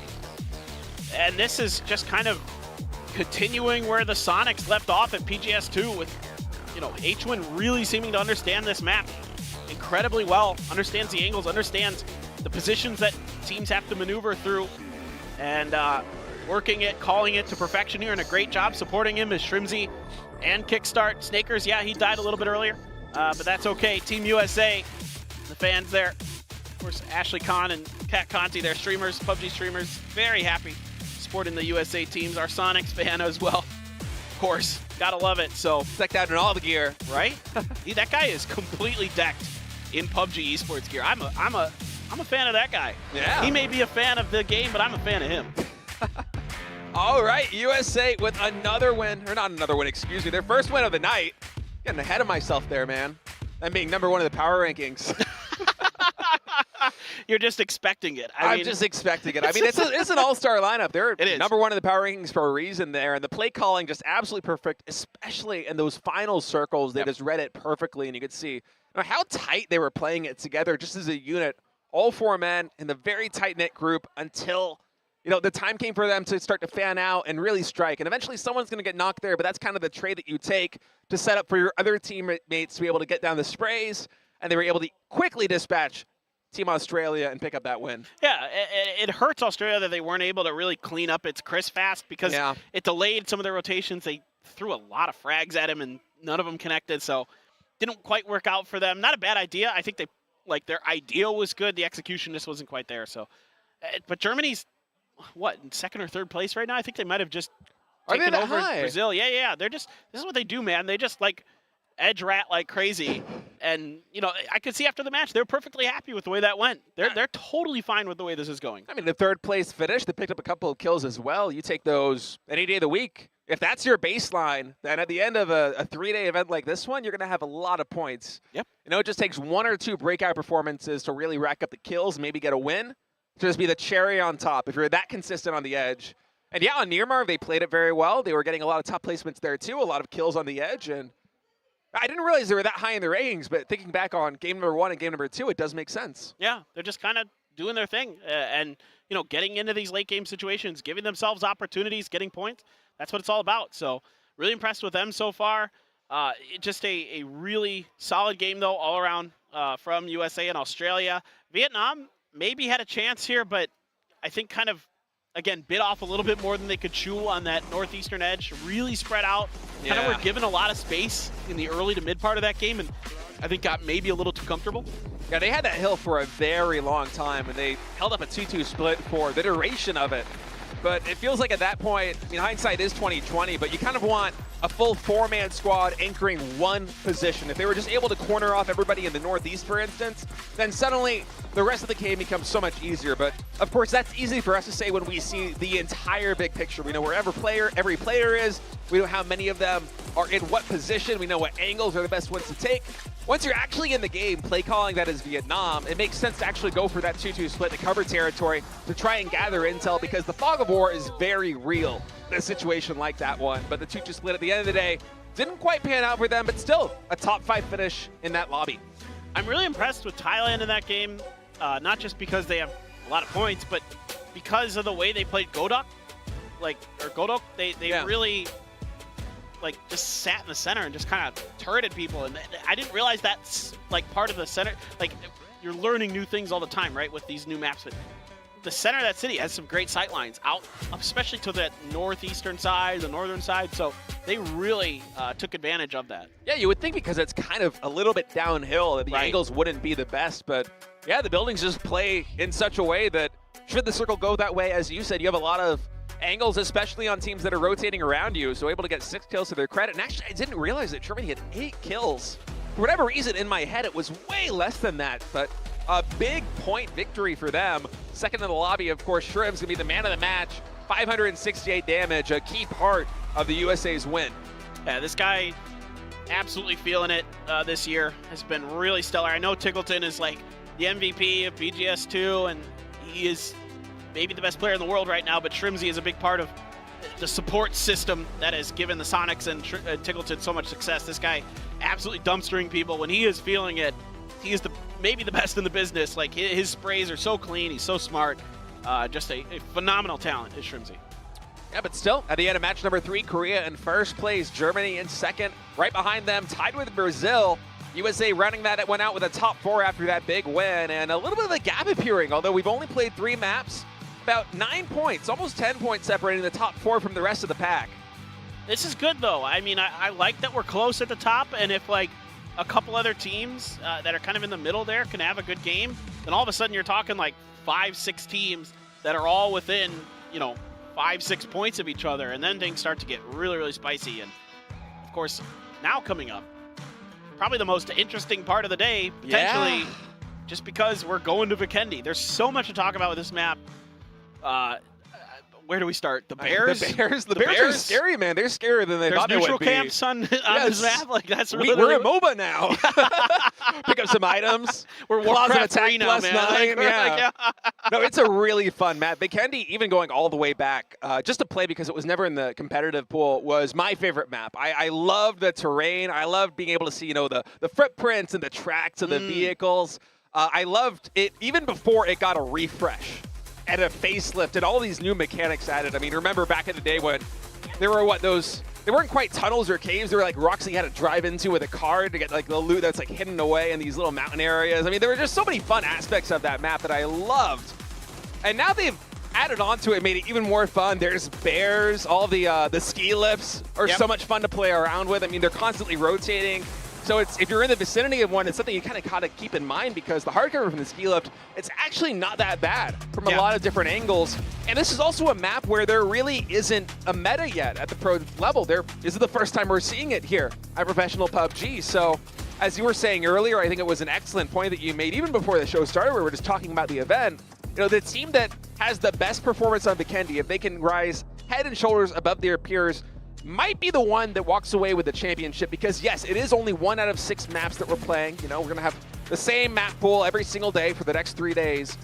But the fact that it's just so unique, if you can run away and get 1 or 2 really high kill wins on this map, I mean, that might just be enough in a competition as tight as this one to edge you from 3rd place or 2nd place all the way into 1st. Yep, totally. And we'll see.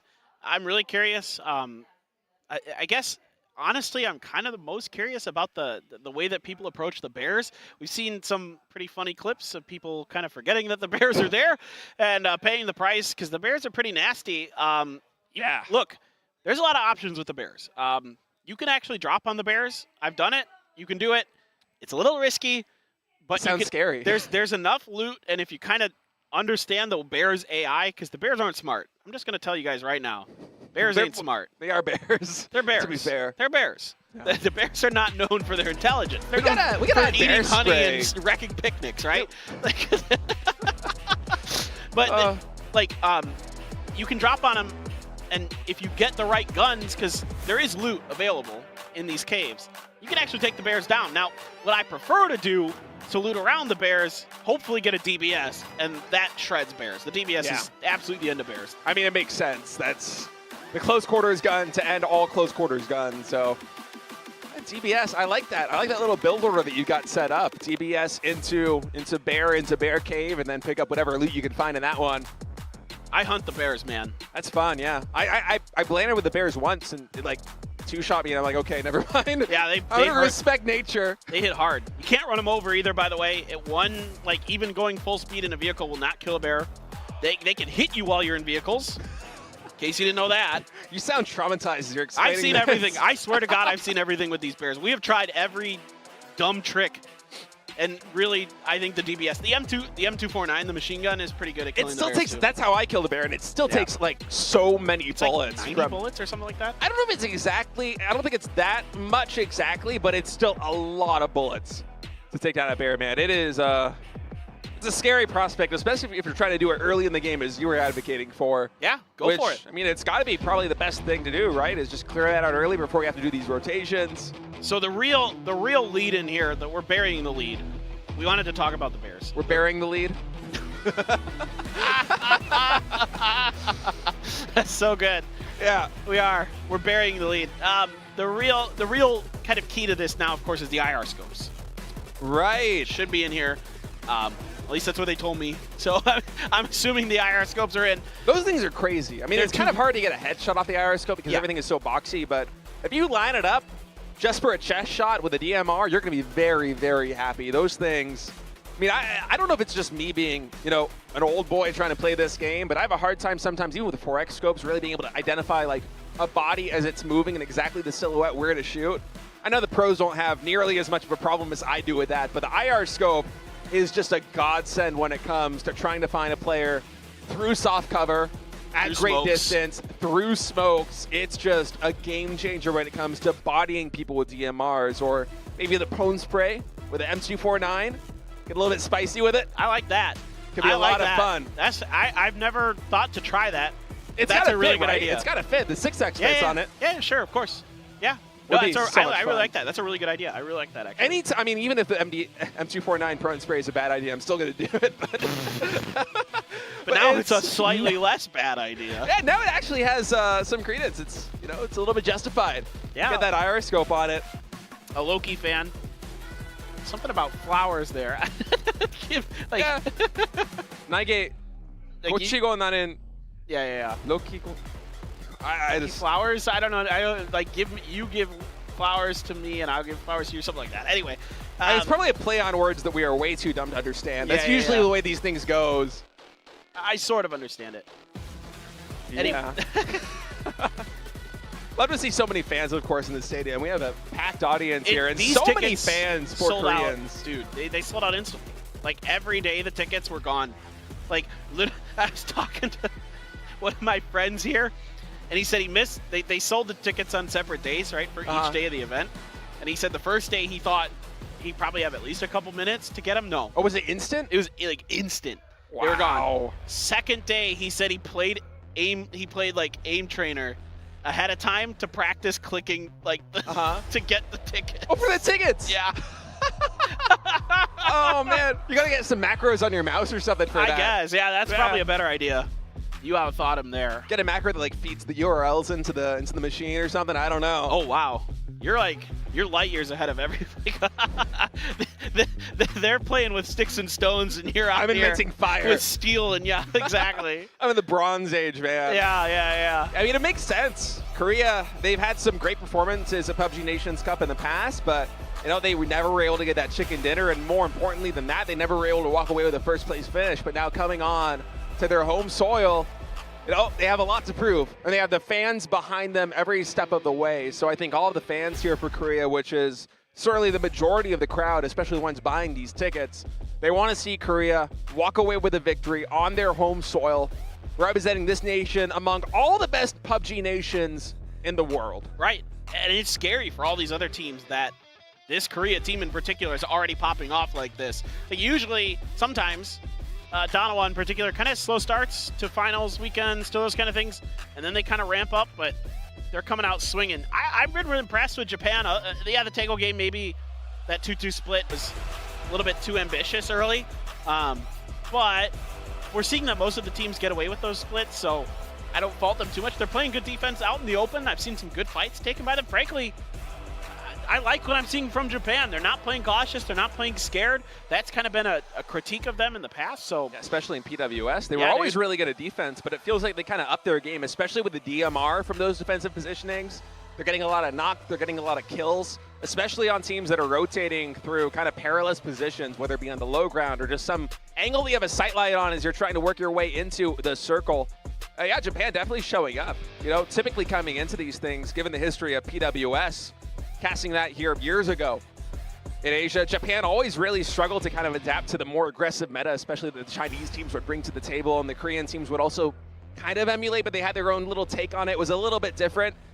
But here so far at PUBG Nations Cup, Japan has been playing very well. I like what I'm seeing out of them for the first couple of the games. They're almost in the top half of the group, which says a lot considering China with a star-studded lineup. I mean, if you go to the pick'em points or TY or whatever it was, just absolutely overwhelmed in terms of points. They had, I think, more fan support than basically every other team combined, if not double that. It was absurd. But they're sitting at rank 10 right now overall. They've had a very slow start. Japan's right behind them. Right, One point behind them. So Japan, if they can just kind of continue to play their slow defensive game, similar to the way that Chinese Taipei has been playing over the first couple of maps, they can find some success. And Favorite, then I think we're finally ready to go to Vikendi here for the first time ever in PUBG esports history. It should be a lot of fun. Let's get to it.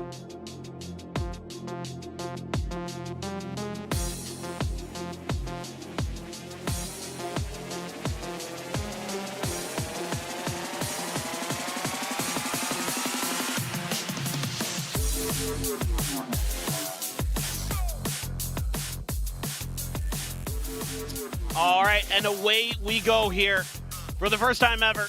Vikendi in PUBG esports. The map, again, okay, so what's really interesting about this is you're going to see a lot of the kind of named locations, Naros, Lumberyard, Deca Mesto, train station around the center of the map, but what you're really looking at is the area in the middle of all four of those. That's where a lot of teams are gunning to have their loot location be. Even though it's a lot of kind of, you know, smaller compounds or whatever, the loot's still good enough in them, and the location is super good. Right at the middle of a four-way crossroads, very similar to a Pachinki or a Picado in some ways. Yeah, it can be tough to rotate around on this map, especially with, you know, the chaos that's going to unfold, as I'm sure these pro teams haven't exactly been able to map out the best possible rotation from different areas of the map to different areas of the map, right? So if you're a team like Korea, who's landing exactly as you predicted, right there dead in the center, then suddenly have a lot of options depending on where the circle goes. Looks like Taipei wants a piece of that pie as well. They are right next to Korea there, towards the center of that circle. USA spread out along the eastern side. India gonna be up at observatory. Oh boy. Oh boy. Keenan, or Adam, excuse me. Adam gets an SLR. It's not the gun he wants. I think you want to just piece out of this one, and Adam is absolutely booking it. Brazil Gonna try to see what they can do. An ump out there. It's gonna hit him. Can he find the damage? No, sparking. Wow. Oh, and look at the scope. He had a 2x on there as well. That's very, very nice. And that's gonna be Adam out of this one, I think. Yeah, I assume. That's a painful pick there for Adam. I mean, ump, it might not have a lot of damage, but in an early game situation like this one, especially with a 2x scope, it is a very potent weapon. Especially if you're running in the open like that one, it is quite easy to control if you're able to slow down your fire and just tap, tap, tap the same way that he did right there. The thing's a laser beam. People underestimate the ump. Oh, it's quite good in certain situations. I think it's because a lot of people think about SMGs as something that should be a prime gun in close quarters, which the ump kind of lacks because it doesn't have quite as much punch. But in mid-range like that one, especially with no armor, it is fantastic. And a little bit of gunfire being traded here. Chinese Taipei and Korea butting heads here in the center of the map. Not a lot of inertia on that Dacia. It's quite slow moving up that hill, but zigging and zagging, the Korean team goes. Able to escape disaster with just a couple of body shots. They got a bit lucky that that's just a G36 shooting at him with that 6X. It wasn't something like a Mini, I think, or a Mark 12. Might have been a little bit more dangerous there for Team Korea. But yeah, you're absolutely right. Driving uphill on this map in particular with the Dacia sucks. It's not easy. The torque just isn't there. Yeah, I mean, the Dacia, if you can get it rolling, the high speed is very good, but trying to move through those middle gears, especially uphill, is just such a slog sometimes. It can be very challenging as now things finally quieting down a little bit. I feel like we're pretty much done with the early scuffles that we're going to have on this map, and I'm really interested in seeing exactly what the rotations are going to be from these teams around, whether we're going to see them actually contest some of these bear camps and go into the caves, because I am primed for it. I'm keeping my eyes on some of the cave spots. Like, I'm not sure if Shinboy's going for one. He's potentially in range. Nobody's on the southern ones at all. There's a few on the east, but nobody really seems to be gunning for them. I see Argentina moving on the map, and I'm kind of wondering if they're trying to box out Japan or something. Like, they were in Villa. Japan was south of them. Is there going to be a fight? I'm curious. By the way, 3 like blizzards spawned on the map, like on the corners. Yeah, actually, from playing, I haven't gotten to see exactly how the blizzard gen looks like, right? They're because you don't annoying, have cod vision. Yeah. Yeah, they happen quite frequently. I wonder if it's always 3 at a time or exactly what the setup is on that one. Is Vikendi's one of those maps that I just haven't had quite as much experience with. Well, it wasn't in the rotation. Like, yeah, it was out of rotation for a while. It's fun. It's fun kind of learning and also watching the pros work with this for the first ever time. This is not something that you usually get to experience in PUBG esports. Yeah, no. I think rightly so. A lot of teams are taking this pretty cautious. Nobody really fully understands the sight lines. It takes thousands of games. I'm not exaggerating here. Literally thousands of games before you really understand. It's majestic. It is. Doesn't look that good on my graphic settings. Right? No, well, mine intentionally turned down because easier to see people. Yep. Yeah. All right, well, Australia is slowly working their way towards this Korean compound, but I don't know if they're exactly aware that Korea is here. I'm wondering how much intel they've actually gathered. Is Luke going to come all the way up here on the top of this tower? And should be able to gather a lot of intel. And yeah, immediately taking shots. He wants to pop these tires and hopefully lock Korea down in this compound. It seems like he's even sniffing out the 2-2 split that they have set up. This is smart. Of course, you always have parachutes now, so you can get off of these dangerous high positions. This is really smart. Oops. This is maybe that's intentional. Maybe Tiggleton wasn't going to pick him up. Yeah, he has another vehicle there, so he's just gonna hop in. He's just hiding the tires. Okay. For a second, I thought it would be something like, I don't know, a James Bond movie, like lands on the roof of the car, and they just drive into battle. That's what I thought they were. Well, maybe not in the battle, but I thought they were going to maybe pick him up and drive away for a second. Yeah, for sure. This makes a lot more sense. That's a really cheeky move there, to get up on top of these little towers to just pop tires, and then safely get back down. Because you got to be careful. Those towers, yeah, they're great for sightlines, but there's not much cover up there. Yeah, usually it's hard to pop those tires with all the hard cover, like these, short walls that surround a lot of compounds on this map. But hey, you get that sight line, and I get to skirt your way around all of that. Do some nice harassment as Team USA moving in. I'm disappointed. I thought there'd be bears. I was also expecting some bears. No bears. But the circle doesn't really have any bears in it. There's like 1, maybe 2. I think there's one to the south of Deca Mesto, if I'm not mistaken. But it is a bit risky to mess with the Bears because they do show up in the kill feed as well. Oh, true. You out yourself. Someone's going to hear the shots and then see the bear die. Yeah, so I think that's actually probably the bigger reason why nobody's going to go for them. Yeah, sure, the IR scopes are nice. Haven taking the gondolas. These are pretty safe, actually. Yeah, they're surprisingly safe. I mean, the first time that I looked at them, I'm like, okay, that's something that I'm never going to take because it'll just be a fish in a bucket, but that is absolutely not how it plays out, and uh-oh. Longsker with a pounce right there. A nice fight back by Snakers. Actually got a good bit of damage there on Longsker, but of course, with the element of surprise, that's going to be Snakers going down, and USA loses a man very early here. And they're going to have to retreat back to the north. They went for a recon position, but Longsker already there and already waiting. Yeah, step ahead of him. It's impressive even to be able to get 40 damage on a Longsker in a situation like that where he has the complete jump on you. Absolutely. No, I fully agree. It's Longsker's, as we've seen many times in PUBG sports history, is absolutely goated. He's a crazy good individual player. India coming in from the north, playing it pretty safe here today so far. A lot of edge drops compared to kind of what they get in their own region. They get a little more central in their drop locations typically, but here in PNC, they've been trying to play edge. First game, not bad. Since then, a little bit quiet. Yeah, second and third game weren't the best, but again, this is also them perhaps trying to feel out the lobby a little bit, as we haven't gotten to see this Indian team on the international stage quite like this before. And so for them playing edge like this and just kind of getting, you know, a read on exactly what the other team's play styles are going to be, what rotations you have to watch out for, it makes a lot of sense. And I wouldn't be surprised if, you know, going into day 2 and day 3, this is a 3-day event, India starts to mix it up just a little bit.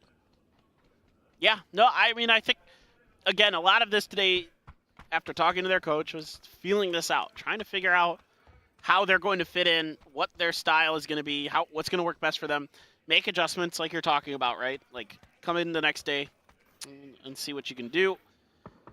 Australia driving around, Waikikamuka is going to be, oh boy, this is dangerous. He should be, oh my god. I thought he was dead, but he just kind of got away in time. One headshot. Couldn't get the second one. He should have been dead to rights right there with the angle that Vard had, but Vard perhaps a little bit too patient. Yep. Didn't take that first shot. I agree. The Zima is just not fun to drive. It's a bit tricky. It slides. It's not the worst. It at least holds 4 people, I guess. Yeah, it's not that bad. I suppose. I don't mind it too much personally. I'm not a fan. Here's what you were talking about earlier. These gondola positions actually have a lot of hard cover. They're really defendable. Get great info from the top of them. Way more than you would think. They're very defendable. Even if you take the gondola itself, there's a lot of hard cover on those walls. And then also, you know, everyone's going to be below you, right? And the, I don't even know what to call it. It's like the patio of like the gondola, the little exterior section. The platform, the loading platform. Yeah, it has a lot of cover. Yeah, it does, exactly. And then you have, no! Rossiter Jr. tapping with an M4. I wasn't even play-by-playing this because I thought there was no way Shinobi was going to go down from this angle, but Rossiter Jr. just with an absolutely phenomenal shot. And yeah, that's with an M4. Looking for another one. Oh my goodness! Come on, man! That's insane. That ain't fair. That just ain't fair. That's crazy. Just got to tip your cap on that one and just say, oh man, good shots. Jeez, can't believe you hit those. UK now moving into this one. Cavalry's coming in with its Chris, going to try and lend some support to his teammate Brexco. Let's see if we can get out. T-Bone here trying to position to potentially punish the exit, but I think the angle there just good enough for Brexco. Yeah, you can see there's a little bit of an uphill right there, so not all of these UK players had a sightline on them as they retreated. Eagle took a lot of damage, but otherwise escaping without too much trouble. And now USA and Vietnam going toe-to-toe. Hamas, oh my goodness. Look at the exterior feed right there. That was a fantastic shot. I think that was 2 headshots in a row, if I'm not mistaken. Ton of damage coming in with the mini. He's clicking heads. He is just, ever since game number 3, just putting out that damage like we've come to expect from him this year. But now, the USA, I don't know if they're going to go for kick here, if they're just going to have to sacrifice him. Looks like, well, it didn't matter. Duck Juice answered my question for me. Turkey, no points. Turkey, no points yet. None. Yeah, big goose egg. This is bad. if somebody at Denmark figures this out, they could just throw one grenade and take him out. Yeah, did they just not know? I don't think they know. I don't think they know. Oh, Clip's going to come over here with the Car 98 and spot this, right? He's almost going to have a sight line. He's so close. Okay, now you got to see it. Look to your right, look to your right. Oh, no. It's a disaster. Oh, no. Well, now here come the grenades, and now Turkey is going to spread out. First one's going to find a knock. 2 players weak as well. The Mad trying to push the hill, trying to find the flash, but Gustav should have the angle covered. He does, and Beamy as well getting in on it. Turkey in trouble. Yeah, Head was peeking right over that hill, and now Beamy coming in with a spray, able to get 2 or 3 body shots right there. Are you going to run him over? He's going to try to. Can't find him in the smoke, though. He's looking for the flush. Oh, wow. Gustav a hero right now.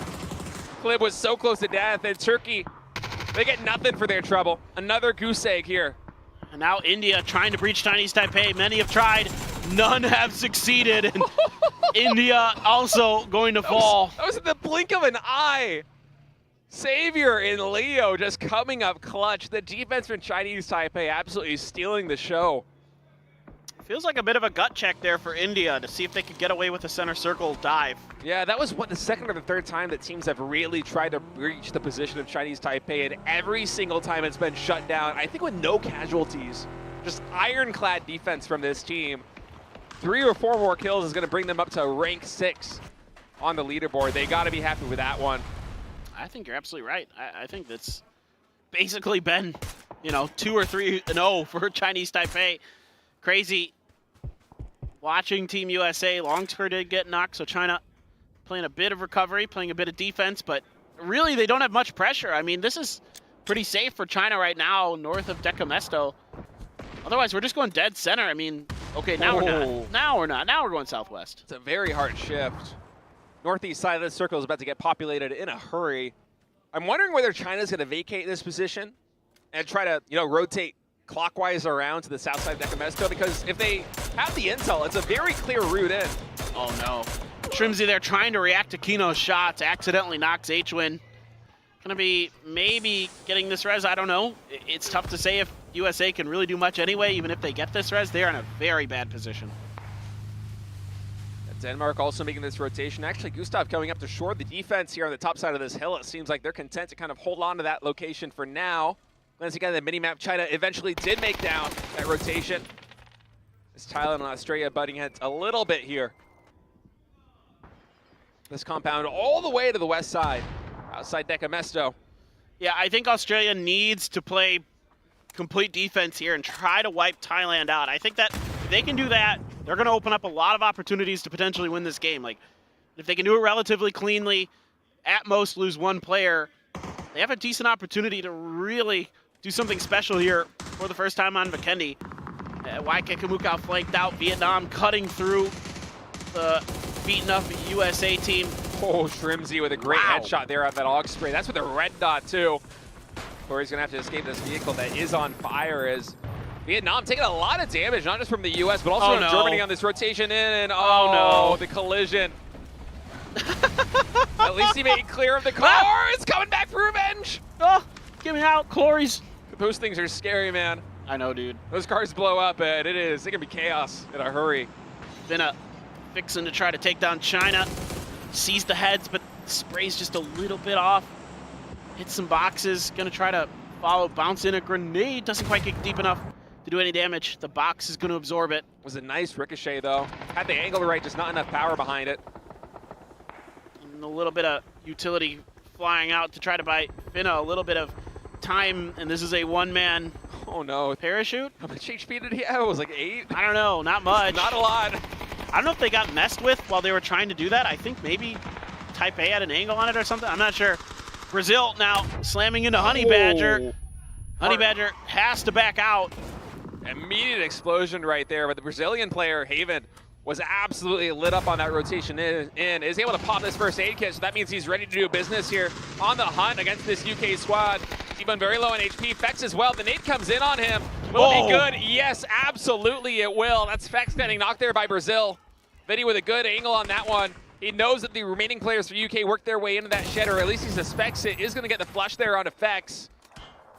Now with a Molotov, he did see that grenade get thrown, so he has a very good idea, but T-Bone actually pushing forward. I don't think he expected this. That's T-Bone getting up a nice kill for Team UK. Great push here, but T-Bone immediately traded by Haven, so only Vinny gonna fall so far for Brazil. Korea given all the room in the world here on the northwest edge, but really the center compound is so powerful in this. Everybody knows it.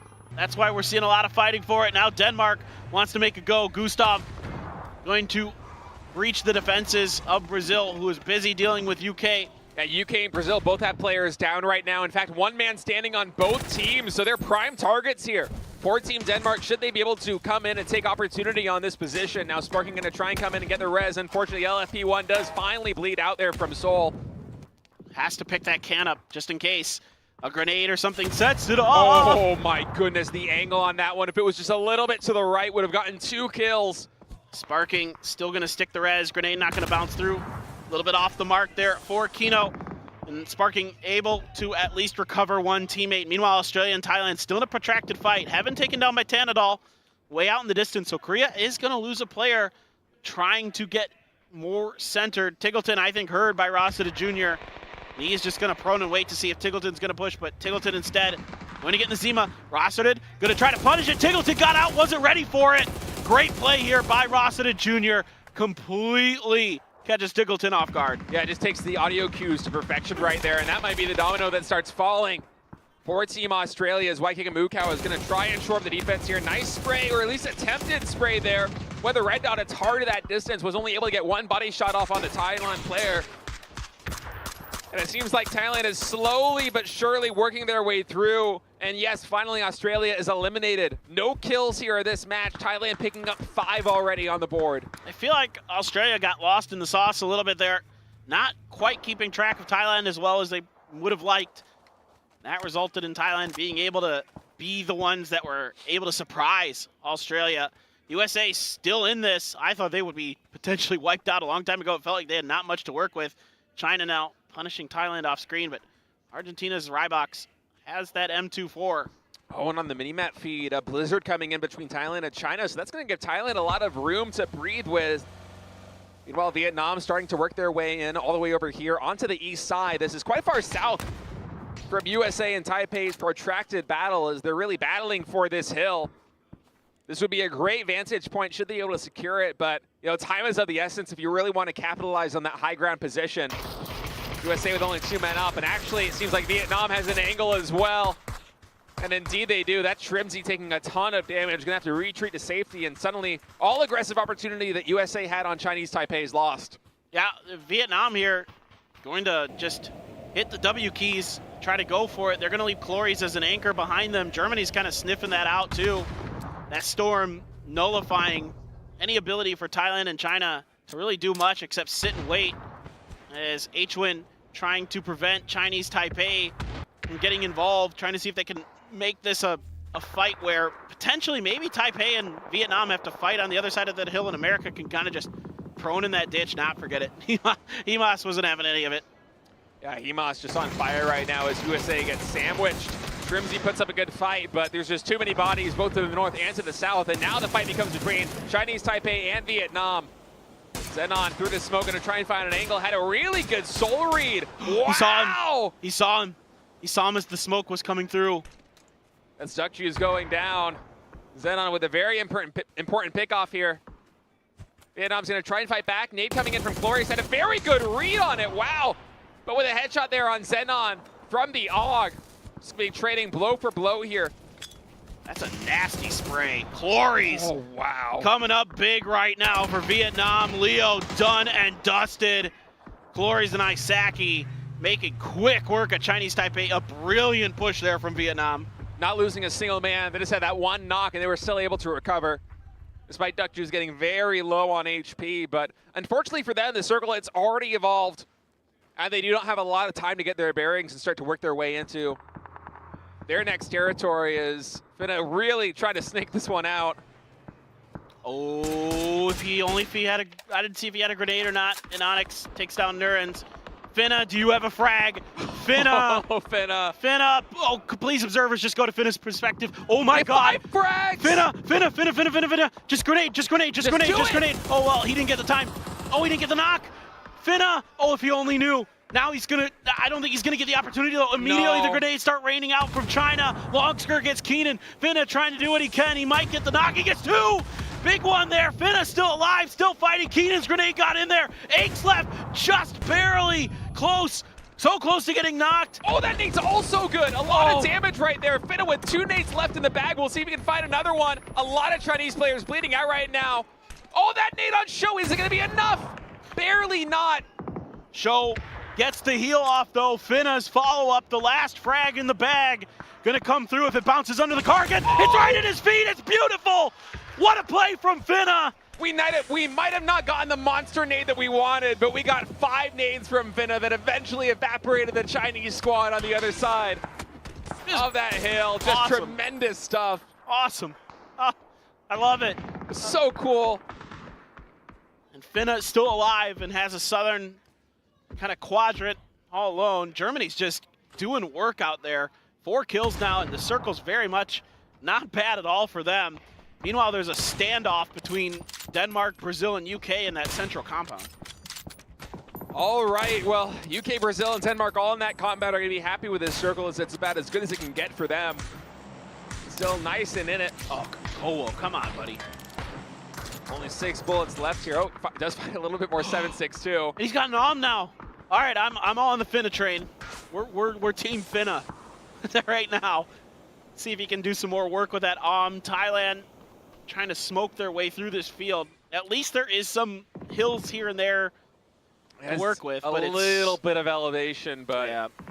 As you see right there from this side shot, not that much. It only really seems to matter in close quarters. Beyond that, it's a challenge. They've identified rule of the position, but it doesn't matter. Japan knows too. They're gonna put some damage down. Duckju's doing what he can, but somebody else took that kill. Soul. Oh, he knows. He knows. They gotta clear this one by one. Grenade. First one does some damage. Vard's gonna try to switch to the DBS, starts loading it, but it might not matter if he gets knocked. Second grenade bounces awkwardly off that flower, whatever those are, flower bags, sandbags that are inside of there. Doesn't connect onto Vard. Now T-Bone here to back up, so it's gonna be a little bit trickier for South Korea.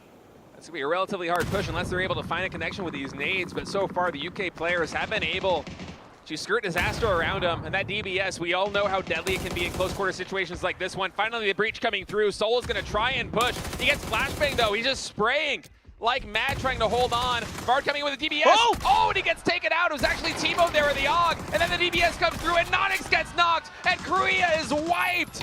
The defense from UK is too strong. That DBS doing absolute work. Just beautiful patience there from Vard. Some great help from T-Bone on that angle to soften targets up. Soul was knocked jumping through the air. Now Denmark gonna be able to continue to lock down this more central compound. They've got kind of a potential winning position there. Sparking knocked. Haven going to be able to return the favor here from earlier in the game and res his teammate, but Japan doing what they can on the outskirts, but Germany has purview on their position, and yeah, there's not much that Japan could do without a lot of smokes. Yeah, it's honestly surprising they've been able to survive this long given the position that they found themselves in. As Kane is just going to hop into a vehicle looking at the minimap feed and try his best to work his way in. Kowo, go pick up some 7.6 ammo, bro. You've only got 2 shots left in that Kar 98. I feel like he's had like no ammo on that Kar 98 for ages. And Chris doesn't have any ammo either. They don't have any 7s. They don't have any 7.62. Kane eventually going to get cleaned up there by Poochills, who's going to be happy to find at least some more points given the position that he is on the west side of the circle, and it's going to center up still with this Denmark-Brazil compound in, but for the 2 UK boys there in the top left, they might have had a valiant defense there against Korea, a triumphant defense, but now it's going to be really hard for them to push through into Brazil. That DBS is going to have to put in some overtime. Hey, it's not bad at base 7 on. Like, oh, yep, spotted, done. Poochill's gone. But even like within like 30, 40 meters, the DBS isn't that bad. It can do damage. But I love what we're seeing here from Germany, that they're at least trying to get into positions behind these hay bales, but a lot of those are the destructible ones. So that's not ideal. So you're gonna have to use the hillside. Mexico has a pretty nice position. If they can keep their northern flank clear, they should be good to go. I like the position there for Mexico. Even if that hate bale goes down, it seems like he has a lot of cover here with this slope that he can play with, especially proning out and considering how many teams are clustered on that Western time. Finna no. You know, the Leave him car, alone. it's red. Leave him alone. Nothing sadder than a red car 98 in a situation like this one. What? So we got a replay of this? What? Oh my, what? What? What? No way. Nuh-uh. I didn't even see this in the kill feed. Nuh-uh. Kowo, you absolute jerk. What? I thought those were grenades. You got X left with that. I thought that was Finna's grenade. Unbelievable. You have got to be kidding me. I've seen it do damage in close range, but nothing like that. That was a monster shot. Kowo, you absolute nerd. You know, we had the replay thing come up. I'm like, okay, sure. Like, well, what is good enough to actually justify bringing a replay in this moment? And no, that justifies it, man. 100%. Now he doesn't have any damn Holy bullets crap. in this Car 98. Yeah, he's been sad. I think even that SLR does not have much. Nope. He's finally getting cleaned up, but the push is going to come in here on Team Brazil. UK, they've worked magic before against the Korean squadron, especially with that DBS. We'll see if they can do more, but Germany is slowly inching in as well. And keep in mind, right beyond Brazil is Denmark in the most coveted building left in this one. And T-Bone again comes through. Headshot on Sparking to finish him off. Even though, quick with the trade, so even though he loses a teammate, he's going to make UK pay. Good game for UK though, really racking up some much needed points, but if Germany can win this game, they are going to really pull away from the rest of the pack. Really pull away from Brazil. Haven holding shield on the edge corner there. Vard, I think he's got a res. Haven has to be careful of Denmark as well, but yeah, he should try to finish this. He has an opportunity, gets the headshot, can't find the spray control on Vard, but Vard on the bad side of the circle has to make a move sooner or later. There is just enough room there that he can do some damage. Catches him healing. Should have the finish. Whoa, what are you doing? He thought he got the kill, but he only got the flush. He thought he had the kill. Oh, no. Instead, it was the body, the downed body that served a body block there for Vard, and he's able to get the finish there. A momentum swinger here for Team UK. Oh, no. What an incredible turn of fate. Heartbreak for Brazil. Still, they have had a really strong game. Klib now wants to finish the job. They want to clear out this flank, and yeah, they do. Vard goes down, so it's a 2v4. Denmark, their first PNC ever. Can they win an odd man situation? Or is it going to be Germany pulling away from the rest of this lobby? It's a dangerous one. You might think that Denmark is favored here given this position that they have, but looking at all these angles the German players are working with, there really isn't too much to be found here for Team Denmark. If Germany's able to fan this one out and come into the right moment, they may be able to get the jump here on Gustav and Klib. But keep in mind, the circle is going to come to them. Klib, you see him switching over to the Car 98, trying to find some 7.62. Finally is able to load that one up, so it's going to be an odd Car 98 loadout for him. Yeah. And now come the smokes. The Car 98, not bad in this situation, to be honest. I mean, if you can just find, like, you just need knocks here as Denmark.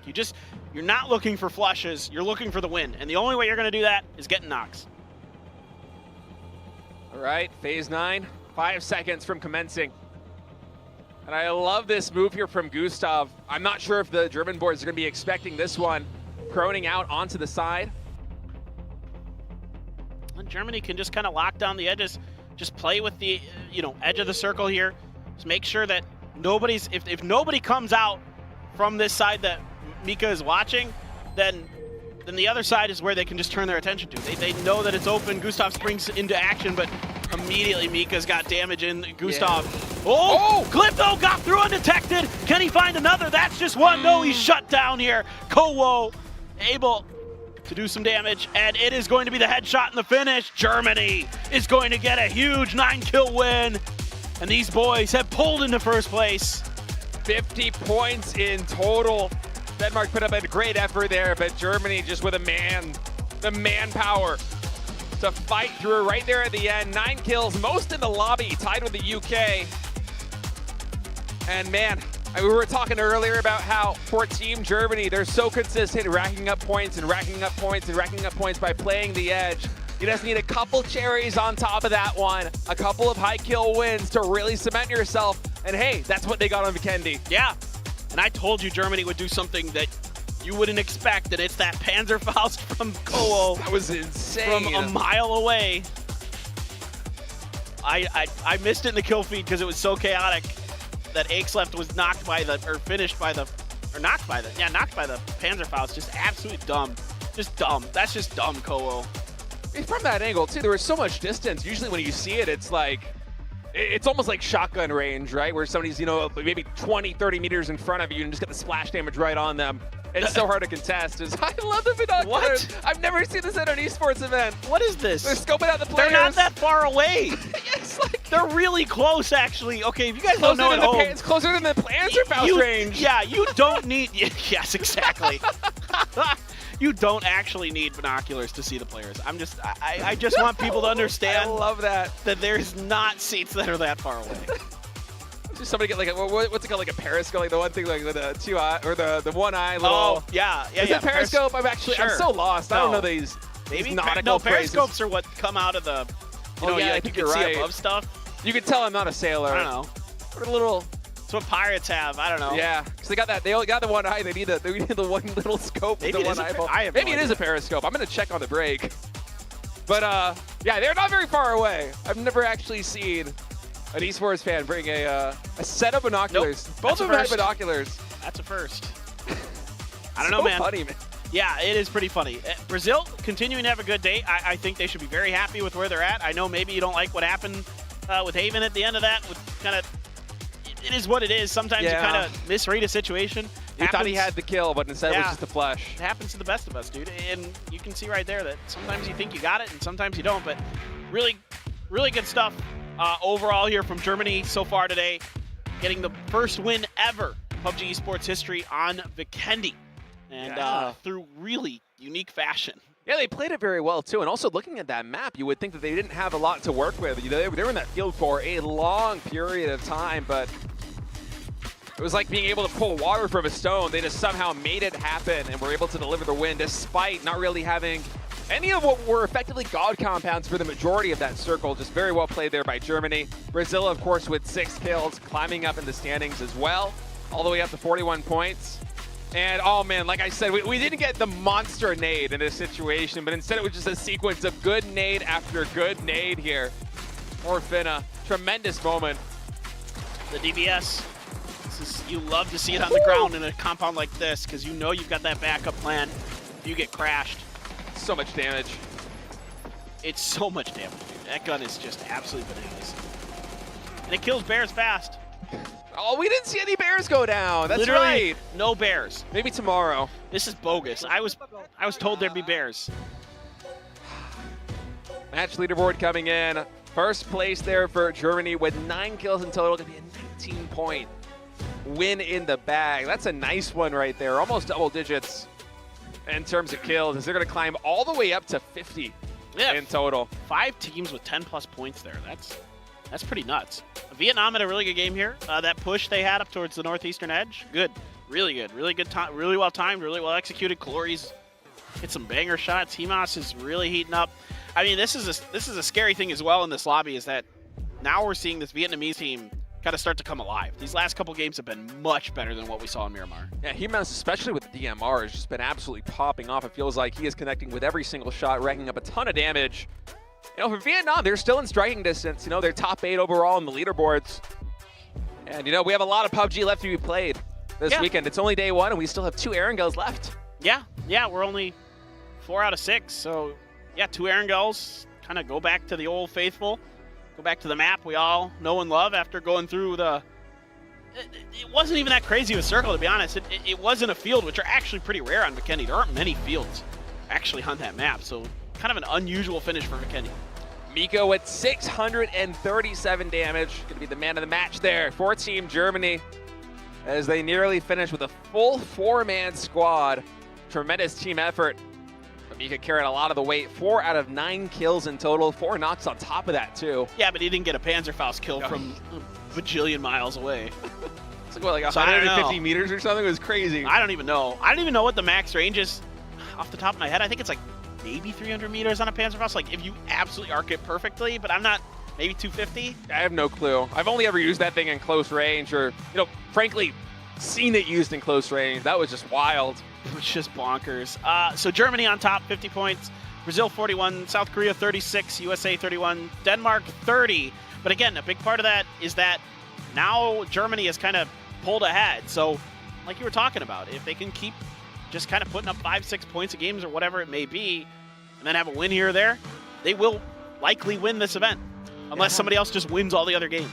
Especially the fact that they won on Vikendi is going to be a very big confidence boost for them because we saw, what was it, 5 different teams with, I think, double-digit points. And if you get 5 teams with double-digit points, it means that at the bottom of the barrel, there really aren't a lot of good plays happening for the rest of the other teams. So there seems to be a little bit of maybe a knowledge gap in exactly how to play those circles or those rotations on Vikendi. Of course, it's kind of hard to make these presumptions based on one game played. Yeah, no, we don't know. But should they continue to perform like that on Vikendi, then Germany is going to be a very scary force to be reckoned with. Already top with what, almost 10-point lead. Yeah, they might win the event if they can continue to play well. They look good on Miramar. If they look good on Erangel, poof, scary, very, very scary.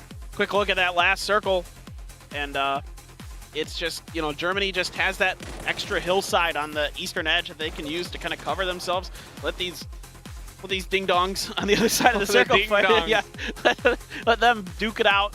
Yeah, and it looks really scary from this position here for Team Germany coming into this last fight, excuse me, because they're just wide open on the field, but there's just enough elevation that in close quarters, you really actually have a lot of terrain to play with. And this is something that, you might not have that much experience with as a team coming in on Vikendi. As you said, there aren't many circles that end like that on this map. You don't have too many fields like that one, but Germany just able to play the hand that they were dealt to perfection, racking up a ton of damage. 1.6K, traveling a bajillion miles, 9 kills in total, and a lot of points on the board. Yeah, just a very solid game. That is beautifully played from Germany because they were creative in that game. It wasn't just that they held their position, it was that they were getting up on the roofs, they were using their utility, using the Panzerfaust, switching out guns, swapping things out, kind of scraping by with what they had at times, losing out on a lot of 7-6 and things like that. So it is truly a kind of varied and impressive win, not just in the individual play, but also in kind of the thought that went into the individual decisions throughout that match. Yeah, and you think of all the other teams that made it deep on Vikendi, usually just had 2 players or 3 players up, but they were able to successfully navigate it to have a 4-man squad in that last circle. Yeah. All right, guys. Well, we are going to take another short break. We will be back with 2 more Erangels here at PNC. Don't go anywhere. We'll be back soon.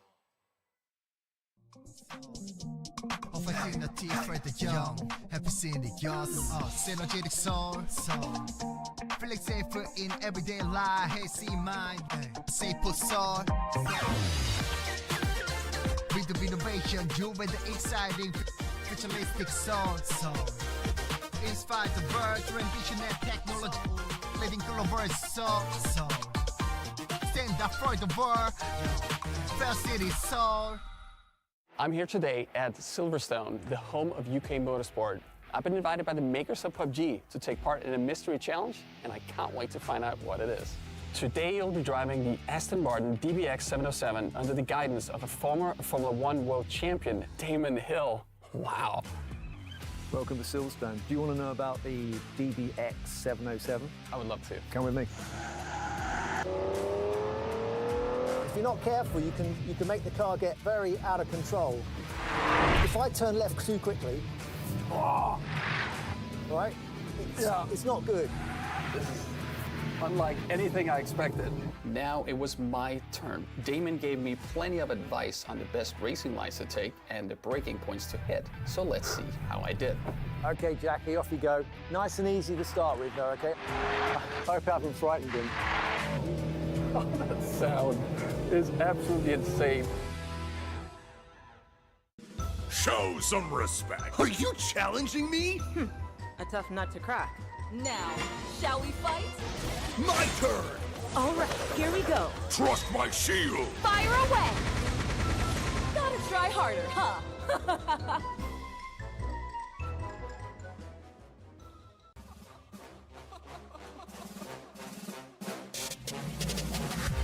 I'm not not catching fades anymore. Gotta keep my hands clean when they come for the ball. Keep it smooth cause I roll off in a taxi. Put my feet up, I'm relaxing.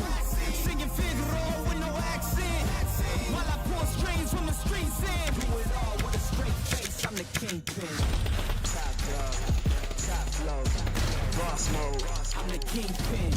Showstopper, top dog, Godfather. I'm the kingpin. Showstopper, top dog, Godfather. I'm the kingpin.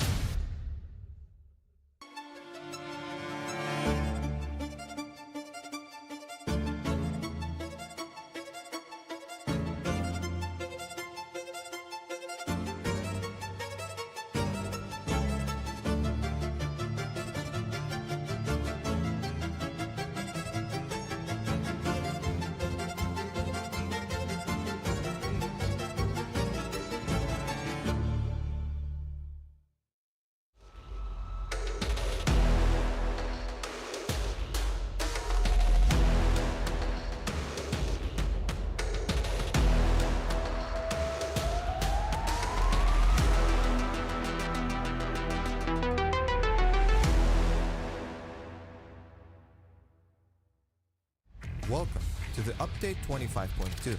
Today, we'll be walking you through some gunplay adjustments and a brand new feature that's bound to sprinkle a dash of vibrancy as well as a bit more wow into your weapon skin wardrobe. Let's start with the Dragunov.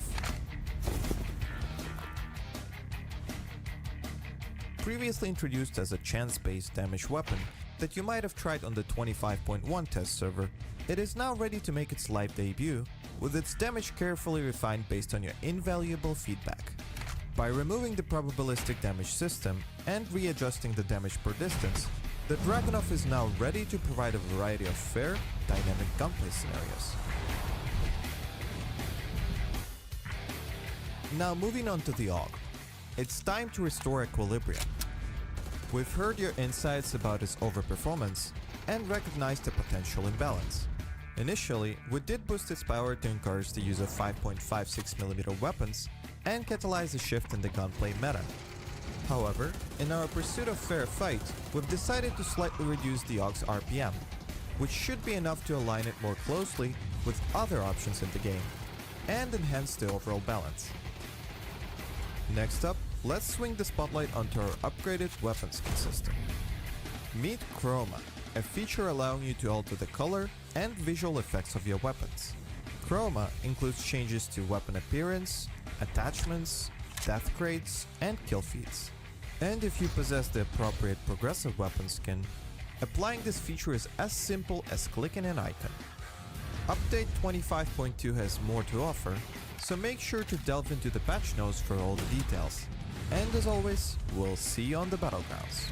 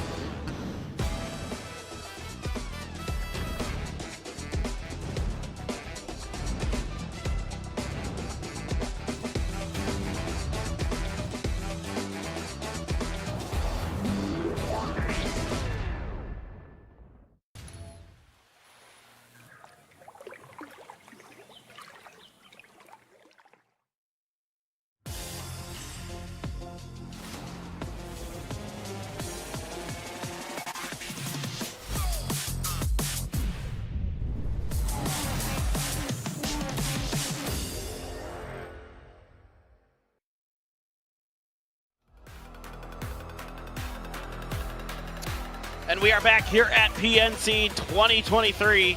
Germany coming off a big win and a shot up to the first place spot on the leaderboards. As we move into the final two games of the day, it's two Erangels to wrap things up. Big kills across the board here. Mika leading the way with 8. Kowo, it's Chris, and Brexco not too far behind. So a team effort. Kowo coming off the bench to fill in for the sick player as the coach and having a really stellar performance. Yeah, it's fantastic how well-rounded this team has been. First time seeing the stats for all the killers on stage, and that's very well-rounded. Seems like everybody from Germany is stepping up, and it's a big part of why this team consistently in the first 3 maps we played today was racking up points after points after points. They weren't getting the wins, but they were getting high the leaderboard.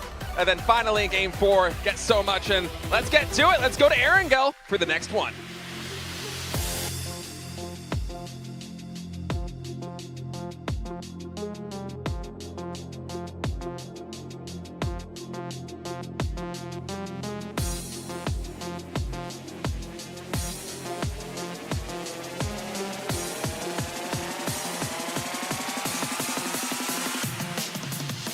And away we go. It is match number 5. Erangel getting a good look at the bridge before we zoom into the air to see the plane path, and a pretty fair one right down the middle, right across the island, up through Razak and School, just a little bit east of Severny on the finishing end. So really nothing to complain about with this one. Again, there are hot drops potential here, folks. I have heard that maybe South George, Milta, I think, got abandoned. I'm not sure about anywhere else. I thought Pachinki might have had one on the stat sheet that we had from the scrims. I think they resolved it, maybe, but we'll see. Always fun to get hot drops in Pachinki, man. Those are the best. They're a lot of fun. That's the only spot worth hot dropping over, if I'm being honest. And I think China's going to get it to themselves. I assume. God, I'm getting flashbacks to PWS and like PCS Asia's where China would just bully everybody. 17 everybody, yes, it was 17 gaming would bully everybody out of Pachinki. Yep, they still do. It doesn't surprise me. Changed. It doesn't surprise me. Yeah, it's just such a great staging point for really any circle that Erangel is going to throw at you. It's fantastic to rotate from. The loot is top tier. Get everything that you want and more from Pachinki, and so many options. Yeah, exactly. It's also about the versatility of the rotations and the cars. All those things come into play. First circle of Erangel. Whoa! North. Hard north. All right, let's see what they're going to do here. Argentina is spread out around Severny.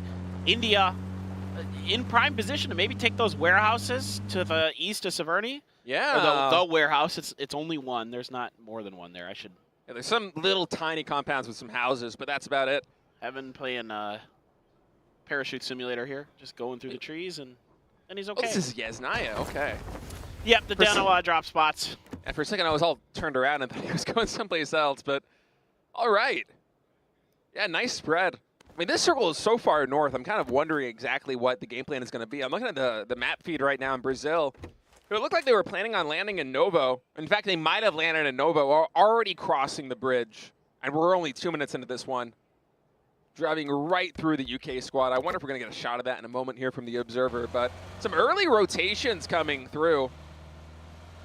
Yeah, I think this makes a lot of sense. You know, if you don't find that early emergency pickup, you got to try something else. And Brazil, I just see a grenade in Sparking's hand.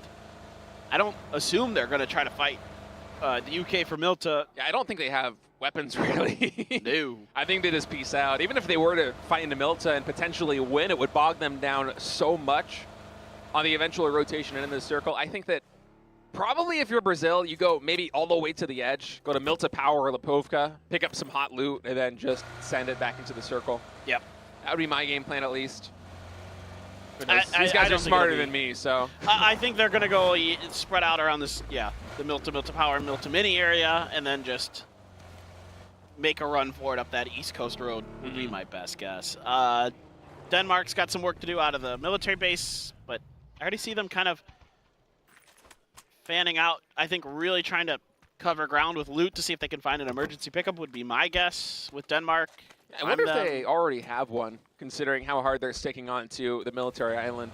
You think if you're lucky, they're not super common, are the emergency pickups. So you do have to kind of sometimes take your time if you're not lucky to really dig one out. Even with the 4-man squad looting a the full military base, it's a percent chance, you think? I don't they're know. Not that common. But I'm actually not sure what the percentages are. Yeah. They're not super common. I've definitely looted entire cities and not found one. And then other times I've looted a couple houses and found 2 and scratched my head. The loot gods giveth and they taketh away. Yeah. That's really the big question right now I have is, do we find the emergency pickup? Top 3 kills, Clip, Mika, Gustav. Gustav, I actually didn't know he was popping off so much. Yeah. In terms of kills. I remember him getting a lot of frags, but I didn't think that he would be top 3. Well, now Denmark's 5th place, so, picking it up in the last couple he's games. number 1 in damage. Yeah, Gustav. Having a great one. It's Chris. It's such a good player for so long as it's Chris. You got to be so impressed with him. He's so smart. He's got so many historic moments. Sparking right there, too.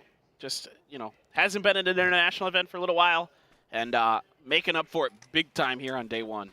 And it's Chris with a Panzerfaust and a 4x249. Oh, That's my favorite loadout. There you go. Yeah.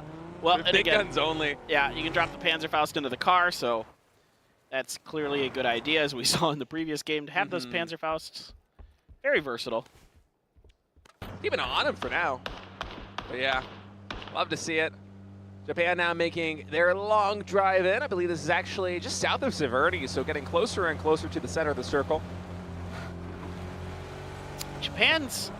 I hate this spot. Don't do it. I hate this spot. I'm not a fan. Hate this spot. No, Japan's a good defensive team, but this is a hard position to defend, and really rotating out of it is just such a pain. I think, this early, when you have basically only 2 teams that have prio ahead of you, if you're Japan, you got to pick something better than that, in my opinion. I feel like Edge Severny or something, right? Gamble a bit. Exactly. That's literally what I was thinking. Southern tip of Severny is a better spot. Yeah, but I mean, Japan, just even going back to the PWS and PCS Asia days, has always been a little bit timid when it comes to these kind of rotations. They don't really like fighting too much up close. They'd like to play kind of similar to the way that Chinese Taipei has been playing so far in this tournament. A little bit more slow, more conservative, try and play defensively and pick people off from a distance with DMRs. Yeah, but that spot's not really... Yeah, I'm with you. It's just not good. It's so nadeable. It's so open to a couple angles. You're oftentimes just clinging on to that shack, putting your cars there as a car fort and just hiding. And it's hard to move out of. It's very difficult to move out of. I mean, other teams, eventually you're going to be in a skirmish with somebody, probably at long distance, and other teams are going to hear you shooting from that location and know that you're basically a fish in a barrel with the nades coming in. Yeah, totally. It's a tough spot, but we'll see how they hold. Did not realize Turkey still has 0 points. Yeah, they had another goose egg in candy. Yeesh. It's been a rough day. I mean, I think we all know that their team is better than this, but these are the kind of things that, can kind of get in your head a little bit as a player competing on stage, where you might start second-guessing yourself, and then you're not taking fights as cleanly or as confidently as you otherwise would. So I'm hoping for Turkey's sake that this game they come through and get, a handful of points on the board, a couple of different players getting a couple of kills, just so they can kind of reset and come into day 2 and day 3 with kind of a second wind, Yeah, no, I agree. I mean, but the problem for Turkey is unless they have just absolutely monster games the rest of the way out, they're actually just, there's almost no hope already that they can win this thing. Right. It's unfortunate. I thought Turkey would be a lot better than they are, to be completely honest. I'm very much shocked. I'm truly shocked. Yeah, 22 points for them in top 8. I hear the Korean commentators losing their cool over something, and I'm trying to find out what it is. Driving on the this is Germany stuff. I don't know. There's nothing to lose your mind about here. This is classic Germany. Yeah, I love this edge play. I mean, it's been so good for them over the first 4 games, or the first 3 games, excuse me, where they, didn't rack up too many kills, but they got a good number of them, and they got a lot of placement points as well. And then finally to have all the pieces come together there on Vikendi and pick up, God, what was it, 19 points in total, and just catapulting them into first place, the first team to crack 50 points in total on the board. Yeah. There's no need to reinvent yourself. Just continue to play this slow, conservative style. play the edges, try to catch people on the rotations, and you know, you're almost guaranteeing yourself for some placement points as long as you play it correctly. If you have the intel and all your players can execute, yeah, it's tough to not get placement points, even if you're not getting the win. Yep, 100%. Fully agree. They're a very smart team. Like I said at the beginning of this today, they're extremely smart, so they can definitely get it done. Uchil's just using a smoke to make sure that he's safe while he's doing whatever he's doing in the corner there, and then piecing on out. H-Win flirting with Chinese territory, as we did see in the previous game on Vikendi that USA lost a player to Longsker early on. It was not ideal, but this time I think they're going to avoid that. But where are they going to go? Oh, no, no, no, no, no. Are they going to Japan spot? Yep, they're going to drive through it. I don't know if they're going to go into it. Let's see. Oh, Imhawk with the god angle. Immediately decks Shrimzy. King gets H-Win as well with a headshot. Kickstar fights back, is able to take down Imhawk. Kine goes down as well. Kickstar doing some good damage control, and runs over Kane for that insult to injury right there. USA 1 man down, 1 man knocked. It is Shrimzy as they're going to try and hold on now. Pure Boy coming in. The cavalry, his defense takes a ton of damage, isn't quite yet knocked.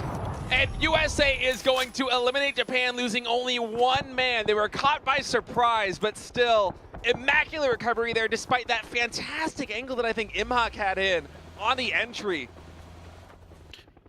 There is some parachuting here from Chinese Taipei. Canada's sort of driving away from it, I guess. Pongsker kind of seeing if maybe he can help Savior. Savior's just in the air. At least the trees are there. He should be okay. You gotta be careful there, Zennon. Woo, Adam. At least given an opportunity to do some damage. Savior out in the open, though. Thought that that compound was free, but Canada blockaded it. And now he is done and dusted. Somebody's gonna get that point, and I think it's gonna be Vietnam. Nope, Keenan got it. Wow, Keenan, nice job. A good steal there from Keenan. I'm gonna go down and talk to Kane after today and be like, don't go to that position, my friend. Yeah. They almost pulled it off, the defense, with just 2 of them. Just Emok and Kane were there initially. But, yeah. I think they just needed 1 more knock. I mean, the first one was really good. The cards were lined right up for him, but you only have, what, like 2 seconds, maybe 2.5 seconds to make those shots happen and have that spray transfer. And after that, your window's closed. And suddenly you have all these guns coming down on you. Yep. And the other problem with that position is, let's say sometimes you even win that fight, maybe. Let's just give them the benefit of the doubt there. A lot of times there's a team not too far away that's going to throw a grenade at you and just ruin your round anyway. Yeah. Odds of you finishing that fight with a victory and having all 4 players up are very low. Probably going to be at least 1 or 2 knocks in. 1 or 2 knocks there. It's a very nadeable position. Quite flat if you play right there on that dip. Well, it is what it is as we move forward in this match, and there was a knock onto Vietnam, but recovered. No problem. Really out in Narnia here is Thailand, but Australia's like right there. Oh, please, Luke. I was really hoping he'd hit that shot. Flood got really beat up, though. Doesn't matter. Luke's got a pretty good angle, trying to help him along the edge. Oh, Flood got caught by the fire. He's going to get knocked. He can't heal that in time. Grenades as well in there. Wouldn't have mattered. Tanadol gonna find that knock onto Flood. Luke 12 here trying to buy some time and space with these smokes. Here comes Tiggleton. Superstar is gonna have to get it done, but he shoots the pipes on the outside. Not able to connect with a headshot there. Oh, he's got a Panzerfaust. Let's see if he can make some magic happen. There's 2 players right now. Switches back to the M4 as this comes back into close range. He knows somebody's right above him. That's a beautiful nade. And he senses Nura's right there. I think he saw the tip of the gun, but shot a little bit too right there with the Panzer. Oh, I thought he was maybe trying to bait with that nade there, seeing if Nurans would try to come around the corner. He's not going to be ready for this. Oh, no, he's not. Yeah, he almost got it down in time, but Nurans just a bit more prepared. Waika Kamukau very, very far away from this. Luke 12 as well, still alive, still might have something to say. Yeah, we'll see if Luke 12 is able to make something happen here as Loki, him and Soul have just been on the crest of this hill, waiting to try and find an angle. And actually, Longsker is here as well. China with a very wide 2-2 split. I think Soul saw him. Should have. Yeah, Soul might have, but he doesn't know exactly how many players are here for China. If it's the full 4-man squad, then you absolutely need to retreat. I think they were getting shot at by Argentina, so I think they're just peace out anyway. I can see that on the map feed. They got information though. Maybe they could see a bit into the shooting range, so they have a decent idea of what's going on, and they're going to drive forward. Yeah, this is kind of fine for Korea if they can keep that northern flank clear. Yeah, it's tough though. There isn't really a lot of cover over on the northern side of this one up until he worked to that hill. Gotta keep our eyes on that now. Brazil making a log rotation in too. They're going pretty much dead center, almost near this compound, although it is occupied. All these players quite badly damaged. All right, Australia licking their wounds from previous battles. Oh, Brazil. Timas again with the Dude, DMR. he is just bonkers. Especially with the mini, man. He's getting so much done. He only did 10 damage to get that knock, but you know what? Doesn't matter. It's when you get him and how you get him.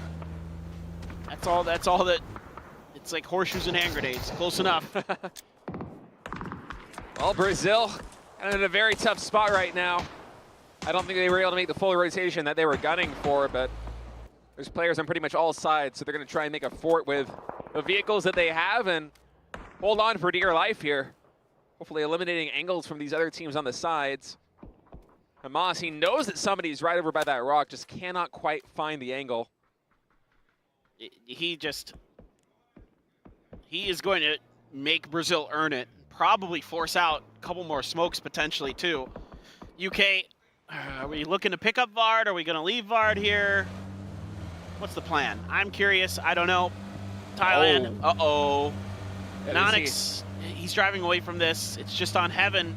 How much damage is Heaven going to do? Korea with 2-2 split. India is actually getting mixed up in this as well. Driving straight into Thailand. Oh, Loki with a Panzer Faust. If he hits that, I am going to lose my marbles. Just lose everything that I have left in my sanity. Soul. Yeah, all right, India crashing the compound of Argentina. Let's see if they can make something happen. MX right now holding on. Actually, Reebok D gets the first shot there with a heady for the Mini 14. That's Unforgiven going down. That's a big gun. Salman as well, the IGL here for Team India, gets taken out. Vard with a flush there on Unforgiven as this breach is just falling apart. Only two men standing here for Team India. Epic trying to do what he can to keep these last two players underneath him. He might just peace out. Yeah, just gonna use that grenade sound. Really, he's even going for a spray. That's ambitious. That's a little bit overconfident. I thought maybe he's just gonna run away, but he's trying to maybe keep them pinned. Go for the grenade. Oh, it's right on him. So good. Oh wait. No, wait! It caught the edge of the door. Oh, it did. It caught the. That's hard to see in the smoke. Yeah, whatever that is. It hit I think it was an the edge object. of the wall or something. It got PUBG'd. PUBG'd, yeah. Because, as people may or may not know, grenades don't like to go around corners. They don't do so well. I think it might have been right there in the bathroom. I don't know if you vacated that spot. I think it was actually the wall, the corner of the wall. Korea now trying to reinforce this northwestern edge. Anonix going to be left on the flank to watch, and actually quite a bit of space. Korea has to double check the shooting range in case there's a snake or something like that in there. Yeah, Korea was working with a 2-2 split for a long time. Now there's 3-1, and they're getting closer and closer to the U.S.'s position, right where Japan used to be. So in the meantime, is going to play this little tiny plateau here, making small fortification with the two U.S.'s they got. And Loki now catches Shrimzy. A lot of really good shots there, gets the knock straight away. And Anonix with a flush. That's really nice. Oh, that it's so good from Rybox. Right on the money. Gonna follow up with another one here. That was bouncing in, and he's got it done. 2 grenades, wipes out Thailand. Beautifully thrown, timed, everything. That was amazing. Here comes USA. Clean nades. Now just do it again. Yeah. You got any more? Oh, he doesn't no have more frags in the bag. Yeah. That's ambitious from Thailand to go dive on that position after the USA LA, give me some frags. Oh, Waikikamuka, nope. Yep, nowhere to go. China just finds him and takes the points. Yeah. Well, I'm curious how many nades Argentina has left in the bag, because remember, they used a lot of them on India in that house as well, and then they used them to finish flushing those other players out. So not too much left to be found, I'm sure, in the bag of Team Argentina. Crazy down, 1 knock here. Longsker, so good. Pongsker able to get the flush. Aches left down, just Longsker alive. But he is a force to be reckoned with, as we have seen time and time again. Leo the only one up now. for Chinese Taipei. Zennon on the bad edge of that circle. There is no hope for him. Mortars now starting to rain in towards USA. First one a bit off the mark. I think a bit to the right. Yeah, to the right from his perspective. So we'll see if we can line that one back up. Do they have a spotter? Okay, here we go again. It's a fireworks show at PUBG Nations Cup. They corrected a little bit, but not enough. The angle a bit off there. Chinese Taipei eventually did get eliminated. How did happen? I don't know, actually.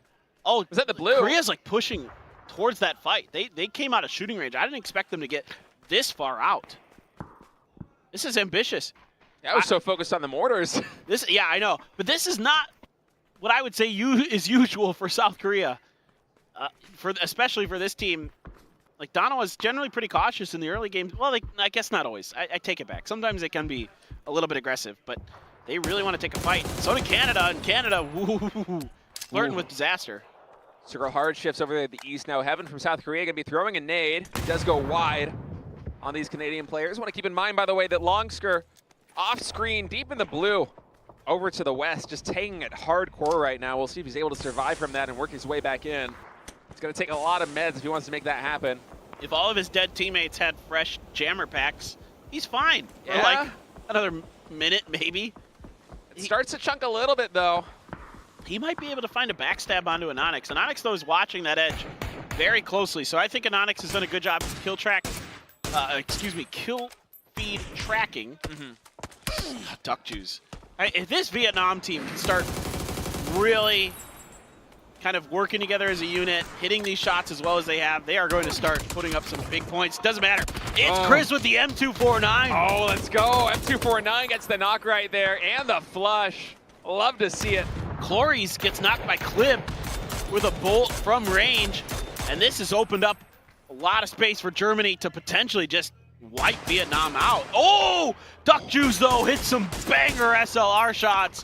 Mika on the ground, might be resable. It's a 2v2 now between Germany and Vietnam. Vietnam finally gets that res, so one more man added to the fray here in Hamas. They really want to push this position. Frag coming in, seems like they have a very good read on where Germany is, just short with that nade, although the trajectory was good. And the second one from Duck Juice is fantastic. That's Micah going down. He's done. And It's Chris is just piecing out. He's gonna try and get what points he can by trying to survive alongside Kowo. Yeah, a Clib hits another headshot. Observers, please. Can we get some replays on some Clib nastiness? Oh, Turkey, points, points, boys. Take the points. There we go. There we go. There you go. Monkey off the back. Let's get back onto it. And India out in the open there. There's just no hope in that point. That car was donezo. That is absolutely blasted. Now Argentina is able to consolidate on the north side with all four men. Meanwhile, Adam tries to get that finish. Actually, it's Haven from Brazil, I think, who gets that flush there on Cloris. And now another push comes in. Germany eliminated here. A lot more damage being done as Korea's going to take this position. Watch out for that car in Onyx. Ooh, very dangerous. Almost got pinched in there. Heaven is going to fall, but 2 kills in the round. Doing a great job there. Doing some damage. Korea able to breach that position. See if they can hold on to it. Himas, yeah, no way. It's Clib again. Those bolts for Clib, he is just absolutely feeling it this game. Longsker is still in the blue, by the way. What? This whole time, Longsker is still in the blue. He is working his way in. He's off screen right now to the west of Canada, and he's getting closer and closer. How many jammer packs and meds are floating out there in the blue? I have no idea, but he's getting very close. All right, now we have him on screen. He's popping another first aid kit. He has, I think, 2 more left. Yeah, he's going to have to use... I don't think he can get in. He has a med kit and 2 bandages. Maybe he can't get in, but we'll see if he can get some flushes. He might be able to get a kill. He gets Venom. No. Okay. Man, he stayed in the blue for so long. I actually forgot about him since the last time we called it out. That was like a full minute and a half, maybe 2 minutes. Everybody forgot about him. There's no way most players are out there that long. Denmark trying to swarm Brazil, and they do. Clib? What, Clib? Was he in the car with that one? Oh my goodness. Another headshot there with the car 98. Kino pushing a little bit too far forward. Adam is going to be able to dispatch him. And now Beaming going to try and bring in the reinforcements as Denmark had a very wide spread after that earlier engagement. that bounced off of him. Oh, look at this nade. That smoke, though. It falls off him. Oh, so Finna much get taken danger. out. So much danger, baby. Nades. Oh, the car. Oh, everything falling apart for Canada. 3 players knocked by nades. Adam, the lone survivor right now.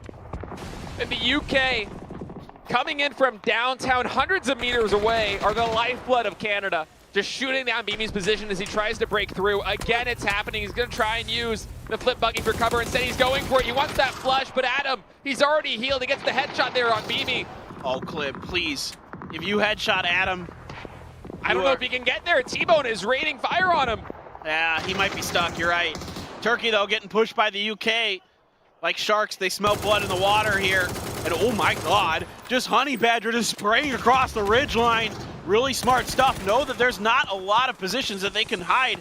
It's just a hillside. But Schofield gets 2. Huge plays here for Turkey to stay alive. Love to see it there from Turkey. I love that play. Now it's T-Bone, but he gets the mad. And he gets Schofield as well, but at least Turkey finally got on the board. 4 points in total. The monkey is off their back. They've got to be feeling very good about that, even if they lost the fight there to the UK. South Korea looking to swing out. But, Argentina's right on their heels, potentially. I'm not sure. Clip, though, that grenade's good. Didn't matter. Good with the AUG. Argentina getting backed off now. His Rybox knocked. Emmix trying to go for the res. A little bit of utility being acquired here by Loki to make sure that they are good to go for this late game. But Korea in a strong position. UK as well with 3. If Argentina can get a res, they're going to be back up to 4. I think it should be resable, I think. I like the terrain here for Korea, but the fact that Argentina, with 4 players, should they get that res, is right on their door to the north. And then you have Denmark to the southwest, UK to the southeast. It's a really dangerous spot to be in here for Korea in the circle. It is going to favor them. It shifts back up to the north. Right now, all these teams, all these players kind of licking their wounds, trying to scavenge what resources they can from the bodies around them. All right. Ale finally able to crawl to safety where they feel like they can get that res, just barely able to get there in time. Gonna go on the inside of the building, shut the door behind them, pick their fallen comrade back up. Should be no problem. Now we just look to see, you know, what can the UK do. They're completely right now just clearing out the edges. They're making sure that everything in the south is good to go because they know Clib is out here. T-Bone might have saw him. I'm not sure. He's certainly suspicious. Yeah. He might not have confirmation, but he seems to have a hunch. He's definitely. These vehicles are so low HP. I think they're going to clean him out right here. They're so low HP, paper thin. It's fine. Just don't hit that rock too hard. All right, well, Clib with an 8X Car 98 is going to need to pop some big heads. Oh, that's a level 3 helm. Oh, come on, brother. Blue is closing in. Wants to get the shot here on T-Bone. He only has 1 or 2 peaks left as the blue is chunking him. Not going for the heal. And finally, T-Bone is able to close that one out with a Mini 14. So UK, they now have the southern side under control. Korea, they heard these shots. They heard the vehicles. They have a very good read on where the UK is. But keep in mind, Argentina is knocking on their doorstep to the north. Now, the problem for the UK is everything that's in the circle on the southern side is downhill, open. No cover to speak of. So they have to crash something, and the weaker side of this is Korea, and especially when VAR's hitting shots like that, that might be the go signal for the UK. Some smokes are popping right now as UK seems like they're getting in position, although VAR takes a ton of damage, down to 10 HP, gonna have to pop a first aid kit. Korea needs smokes, and they need them now. That's a precarious position. VAR gonna pop a smoke himself. UK looks like they're getting ready. This US has 1 good tire. Oh, how did VAR get hit there? He took 2 headshots. Had to get out and heal. Shield gets popped here by T-Bone. Yeah. A wise decision. Behind all this, Argentina is waiting in the shadows for the right moment to pounce. They're just watching that kill feed. They should have been able to key in on the location of both Korea and the UK. Now, Argentina testing the water a little bit there. The UK fights back. By all rights, this should be an Argentina win. They have a great position to play Overwatch on this fight. Here comes the grenade. Vard gonna let loose. He's got a couple more. They're flying in. They're right next to Korea, but they don't go quite deep enough. Soul able to find one, and Onyx finished or knocked by the follow-up from Vard. Here we go, Argentina getting onto it, but the grenade explosion caused the vehicle to explode, and now Korea is down to just Seoul, who is on very low amounts of health, did get the heal off. Here comes Argentina springing into action and finishing off players from South Korea. And Mix gets knocked there on T-Bone. UK only 2 men are up right now as Argentina is farming these points. They have the UK right where they want them. And they're just hammering down that position. The vehicle blows up. Vard is trying his best to hang on, but eventually gets taken out by the spinning US. Just barely clipped him. There's now 2 players standing here for Korea. It's just one. Seoul with the 1v4 of a lifetime. If he could do it, what is that? That is pretty nasty. He's taking a lot of damage here. Surely not. He's feeling it. Oh my God, he gets another headshot. If he had bought enough time to get the heal, he could potentially do this. The pans are out now as he's done. Yeah, there you go. Okay, great job here by Argentina. They are going to find a 13-kill chicken dinner. And all of a sudden, Argentina is swinging for the top of the leaderboards. Man, they played that position absolutely perfectly. Just let the United Kingdom and Korea cannibalize each other on the open face of that hill. And then once you see the knocks come in, swoop in, steal those kills, secure the win. Argentina wins with 3 men up, 1 man knocked, 13 kills in total. I think the second highest kill count for any team in that lobby was 7. So Argentina is absolutely mopping up. They played that circle perfectly and launched themselves in a top 3. Yeah, just a really, really brilliantly executed game here from Argentina, top to bottom. Did a great job defending early, controlling their territory, making sure that no one really did critical damage to them, and even close to critical damage to them. Ale was the closest to being finished out of that. Really, really nicely done. And again, a team that I think might have snuck under the radar for a lot of people, but shouldn't be. A lot of these players are very, very, very strong. And they are coming in here with a lot of confidence, a lot of smiles, and we could see a run here from Argentina would be really exciting. They're in a great position to do it, especially if they continue to perform up to that level on Erangel. Erangel, of course, can be played 5 more times over the course of this tournament. It's just the first taste of it today. As Argentina just racked up so many points. I mean, that's what, a 23-point game for them. Absolutely launching them through the standings. For the United Kingdom, the defending champs coming into this one, that was a hard hand to be dealt. They had to work through the downhill portion of that hill with basically no cover whatsoever to speak of. The utility was lacking too. They didn't have enough smokes to really make too much magic happen. I love the nades attempted from them. You know, maybe if you get Korea with some Hail Mary nades, are able to open up a 1v1 situation between yourself and Argentina, and maybe you could gun them down in a tremendous fight. But at the end of the day, it just didn't happen there for the UK, as they're sitting pretty much dead middle of the pack after 5 maps have been played here on day 1. Of course, we're going to be playing 6 games per day here at the PUBG Nations Cup, so 1 Erangel left to be played. Yeah, man, if UK could have found the timing where, like, they had gotten knocks and they weren't getting, like, double headshot every time they even tried to get in vehicles, like, they might have been able to wipe Korea out and at least put up a fight there at the end, but it was not meant to be. And Japan eliminated early. United States made them pay for taking an aggressive early position that, again, not what most people would consider a prio position. Especially not that early, usually. Yes. Oh, I forgot about that nade too. Tremendous stuff. Yep. Korea played a really good game. We didn't talk about it too much.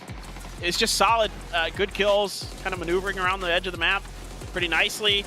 Seoul almost went bonkers at the end. That was, if he hadn't taken so much damage in that first fight, he might have been able to do something, but very wise there by Argentina to really fan out and not give him the opportunity. And Korea also played from a pretty tough position, just strictly speaking in terms of terrain. They were able to make it work because they pretty much had a bunker of destroyed vehicles around them for the longest time, but it's not easy to make these angles happen. It's a very organic setup. You have to know exactly where you're vulnerable from when you have all of these flip vehicles around you, and that's your hard cover and nothing else. And Korea was able to make it work, and although they didn't walk away with a victory, they closed the distance on Germany. For only got, you know, maybe what, a handful of points, maybe even only 1 point, as they had 1 kill in that game. Yeah, you're right. Yeah, just 1, no placements. I mean, 12 points in total for both the UK and South Korea. That's a very solid game. For Denmark as well with double digits. Yeah, Denmark continuing to have a really solid performance here. I think a lot of people not too surprised that Denmark coming into this would have a really solid chance at having a top finish in this event. Again, great players. Clib, Beamy, these guys are nuts, dude. So, good coach with Wookie as well. Got to give him a shout out. I don't know, man. This is going to be a lot of fun. USA is slowly starting to kind of get their stuff together. Today, 5 points in that last game, but still, what, 6 on the leaderboard, if I'm not mistaken? Yeah, it's been a very quiet day for them, but still they're cracking top 6. They're at 36 points. I mean, one big win on day 2, or even here in the final map of Erangel, and you can send yourself, if not to first, then certainly the top 3, top 4. Right. Man of the match. Yeah, it has to be. Yep. Kuro XD with some insane damage. He had those nades. He had some really clutch kills. 727 damage in total, 5 kills, 5 knocks. Yeah, Rybox doing a great job. Just, again, a guy who's been around for a really long time in PUBG esports. And showing you that, you know, we're seeing this a lot here today, that the veterans in particular are having stellar days. The wily veterans able to find those points, able to find those maneuvers, get those timings down, and get those big points. Argentina, what a huge day they're having. Just awesome to see. 13 kills especially. It's like they're gaining momentum the longer this thing is going on. And if they can continue to deliver solid performances like that one on Erangel, they're going to be in for a very good weekend. Yeah, fully agree. I'd love to see it. I really, truly would. Yep, there's that gap closed by South Korea you were talking about. 3 points now separates them and Germany. Argentina 3 points behind them. Brazil 2 points behind Argentina. So things have once again tightened up at the top of the leaderboard. It looked like maybe Germany was going to start to potentially kind of drift away with things, but no, sir. Right back to a different map and right back to parity. And for Denmark in their first ever PUBG Nations Cup, already at 40 points. After what, 5 maps played, that's a fantastic average. It's good for top 5 overall today. Looking very strong. India, a little bit of a down day for them. I gotta say, you know what, we've been hearing, it is of course like Denmark, their first time competing in the PUBG Nations Cup, but we've been hearing in terms of, you know, scrims and online play, how well they've been playing. And some pro players were saying, you know, they're kind of, it could be hit or miss. You know, sometimes they absolutely pop off, they absolutely frag off. They could come in first place by the end of this weekend, they could come in last. It's really hard to say. And so far for India, I feel like they've been having a hard time getting started, but certainly the potential is there. And I think, you know, as they said before coming into today, they want to kind of feel things out and then move on from there into day 2 and day 3. If they use this as a staging point, could be good things in their future. I guarantee they're learning some important lessons, and you know, some of this edge things that they're trying to do at times just aren't quite sliding their way, and they're getting caught in positions where, you know, maybe a lot of teams kind of you know, have a little bit more experience, let's just be honest, at the international level. And that's nothing against India. I mean, again, their first game, they look pretty solid, they look pretty comfortable, and we hope to see them, you know, continue to kind of rebound and perform very well. That's what we want to see. No doubt about it. Top 4 teams from match 5. Lots of distance traveled there for the UK. Goodness gracious. Yeah, I'm sad that Germany didn't crack the top 4 because I want to see how much distance they traveled as well. I feel like they've been getting top 4 pretty much every single match. Where the heck was the UK driving that they put through 44? Denmark was the furthest away from that. They dropped military base. I'm trying to remember. I don't know. It's hard for me. We can't keep track of every team that much. It's just not possible. Things like early game rotations are really hard to keep fresh in the mind. Yeah. At least for me. No. Well, no one can. It's one of the least consequentible things. There's too much going on unless it's like a really unique rotation. Like you know, like it's like somebody like uses a boat or something. You're not gonna like. Yeah. You're not gonna notice it. It's just like.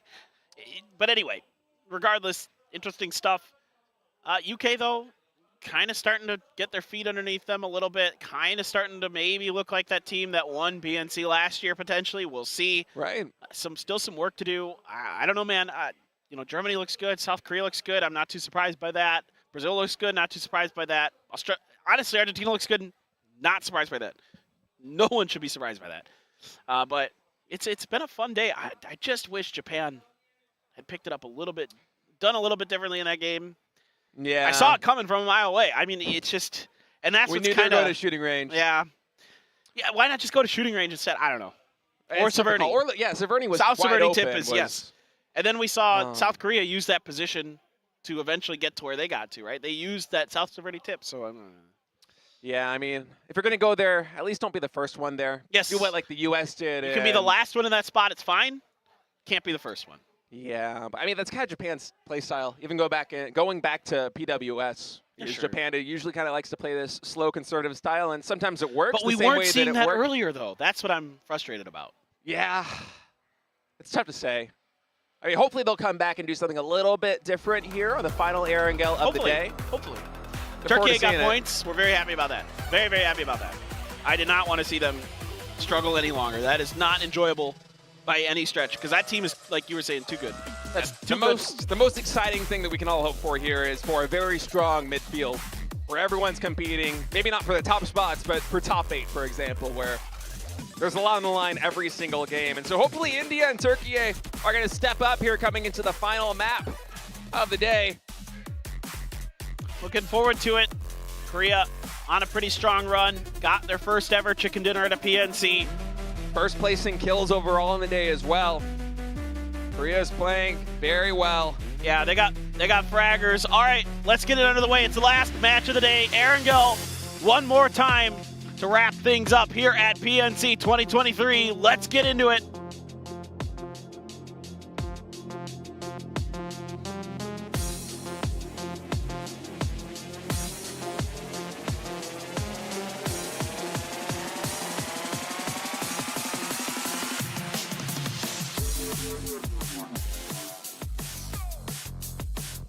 Drop the beat. Drop the beat. You're Let's vibing go with the music on Erangel today. Yeah, I am. I was with the intro show, and then you are here with... Now I'm back. I'm ready. More of a dubstep guy? No. That's kind of what we got right now. I am not at all. All right, final match of the day here on Erangel. Map number 6, match number 6, and kind of a relatively fair circle. Not very far to the west, but pretty much everything here in play. Yeah. No, I mean, so far we haven't seen any crazy plane paths on Erangel. It's been... I would say over the course of today, we really haven't seen too many crazy plane paths in general. It's just been Miramar, sort of. Yeah. The first one was match pretty number bad. 1? Yeah. Right. The second one was kind of bad, but not really. Interesting the way it's been shaking out. I was hoping for more bad circles. It's been really basic. Wait, what is it with you and coffee? I forget exactly how this thing goes. It makes circles bad usually. But I'm drinking a latte today, this is your so maybe second that's coffee of the day, isn't it's it? It's a latte. It's different. I don't know if it counts. Maybe it's only like Americanos or... Is that what we got to get you for tomorrow? Get some bad juju I'll try going? Americanos tomorrow, yo. All right, let's do it. We'll test the theory. Empirical evidence is what we need. Yeah, we're scientists, if anything. All right, watching the map, it seems like we might have a relatively hot job here with Brazil and Turkey. It seems like they're probably just going to be gunning for vehicles over down there by Milta. Yeah, I believe you're right. And I think Turkey got one, and so they're okay. Yeah, they're piecing out. Ooh, oh yes. my goodness! There we go. That's okay, the coffees are kicking in. Maybe it just took a while. It took a long time. We'll see. This only is really spicy if it doesn't just like hard shift one way or another on phase 2. We need a couple phases of bad. We need a couple phases of bad. Yeah. I feel like this one's got to be like, what, 60-40 for the island, though, right? Would you say that? I believe that's about right, yeah. Okay. Maybe 70-30, I'm not sure, but yeah, something around there. We'll see. Denmark to be really happy with this one. I'm trying to think back at the team that landed in Novo with the previous Erangel went and then just immediately Brazil. It. That was Brazil. Okay. Yeah, I think they're probably kicking themselves for not going for Novo again this time, although it would have been a hard jump. Yeah, nobody likes dropping Novo. It's challenging. It's because it's like, yeah, there are vehicles, but like all of your rotations are dangerous. Like every rotation you make is like dangerous, basically. Like you're either going over the bridge, you're cutting through military, or something. Yeah, you're cutting through military base space, taking a ferry. All of it's like way riskier than you'd like. Yeah, you don't really have a lot of options in terms of the bridges either. No, you have to go a long way to get towards that western bridge. Right. And then you never know if the Milta team's just going to be jerks and camp the East Bridge. No, they will be. Yeah. They almost certainly will be if they get a good circle for it. This is a good circle to look for bridge camps. So far, not really anybody yet, maybe. I wonder. I don't know. I can't tell. Nobody showed me their hand yet. Like, the intentions are still hidden. Yeah, we haven't really had any opportunity for pretty much any players to go for a bridge camp. No. Germany can take boats safely. I like this. Yep. Play all the way 100%. down there in Prim. Have a boat or two. Make that rotation to the island easy if you need to. And actually, it's Chris just going to send it. I thought he was going to bring this one back to Prim, but I guess he's going to establish a beachhead for his team. Nah, this is Germany, dog. They play individually. All right. Especially in the early game. They will just do whatever they want to do. A lot of freedom given to the players on Germany. Vietnam, ferry pier? No. What am I talking about? The other ferry pier. The mini pier. Mini pier. Vietnam hasn't really been able to show up too much. I keep seeing them pop off with DMRs at range, but I feel like in terms of straight up firefights, they really haven't been able to give us anything to show. And I don't know if like we're just not catching it with the observing, or if they're getting caught out in positions that aren't good for them, but not the firepower I quite expected to see from this team here today. You know, I thought that day one closing out, we would definitely have Vietnam and at least contesting top 5, considering you know, how hot they are in terms of recent performance, how well they know each other, how well they synergize as a team, and then also you know, just their record overall in Nations Cup. I mean, they're a formidable opponent. It goes without saying, especially with Hermas just absolutely popping off lately. Yeah, I mean, it just to me looks like they're not quite on the same page as a team yet in terms of like some of their like mid-game team fighting, I guess I would call it. Yeah. It looks like sometimes they kind of get lost in the sauce and they try to spread out too much and rely a little bit too much on that individual firepower you're talking about. Especially with the DMRs. They've been nasty with those today. Really nasty. I feel like every time we see Vietnam getting a kill, it's with a DMR at range. Let's see what they're going to do as they crossed over to the other side and made landfall. Germany now, the rest of them going to be joining. It's Chris. I guess Germany just concerned enough that somebody was going to try to fortify. Every once in a while, a team will reach out to that western edge and try to block the Prim team. So you got to be careful of it. But it's Chris able to, you know, kind of figure out and identify. Now you got to be. I really hope they're going to keep these boats usable. You got to be careful of this. Don't run into it. Yeah, looking at that thing wins, by the way. If you try to crash it, it does not move. That's the way it works in real life, isn't it? Sure. You got to give priority to the bigger ship. Oh, Soul! Oh, no. Purebor with an incredible headshot right there. I thought Soul was going to be able to skirt that one with the angle he had quite well, but Pureboy from the rooftop able to take him out. And for Korea, who is currently sitting in second place at 48 points, to lose the incredible shot that is Soul this early has to hurt so badly. Yeah, it does. It hurts to lose one of the 3 best players in the world. In a rotation that, I mean, it's so early too, right? Yeah. To drive past those apartments and get shelled like that so far out of the first circle is just, it's unfortunate. I think maybe they don't expect that team to be staying there as long as they did. I think he probably would have driven a little bit further away from it had he thought that somebody was going to be there longer, but yeah, they weren't. This is Nations Cup. I mean, 3 teams are still chilling in the northernmost like loot spots, and already, you know, you're kind of now you're playing that game of like, when can I use my emergency pickup? Because there's like a timer on them, right? And so like, well, okay, first one is going to be this team. Okay, it's going to be Thailand first. I never really paid attention to the physics of exactly how this is happening, but it's You so, don't. if you think about it, it's so It would kill you if you were doing so this. comical. It would actually kill you. Like the helicopter also just like ramming straight on into that thing. The force of being yanked up that fast, rip your spine out. Oh man. But hey, it's fun in this game. So It's really fun, yeah. I love emergency pickups. I use them all the time.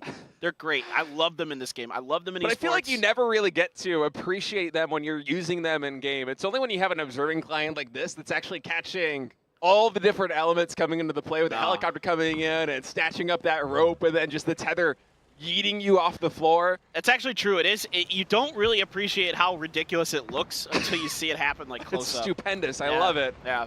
Oh, I love it so much. But in terms of usability and what it brings to the game, love having it. Oh yeah, it's so much fun. I mean, it's a game. It doesn't have to be realistic. We can have some fun with it. Yeah, and it opens up, you know, more things for the teams to do in terms of rotations. It lessens the badness of these like really hard shifted circles early. Like you're able to recover a lot better. So that's what I really like about it in terms of, especially for the esports. Oh my God, be careful. Whoa.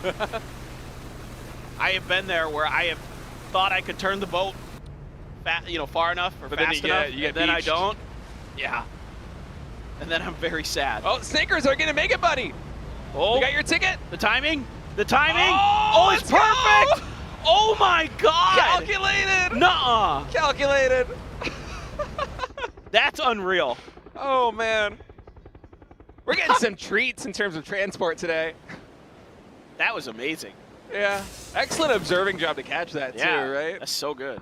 All right, so Thailand landing. Oh no. Where is this exactly? Oh, this is just north of the military base. This is hot. They're landing on Vietnam. Yeah, these double hills out here that are dangerous.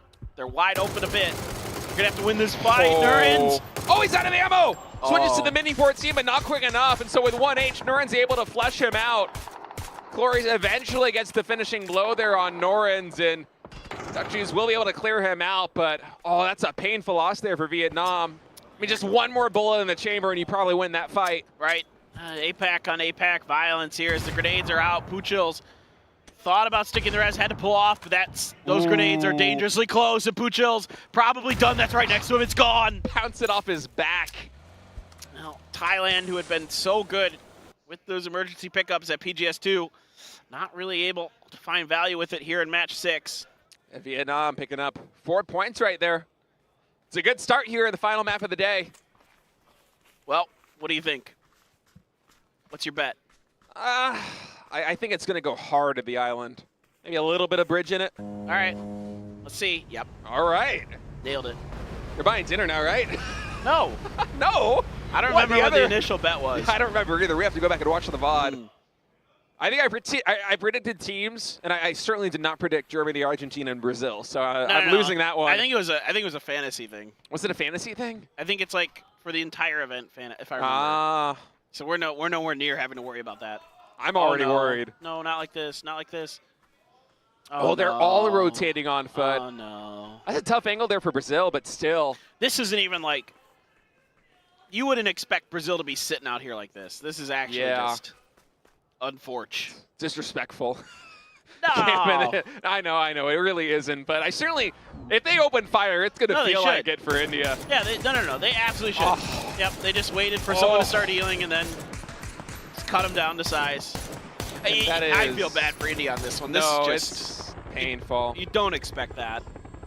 It is very painful. And I mean, for a day that's already not gone their way, 6 points in total on the board, to get caught out like that and lose at least 2 players.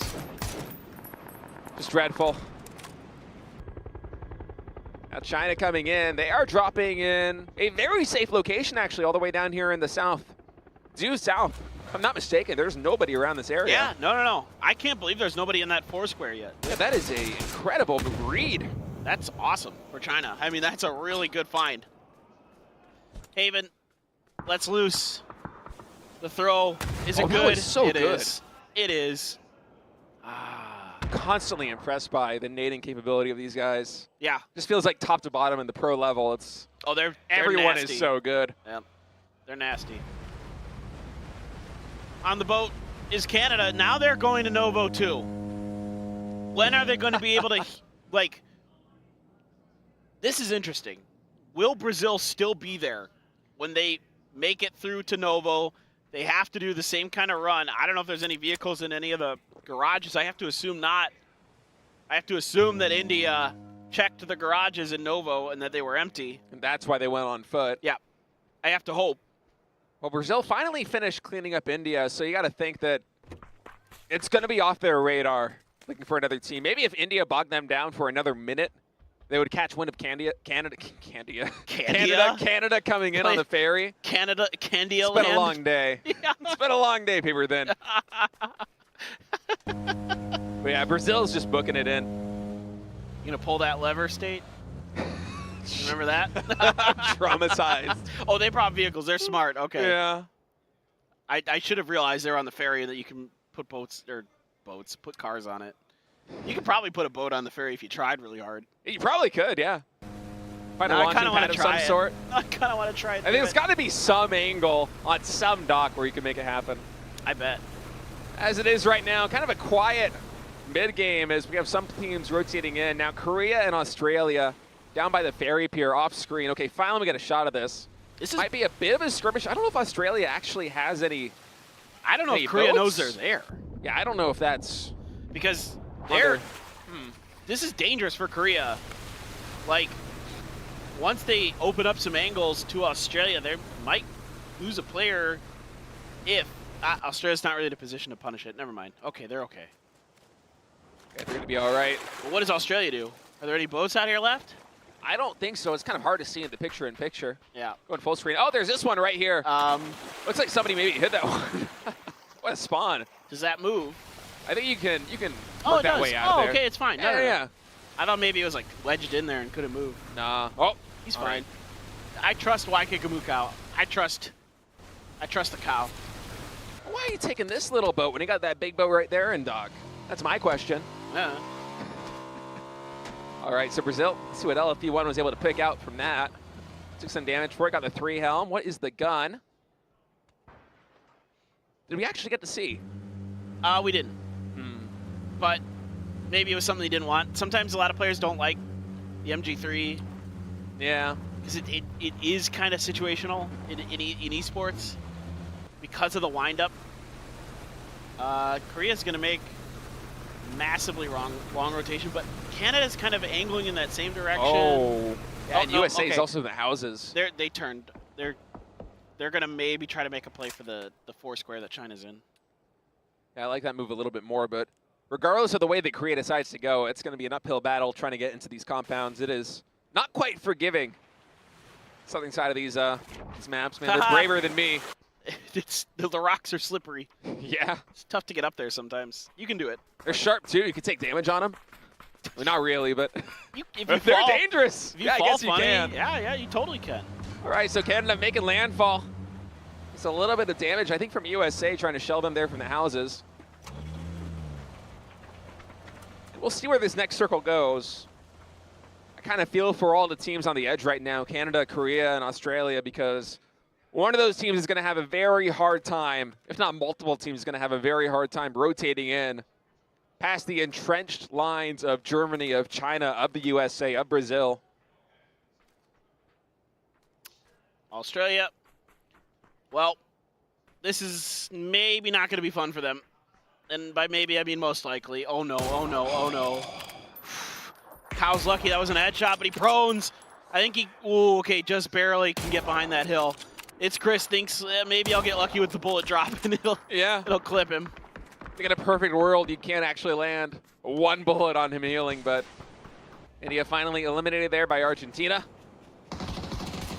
Oh, okay, some really good shots here. Tiggleton and Waikikamuka are going to combine for one knock on It's Chris. Cole trying to do something, but he's going to get backed off as well. All right, Australia has a window. Let's see if they can crawl through it. Oh, and the circle's very favorable for them, too. If Australia is able to win this engagement here against Germany, they have a really good chance. They've got to do a little bit more damage to Germany, though. Germany now has kind of found the opportunity to stabilize and start putting some serious hurt down onto Australia, and they're not able to fire back. Nice line of smokes. Riding Australia with some wiggle room here, but oh, Tiggleton just takes too much damage. From the Mini 14, and Blue finally knocks him. Yeah. Oh, Luke just barely able to get in there. Escape those grenades. Oh, but now a knock from Waikikamuka onto It's Chris. I know. He's the lone player up. He should be dead. Yep. Yeah. It was a nice early engagement for them, but it was not in the cards right from the very beginning there for Team Australia to try and breach that position. And now Canada coming into these houses that China's occupying is just show with an AUG on the top floor. Crazy 112 is going to try and catch some of the reinforcements coming in from Team Canada. We'll see if we can find the angle here out of Finna. Finna going to pop out of that car. Show behind all of this. Got a knock there on Keenan with a heady. Finna now very low on HP. Show pops out of the house, gets another knock. And Canada getting mopped up here, but Korea is going to use this as an opportunity to come in from the coast. That's huge. There's even one knock here if Korea is going to get this done. Show finds the grenade, does a ton of damage. Korea tracking him, but not pulling the trigger, trying to hide their presence.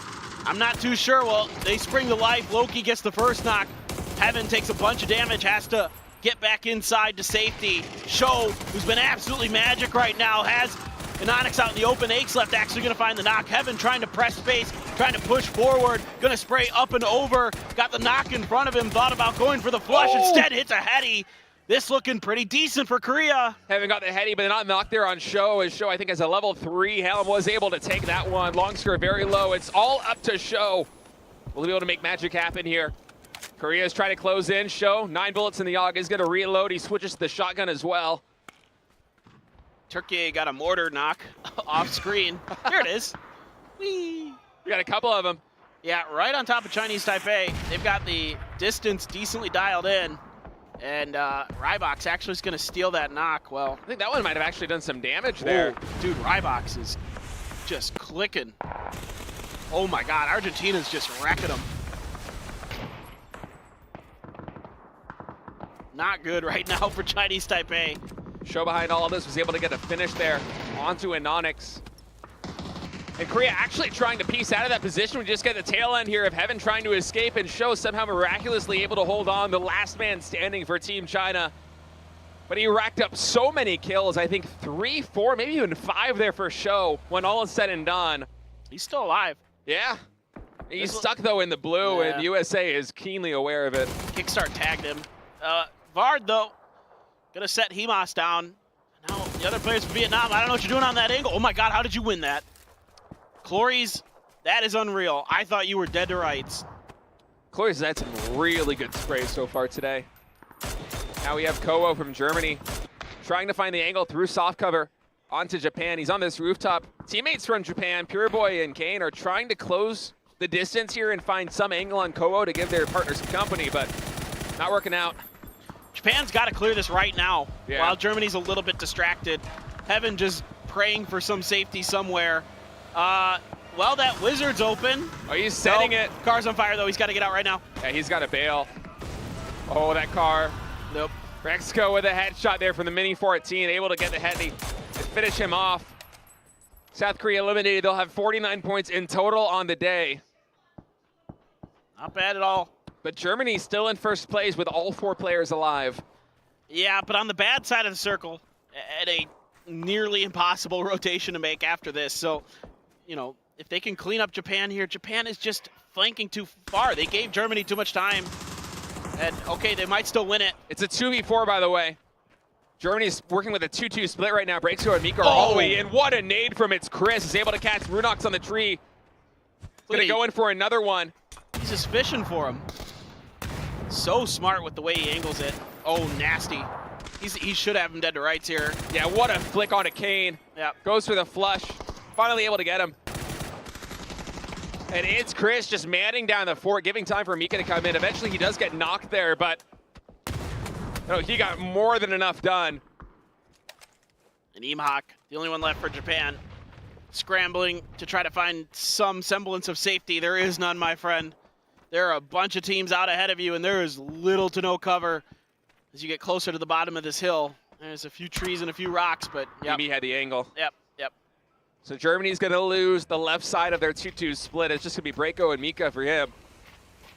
Argentina, meanwhile, still sitting in second place. I'm sure they're watching that kill feed and feeling very happy that Germany's losing some manpower now, because Argentina, if they can pick up another win or at least another big game, might be able to pass them before all is said and done today. Yeah, right? Xavier scrambling. They know. Did they run past him? No, he saw him. Okay. Ali doing a good job there. I thought for a moment they were going to bypass him. Yeah. Rip. Show, you had a great game, though. Yeah, that was a ton of kills that Show was able to pick up. He salvaged a lot of points for China there. Okay, let's see where this circle goes. It's going to center up right on Argentina. Nice position here for Turkey as well. Yeah, Turkey really has the opportunity here to kind of salvage at least something out of the day. Yeah, they got 4 men up. It's been kind of quiet, only 1 kill in total. Got to be feeling really good about this one. Yeah, and like I was talking about earlier, Germany just nothing to do when you get down that hill, especially since they don't have any vehicles to really use. It's not fun. No. Everybody talks about how good high ground is, and I say high ground's great till it's not. Then it's really bad really fast. High ground is good unless you actually need to come down off of it. As soon as you need to come downhill, it can become very treacherous very quickly. If there are trees, it's not so bad. Right, but there aren't. This location is kind of similar to where the previous Erangel circle ended in that there really isn't a lot of tree cover. Exactly. These two sections of the map. Yep. So let's see what the last player for Germany can do, if anything. Everybody else is just going to bunker down, hunker, whatever they can. I think it's actually Kickstart that was able to find him. Yeah. But Kino gets the final kill. It's hard to tell with these colors. Yeah, it is a little bit tricky sometimes. A few of the colors are a bit similar on the map. USA has to make this run to the fence. Probably try to take the edge of the fence that's in and try to lock that down is about all they can do for now. Maybe if they can find a knock onto Vietnam, they can swing into the plains that direction. We'll see. I like that idea here for USA. A lot of smokes on the ground. That's their grenade, okay. For a second there, I'm like, that grenade could be disastrous for USA, but no, it's just there. It's just clearing out the other side of the fence. Brazil's doing the same thing right next to him, Paper Thin. They should. Oh, they're getting cut across the street, cut down across the street, though. That blue zone grenade's just a bit too late to do anything. Yeah. Denmark has a good read on Brazil making this transfer. Oh, big flash here on Aviti. USA is keenly aware of what's going on. That's me, Shrimsy and H1 picking up a knock and a kill. As Brazil is just being turned into mincemeat right now. Well, Sparking, though, got a couple kills. Can he do any more? This guy at times can be absolutely electric, but he's, I mean... Oh, Shrimsy's on fire. Oh, Shrimsy's on fire. Okay. Not in a good way. Well, he is on fire in both ways, really. Sometimes, yeah. But right now, not in the good way. H-Win trying to find... I don't know if he can squeeze the door. He can't get in! Oh, no. That's got to be painful. Yeah. Look at him. He's trying to deny the point to Sparking. I mean, there is a world where Shrimsy's able to save him. But he bought time. That's what's important there. Is he bought time for that res to be guaranteed to be finished. This is risky for Sparking. Oh, they just barely don't have an angle by that window.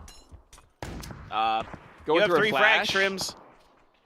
Just underhand went out that window, and Brazil's down.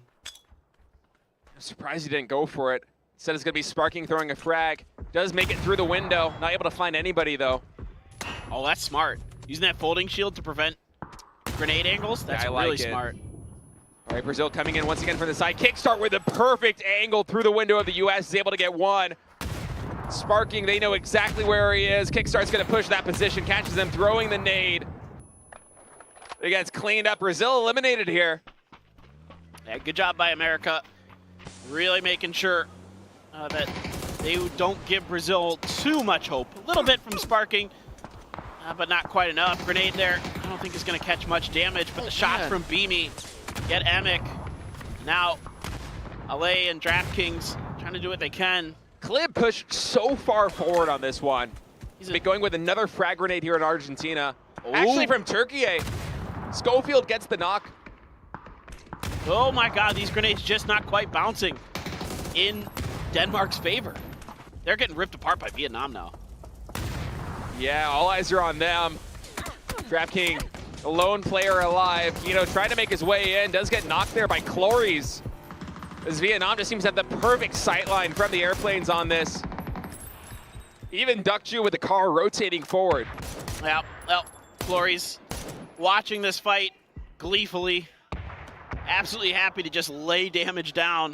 Turkey now has to defend against USA. It's been a rough go for Turkey. Can their fortunes turn around? Stuns abound. Angles found. Oh, Shrimsy's going to have a perfect angle on this. US able to find it. Actually, Kickstart comes through with a Groza, gets 2 knocks. And Turkey quickly dispatched there by the Americans. Whoa, just barely Shrimsy able to get to safety. One hit would have put him on his knees, but he gets there. Kickstart absolutely nasty with a Groza in his hands. Better believe that guy could put down some hurt. Gustav on the bad side of things. Barely in the circle, so he's safe for now, but what does it matter? Oh, Beamy. Oh, Beamy's got behind him. I don't know if they know. Denmark's got an insane split. BB's gonna come out the top, immediately finds Shrimzy, sprays him down, it's good, gets a lot of body damage. Only one player standing left. That nade under the US gets him. BB picks up 2, and Denmark suddenly goes from having a very precarious position with this 1-1 split to a solid one, and pick up a lot of points in the process as well. What a beautiful play there from Beamy. Absolutely just perfect timing, perfect execution. Grenades there aren't gonna get underneath that downed APC. Nothing you can do about it. It's just, oh God, how did he survive that? He's 1H. That air burst almost took him down. Literally 1H was DraftKing. Well, Vietnam might be closing out the day ahead of a bunch of teams.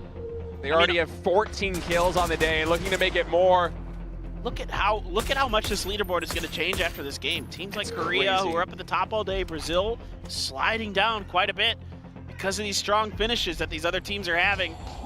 We're gonna have so many teams cresting 50 points. Chloe's absolutely popping off, gets the finish there on Gustav. Vietnam with 15 kills in total. This is the Vietnam we were all looking for, the Vietnam we were all expecting. And now, pinned in this spot as DraftKings. There's just not a lot he can do. He can go for the flush. That's about his best hope. He doesn't have any utility to clean it up though, so it's gonna have to be an up and over. And right now, Duck Juice is able to get behind Lil enough. Oh, Beamy. Beamy's beaming. He's trying to make something happen. Already has 3 kills, trying to find more. If Duck Juice does bleed out, which it looks like he will, it's going to be a 2v1v1 with Vietnam holding on to the east side, DraftKings on the north, Beamy holding this rock on the left. Now looking at the utility, not a lot to be found on any of these players. Not a lot of smokes, not a lot of frags. In the center of this field, it's quite barren. There isn't a lot of cover to be found, as we see from Beamy's perspective right here. But eventually these players are going to have to start working from the fringes of this circle into the center, and that's when this becomes a very dangerous situation. Okay, that's... Himas, you are insane. I think he's like trying to... I don't know. I don't know about this. I don't think this was the right play here. He should have just either dove, because now he's stuck on very low health right at the edge of the circle. And oh, huge plays from DraftKings. Gets the knock on to Chloe's. Vietnam had a win in sight, but it might get taken away. But Beamy out in the blue. He's done. It's a 1v1 right now, and DraftKings is able to pick it up for Team Argentina. 8 kills as they solidify their position in first place. And what a way to end the day here for Team Argentina. The first team to eclipse 60 points. It's back-to-back wins for Argentina. Crazy, crazy stuff here at the end of the day. That was a wild finish. Yes, Vietnam put up huge kill points, but Argentina able to sneak out a win underneath the noses of Denmark and Vietnam. Absolutely crazy stuff there from DraftKings. That was just phenomenal. I mean, DraftKings, we thought at some time that he was dead to rights with his position over there at the north. He had very little cover to work with, but he was able to just weasel his way into the perfect opportunity. And he wins the 1v1 against Vietnam, secures the second win in a row for Team Argentina, and they finish the day with 21 kills, if I'm not mistaken, on Erangel. Back-to-back wins, and climb all the way into first place. What a show. Yeah, just ridiculous stuff here on Erangel. Dominating this map is Argentina. Love to see it. Firmly in control of that first place spot now going into day number 2. Just heroics abounding, Rybox, DraftKings. Stellar play. But let's not forget that there were a lot of teams in the midfield as well that put up really great numbers. Vietnam comes to mind, putting up 15 points, or 15 kills in total, plus the placement points.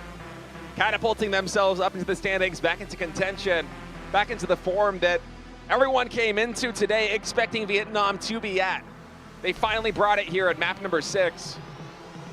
And paper thin, heading into tomorrow, it's going to be crazy heated. We have so many teams in contention at the top. Yeah, no, exactly. I mean, you know, finally, Vietnam coming alive. Denmark just had a great, solid day all around. Really tremendous stuff from them on their first showing ever. Germany, nuts through the first half of the day. Korea, strong throughout most of the day. But not really quite strong enough to stay at the top of the leaderboard consistently. Brazil had a great start to the day, finished out decently. Nothing to be ashamed of there. A lot of teams absolutely still in this. And, oh, God, I love what we're seeing from Argentina. Just absolutely thrilled. Yeah, that was a win that by no rights should they have had, but through just sheer clutch play, able to make some magic happen. And also, this hold by Show was pretty incredible. This was dumb. This is just showtime. He is, I mean, there was a reason we talked about him all the time before he retired because he was so darn good. He hasn't really lost a step. And America here, great push, great defense. Really did what they could from a tricky position to make the most out of it, in my opinion. Now think back on them having to cross the street here through basically no man's land. They tunnel through with the smokes and then they win multiple team fights to get themselves in contention for the top 4. Just really tremendous stuff. They had an uphill battle and they did not shy away from it. They were able to man up and make it happen.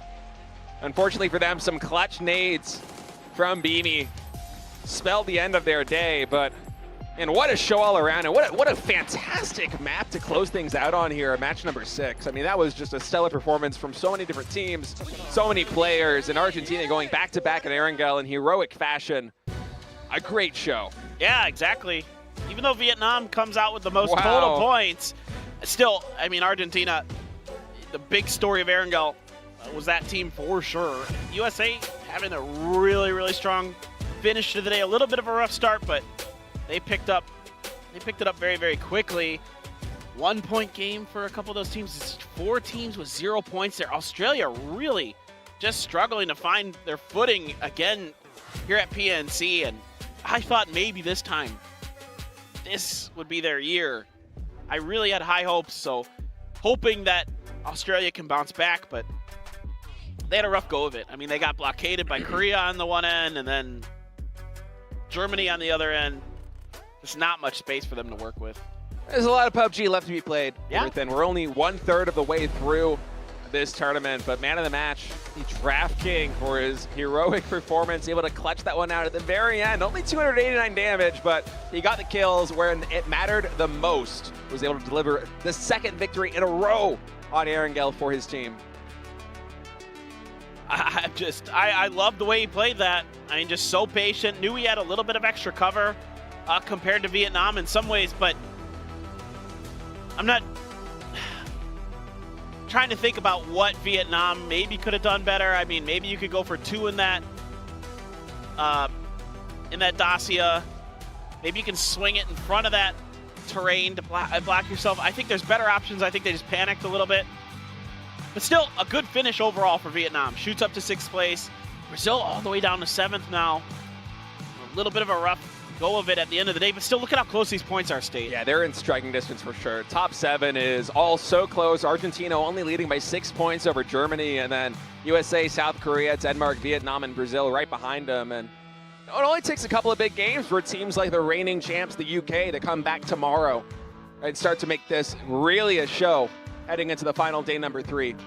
And honestly, this is what I want to see the most out of these teams, is close performances, a competitive leaderboard, not one team running away with this, everyone vying for a championship. It's so much fun. Exactly. No, I mean, it's a great day. I mean, 6 teams with 30 kills or more.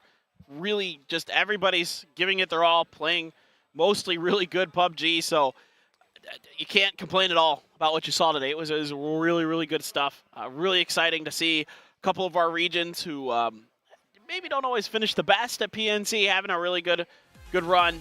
Argentina in particular, Denmark with their first performance ever. Denmark showed up. Yeah, man. I'm not too surprised at all. It's especially with Beamy and Clip.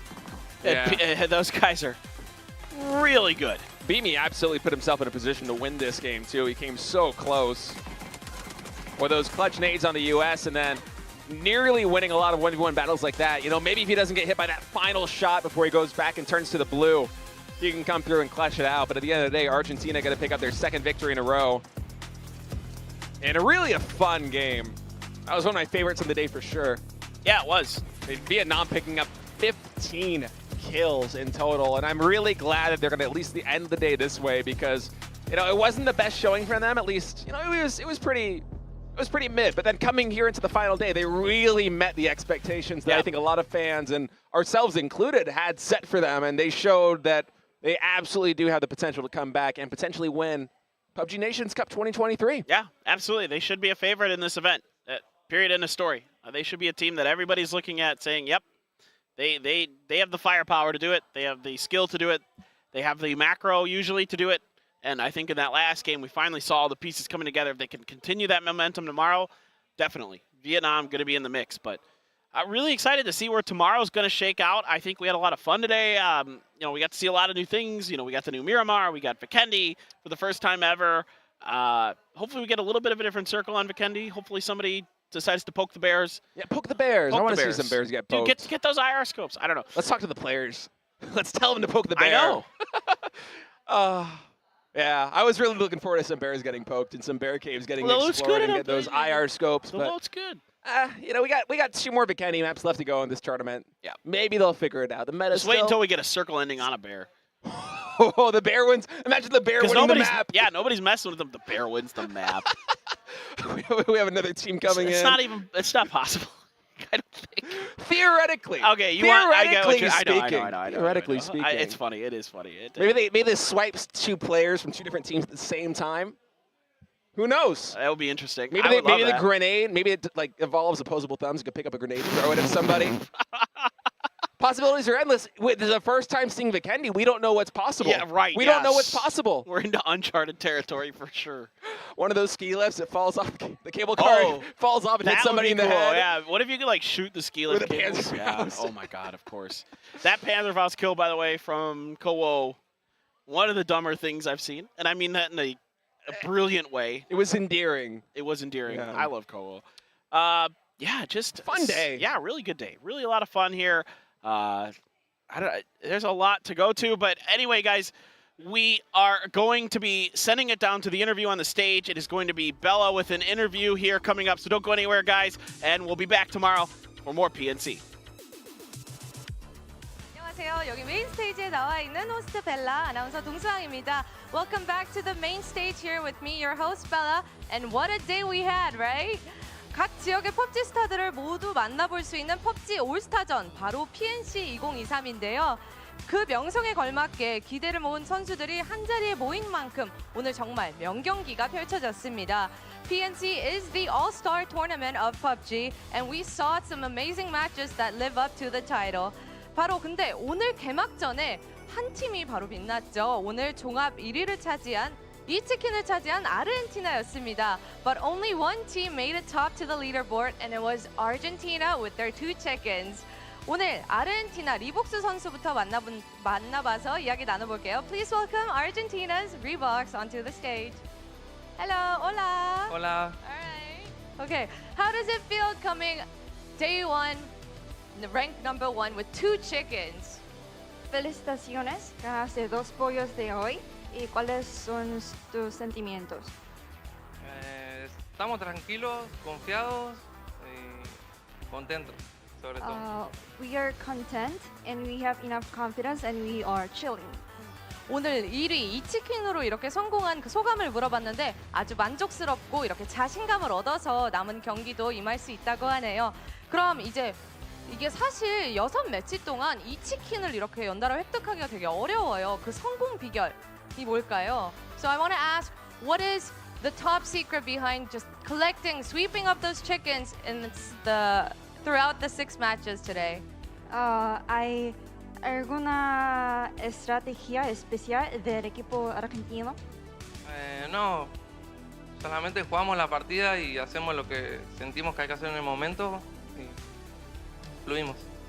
No, we don't have any specific strategies, but we are living in the moment and we are enjoying the game. 와, 그냥 뭐 특별한 비법 없고 그냥 이렇게 즐기면서 했더니 이런 이 치킨이나 먹을 수 있었다. 뭔가 진짜 자신감이 넘치는 대답이었어요.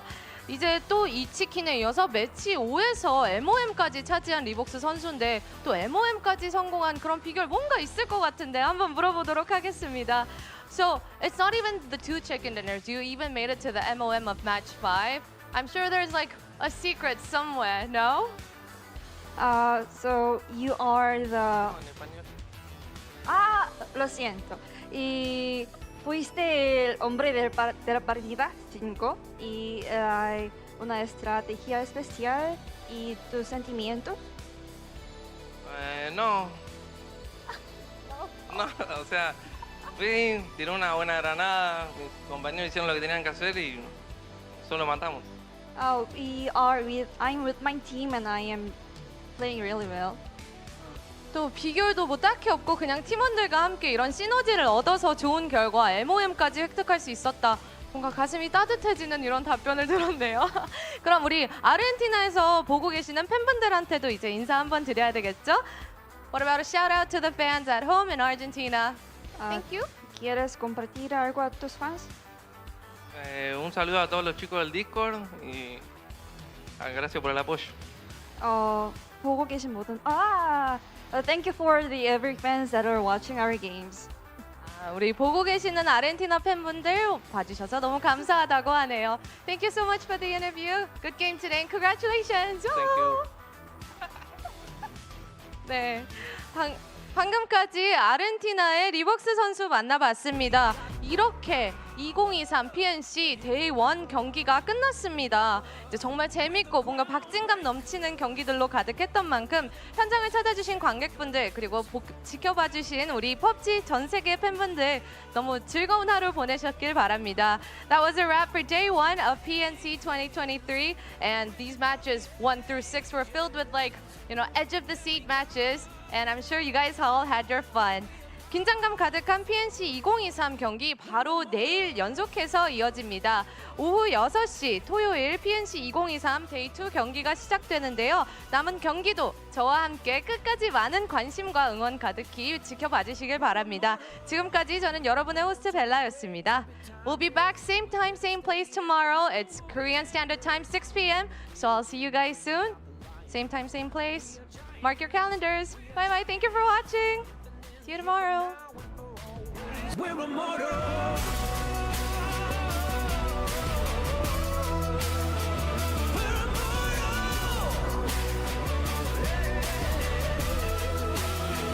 We're immortal.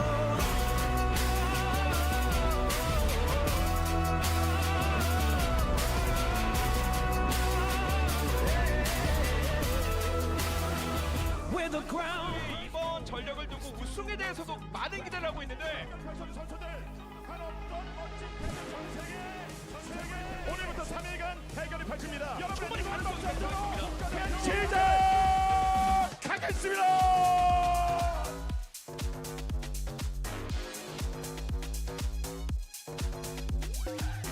현장의 분위기 굉장히 뜨겁고 4년 만에 작년에 태국에서 올해는 대한민국에서 경기 펼쳐지게 됩니다.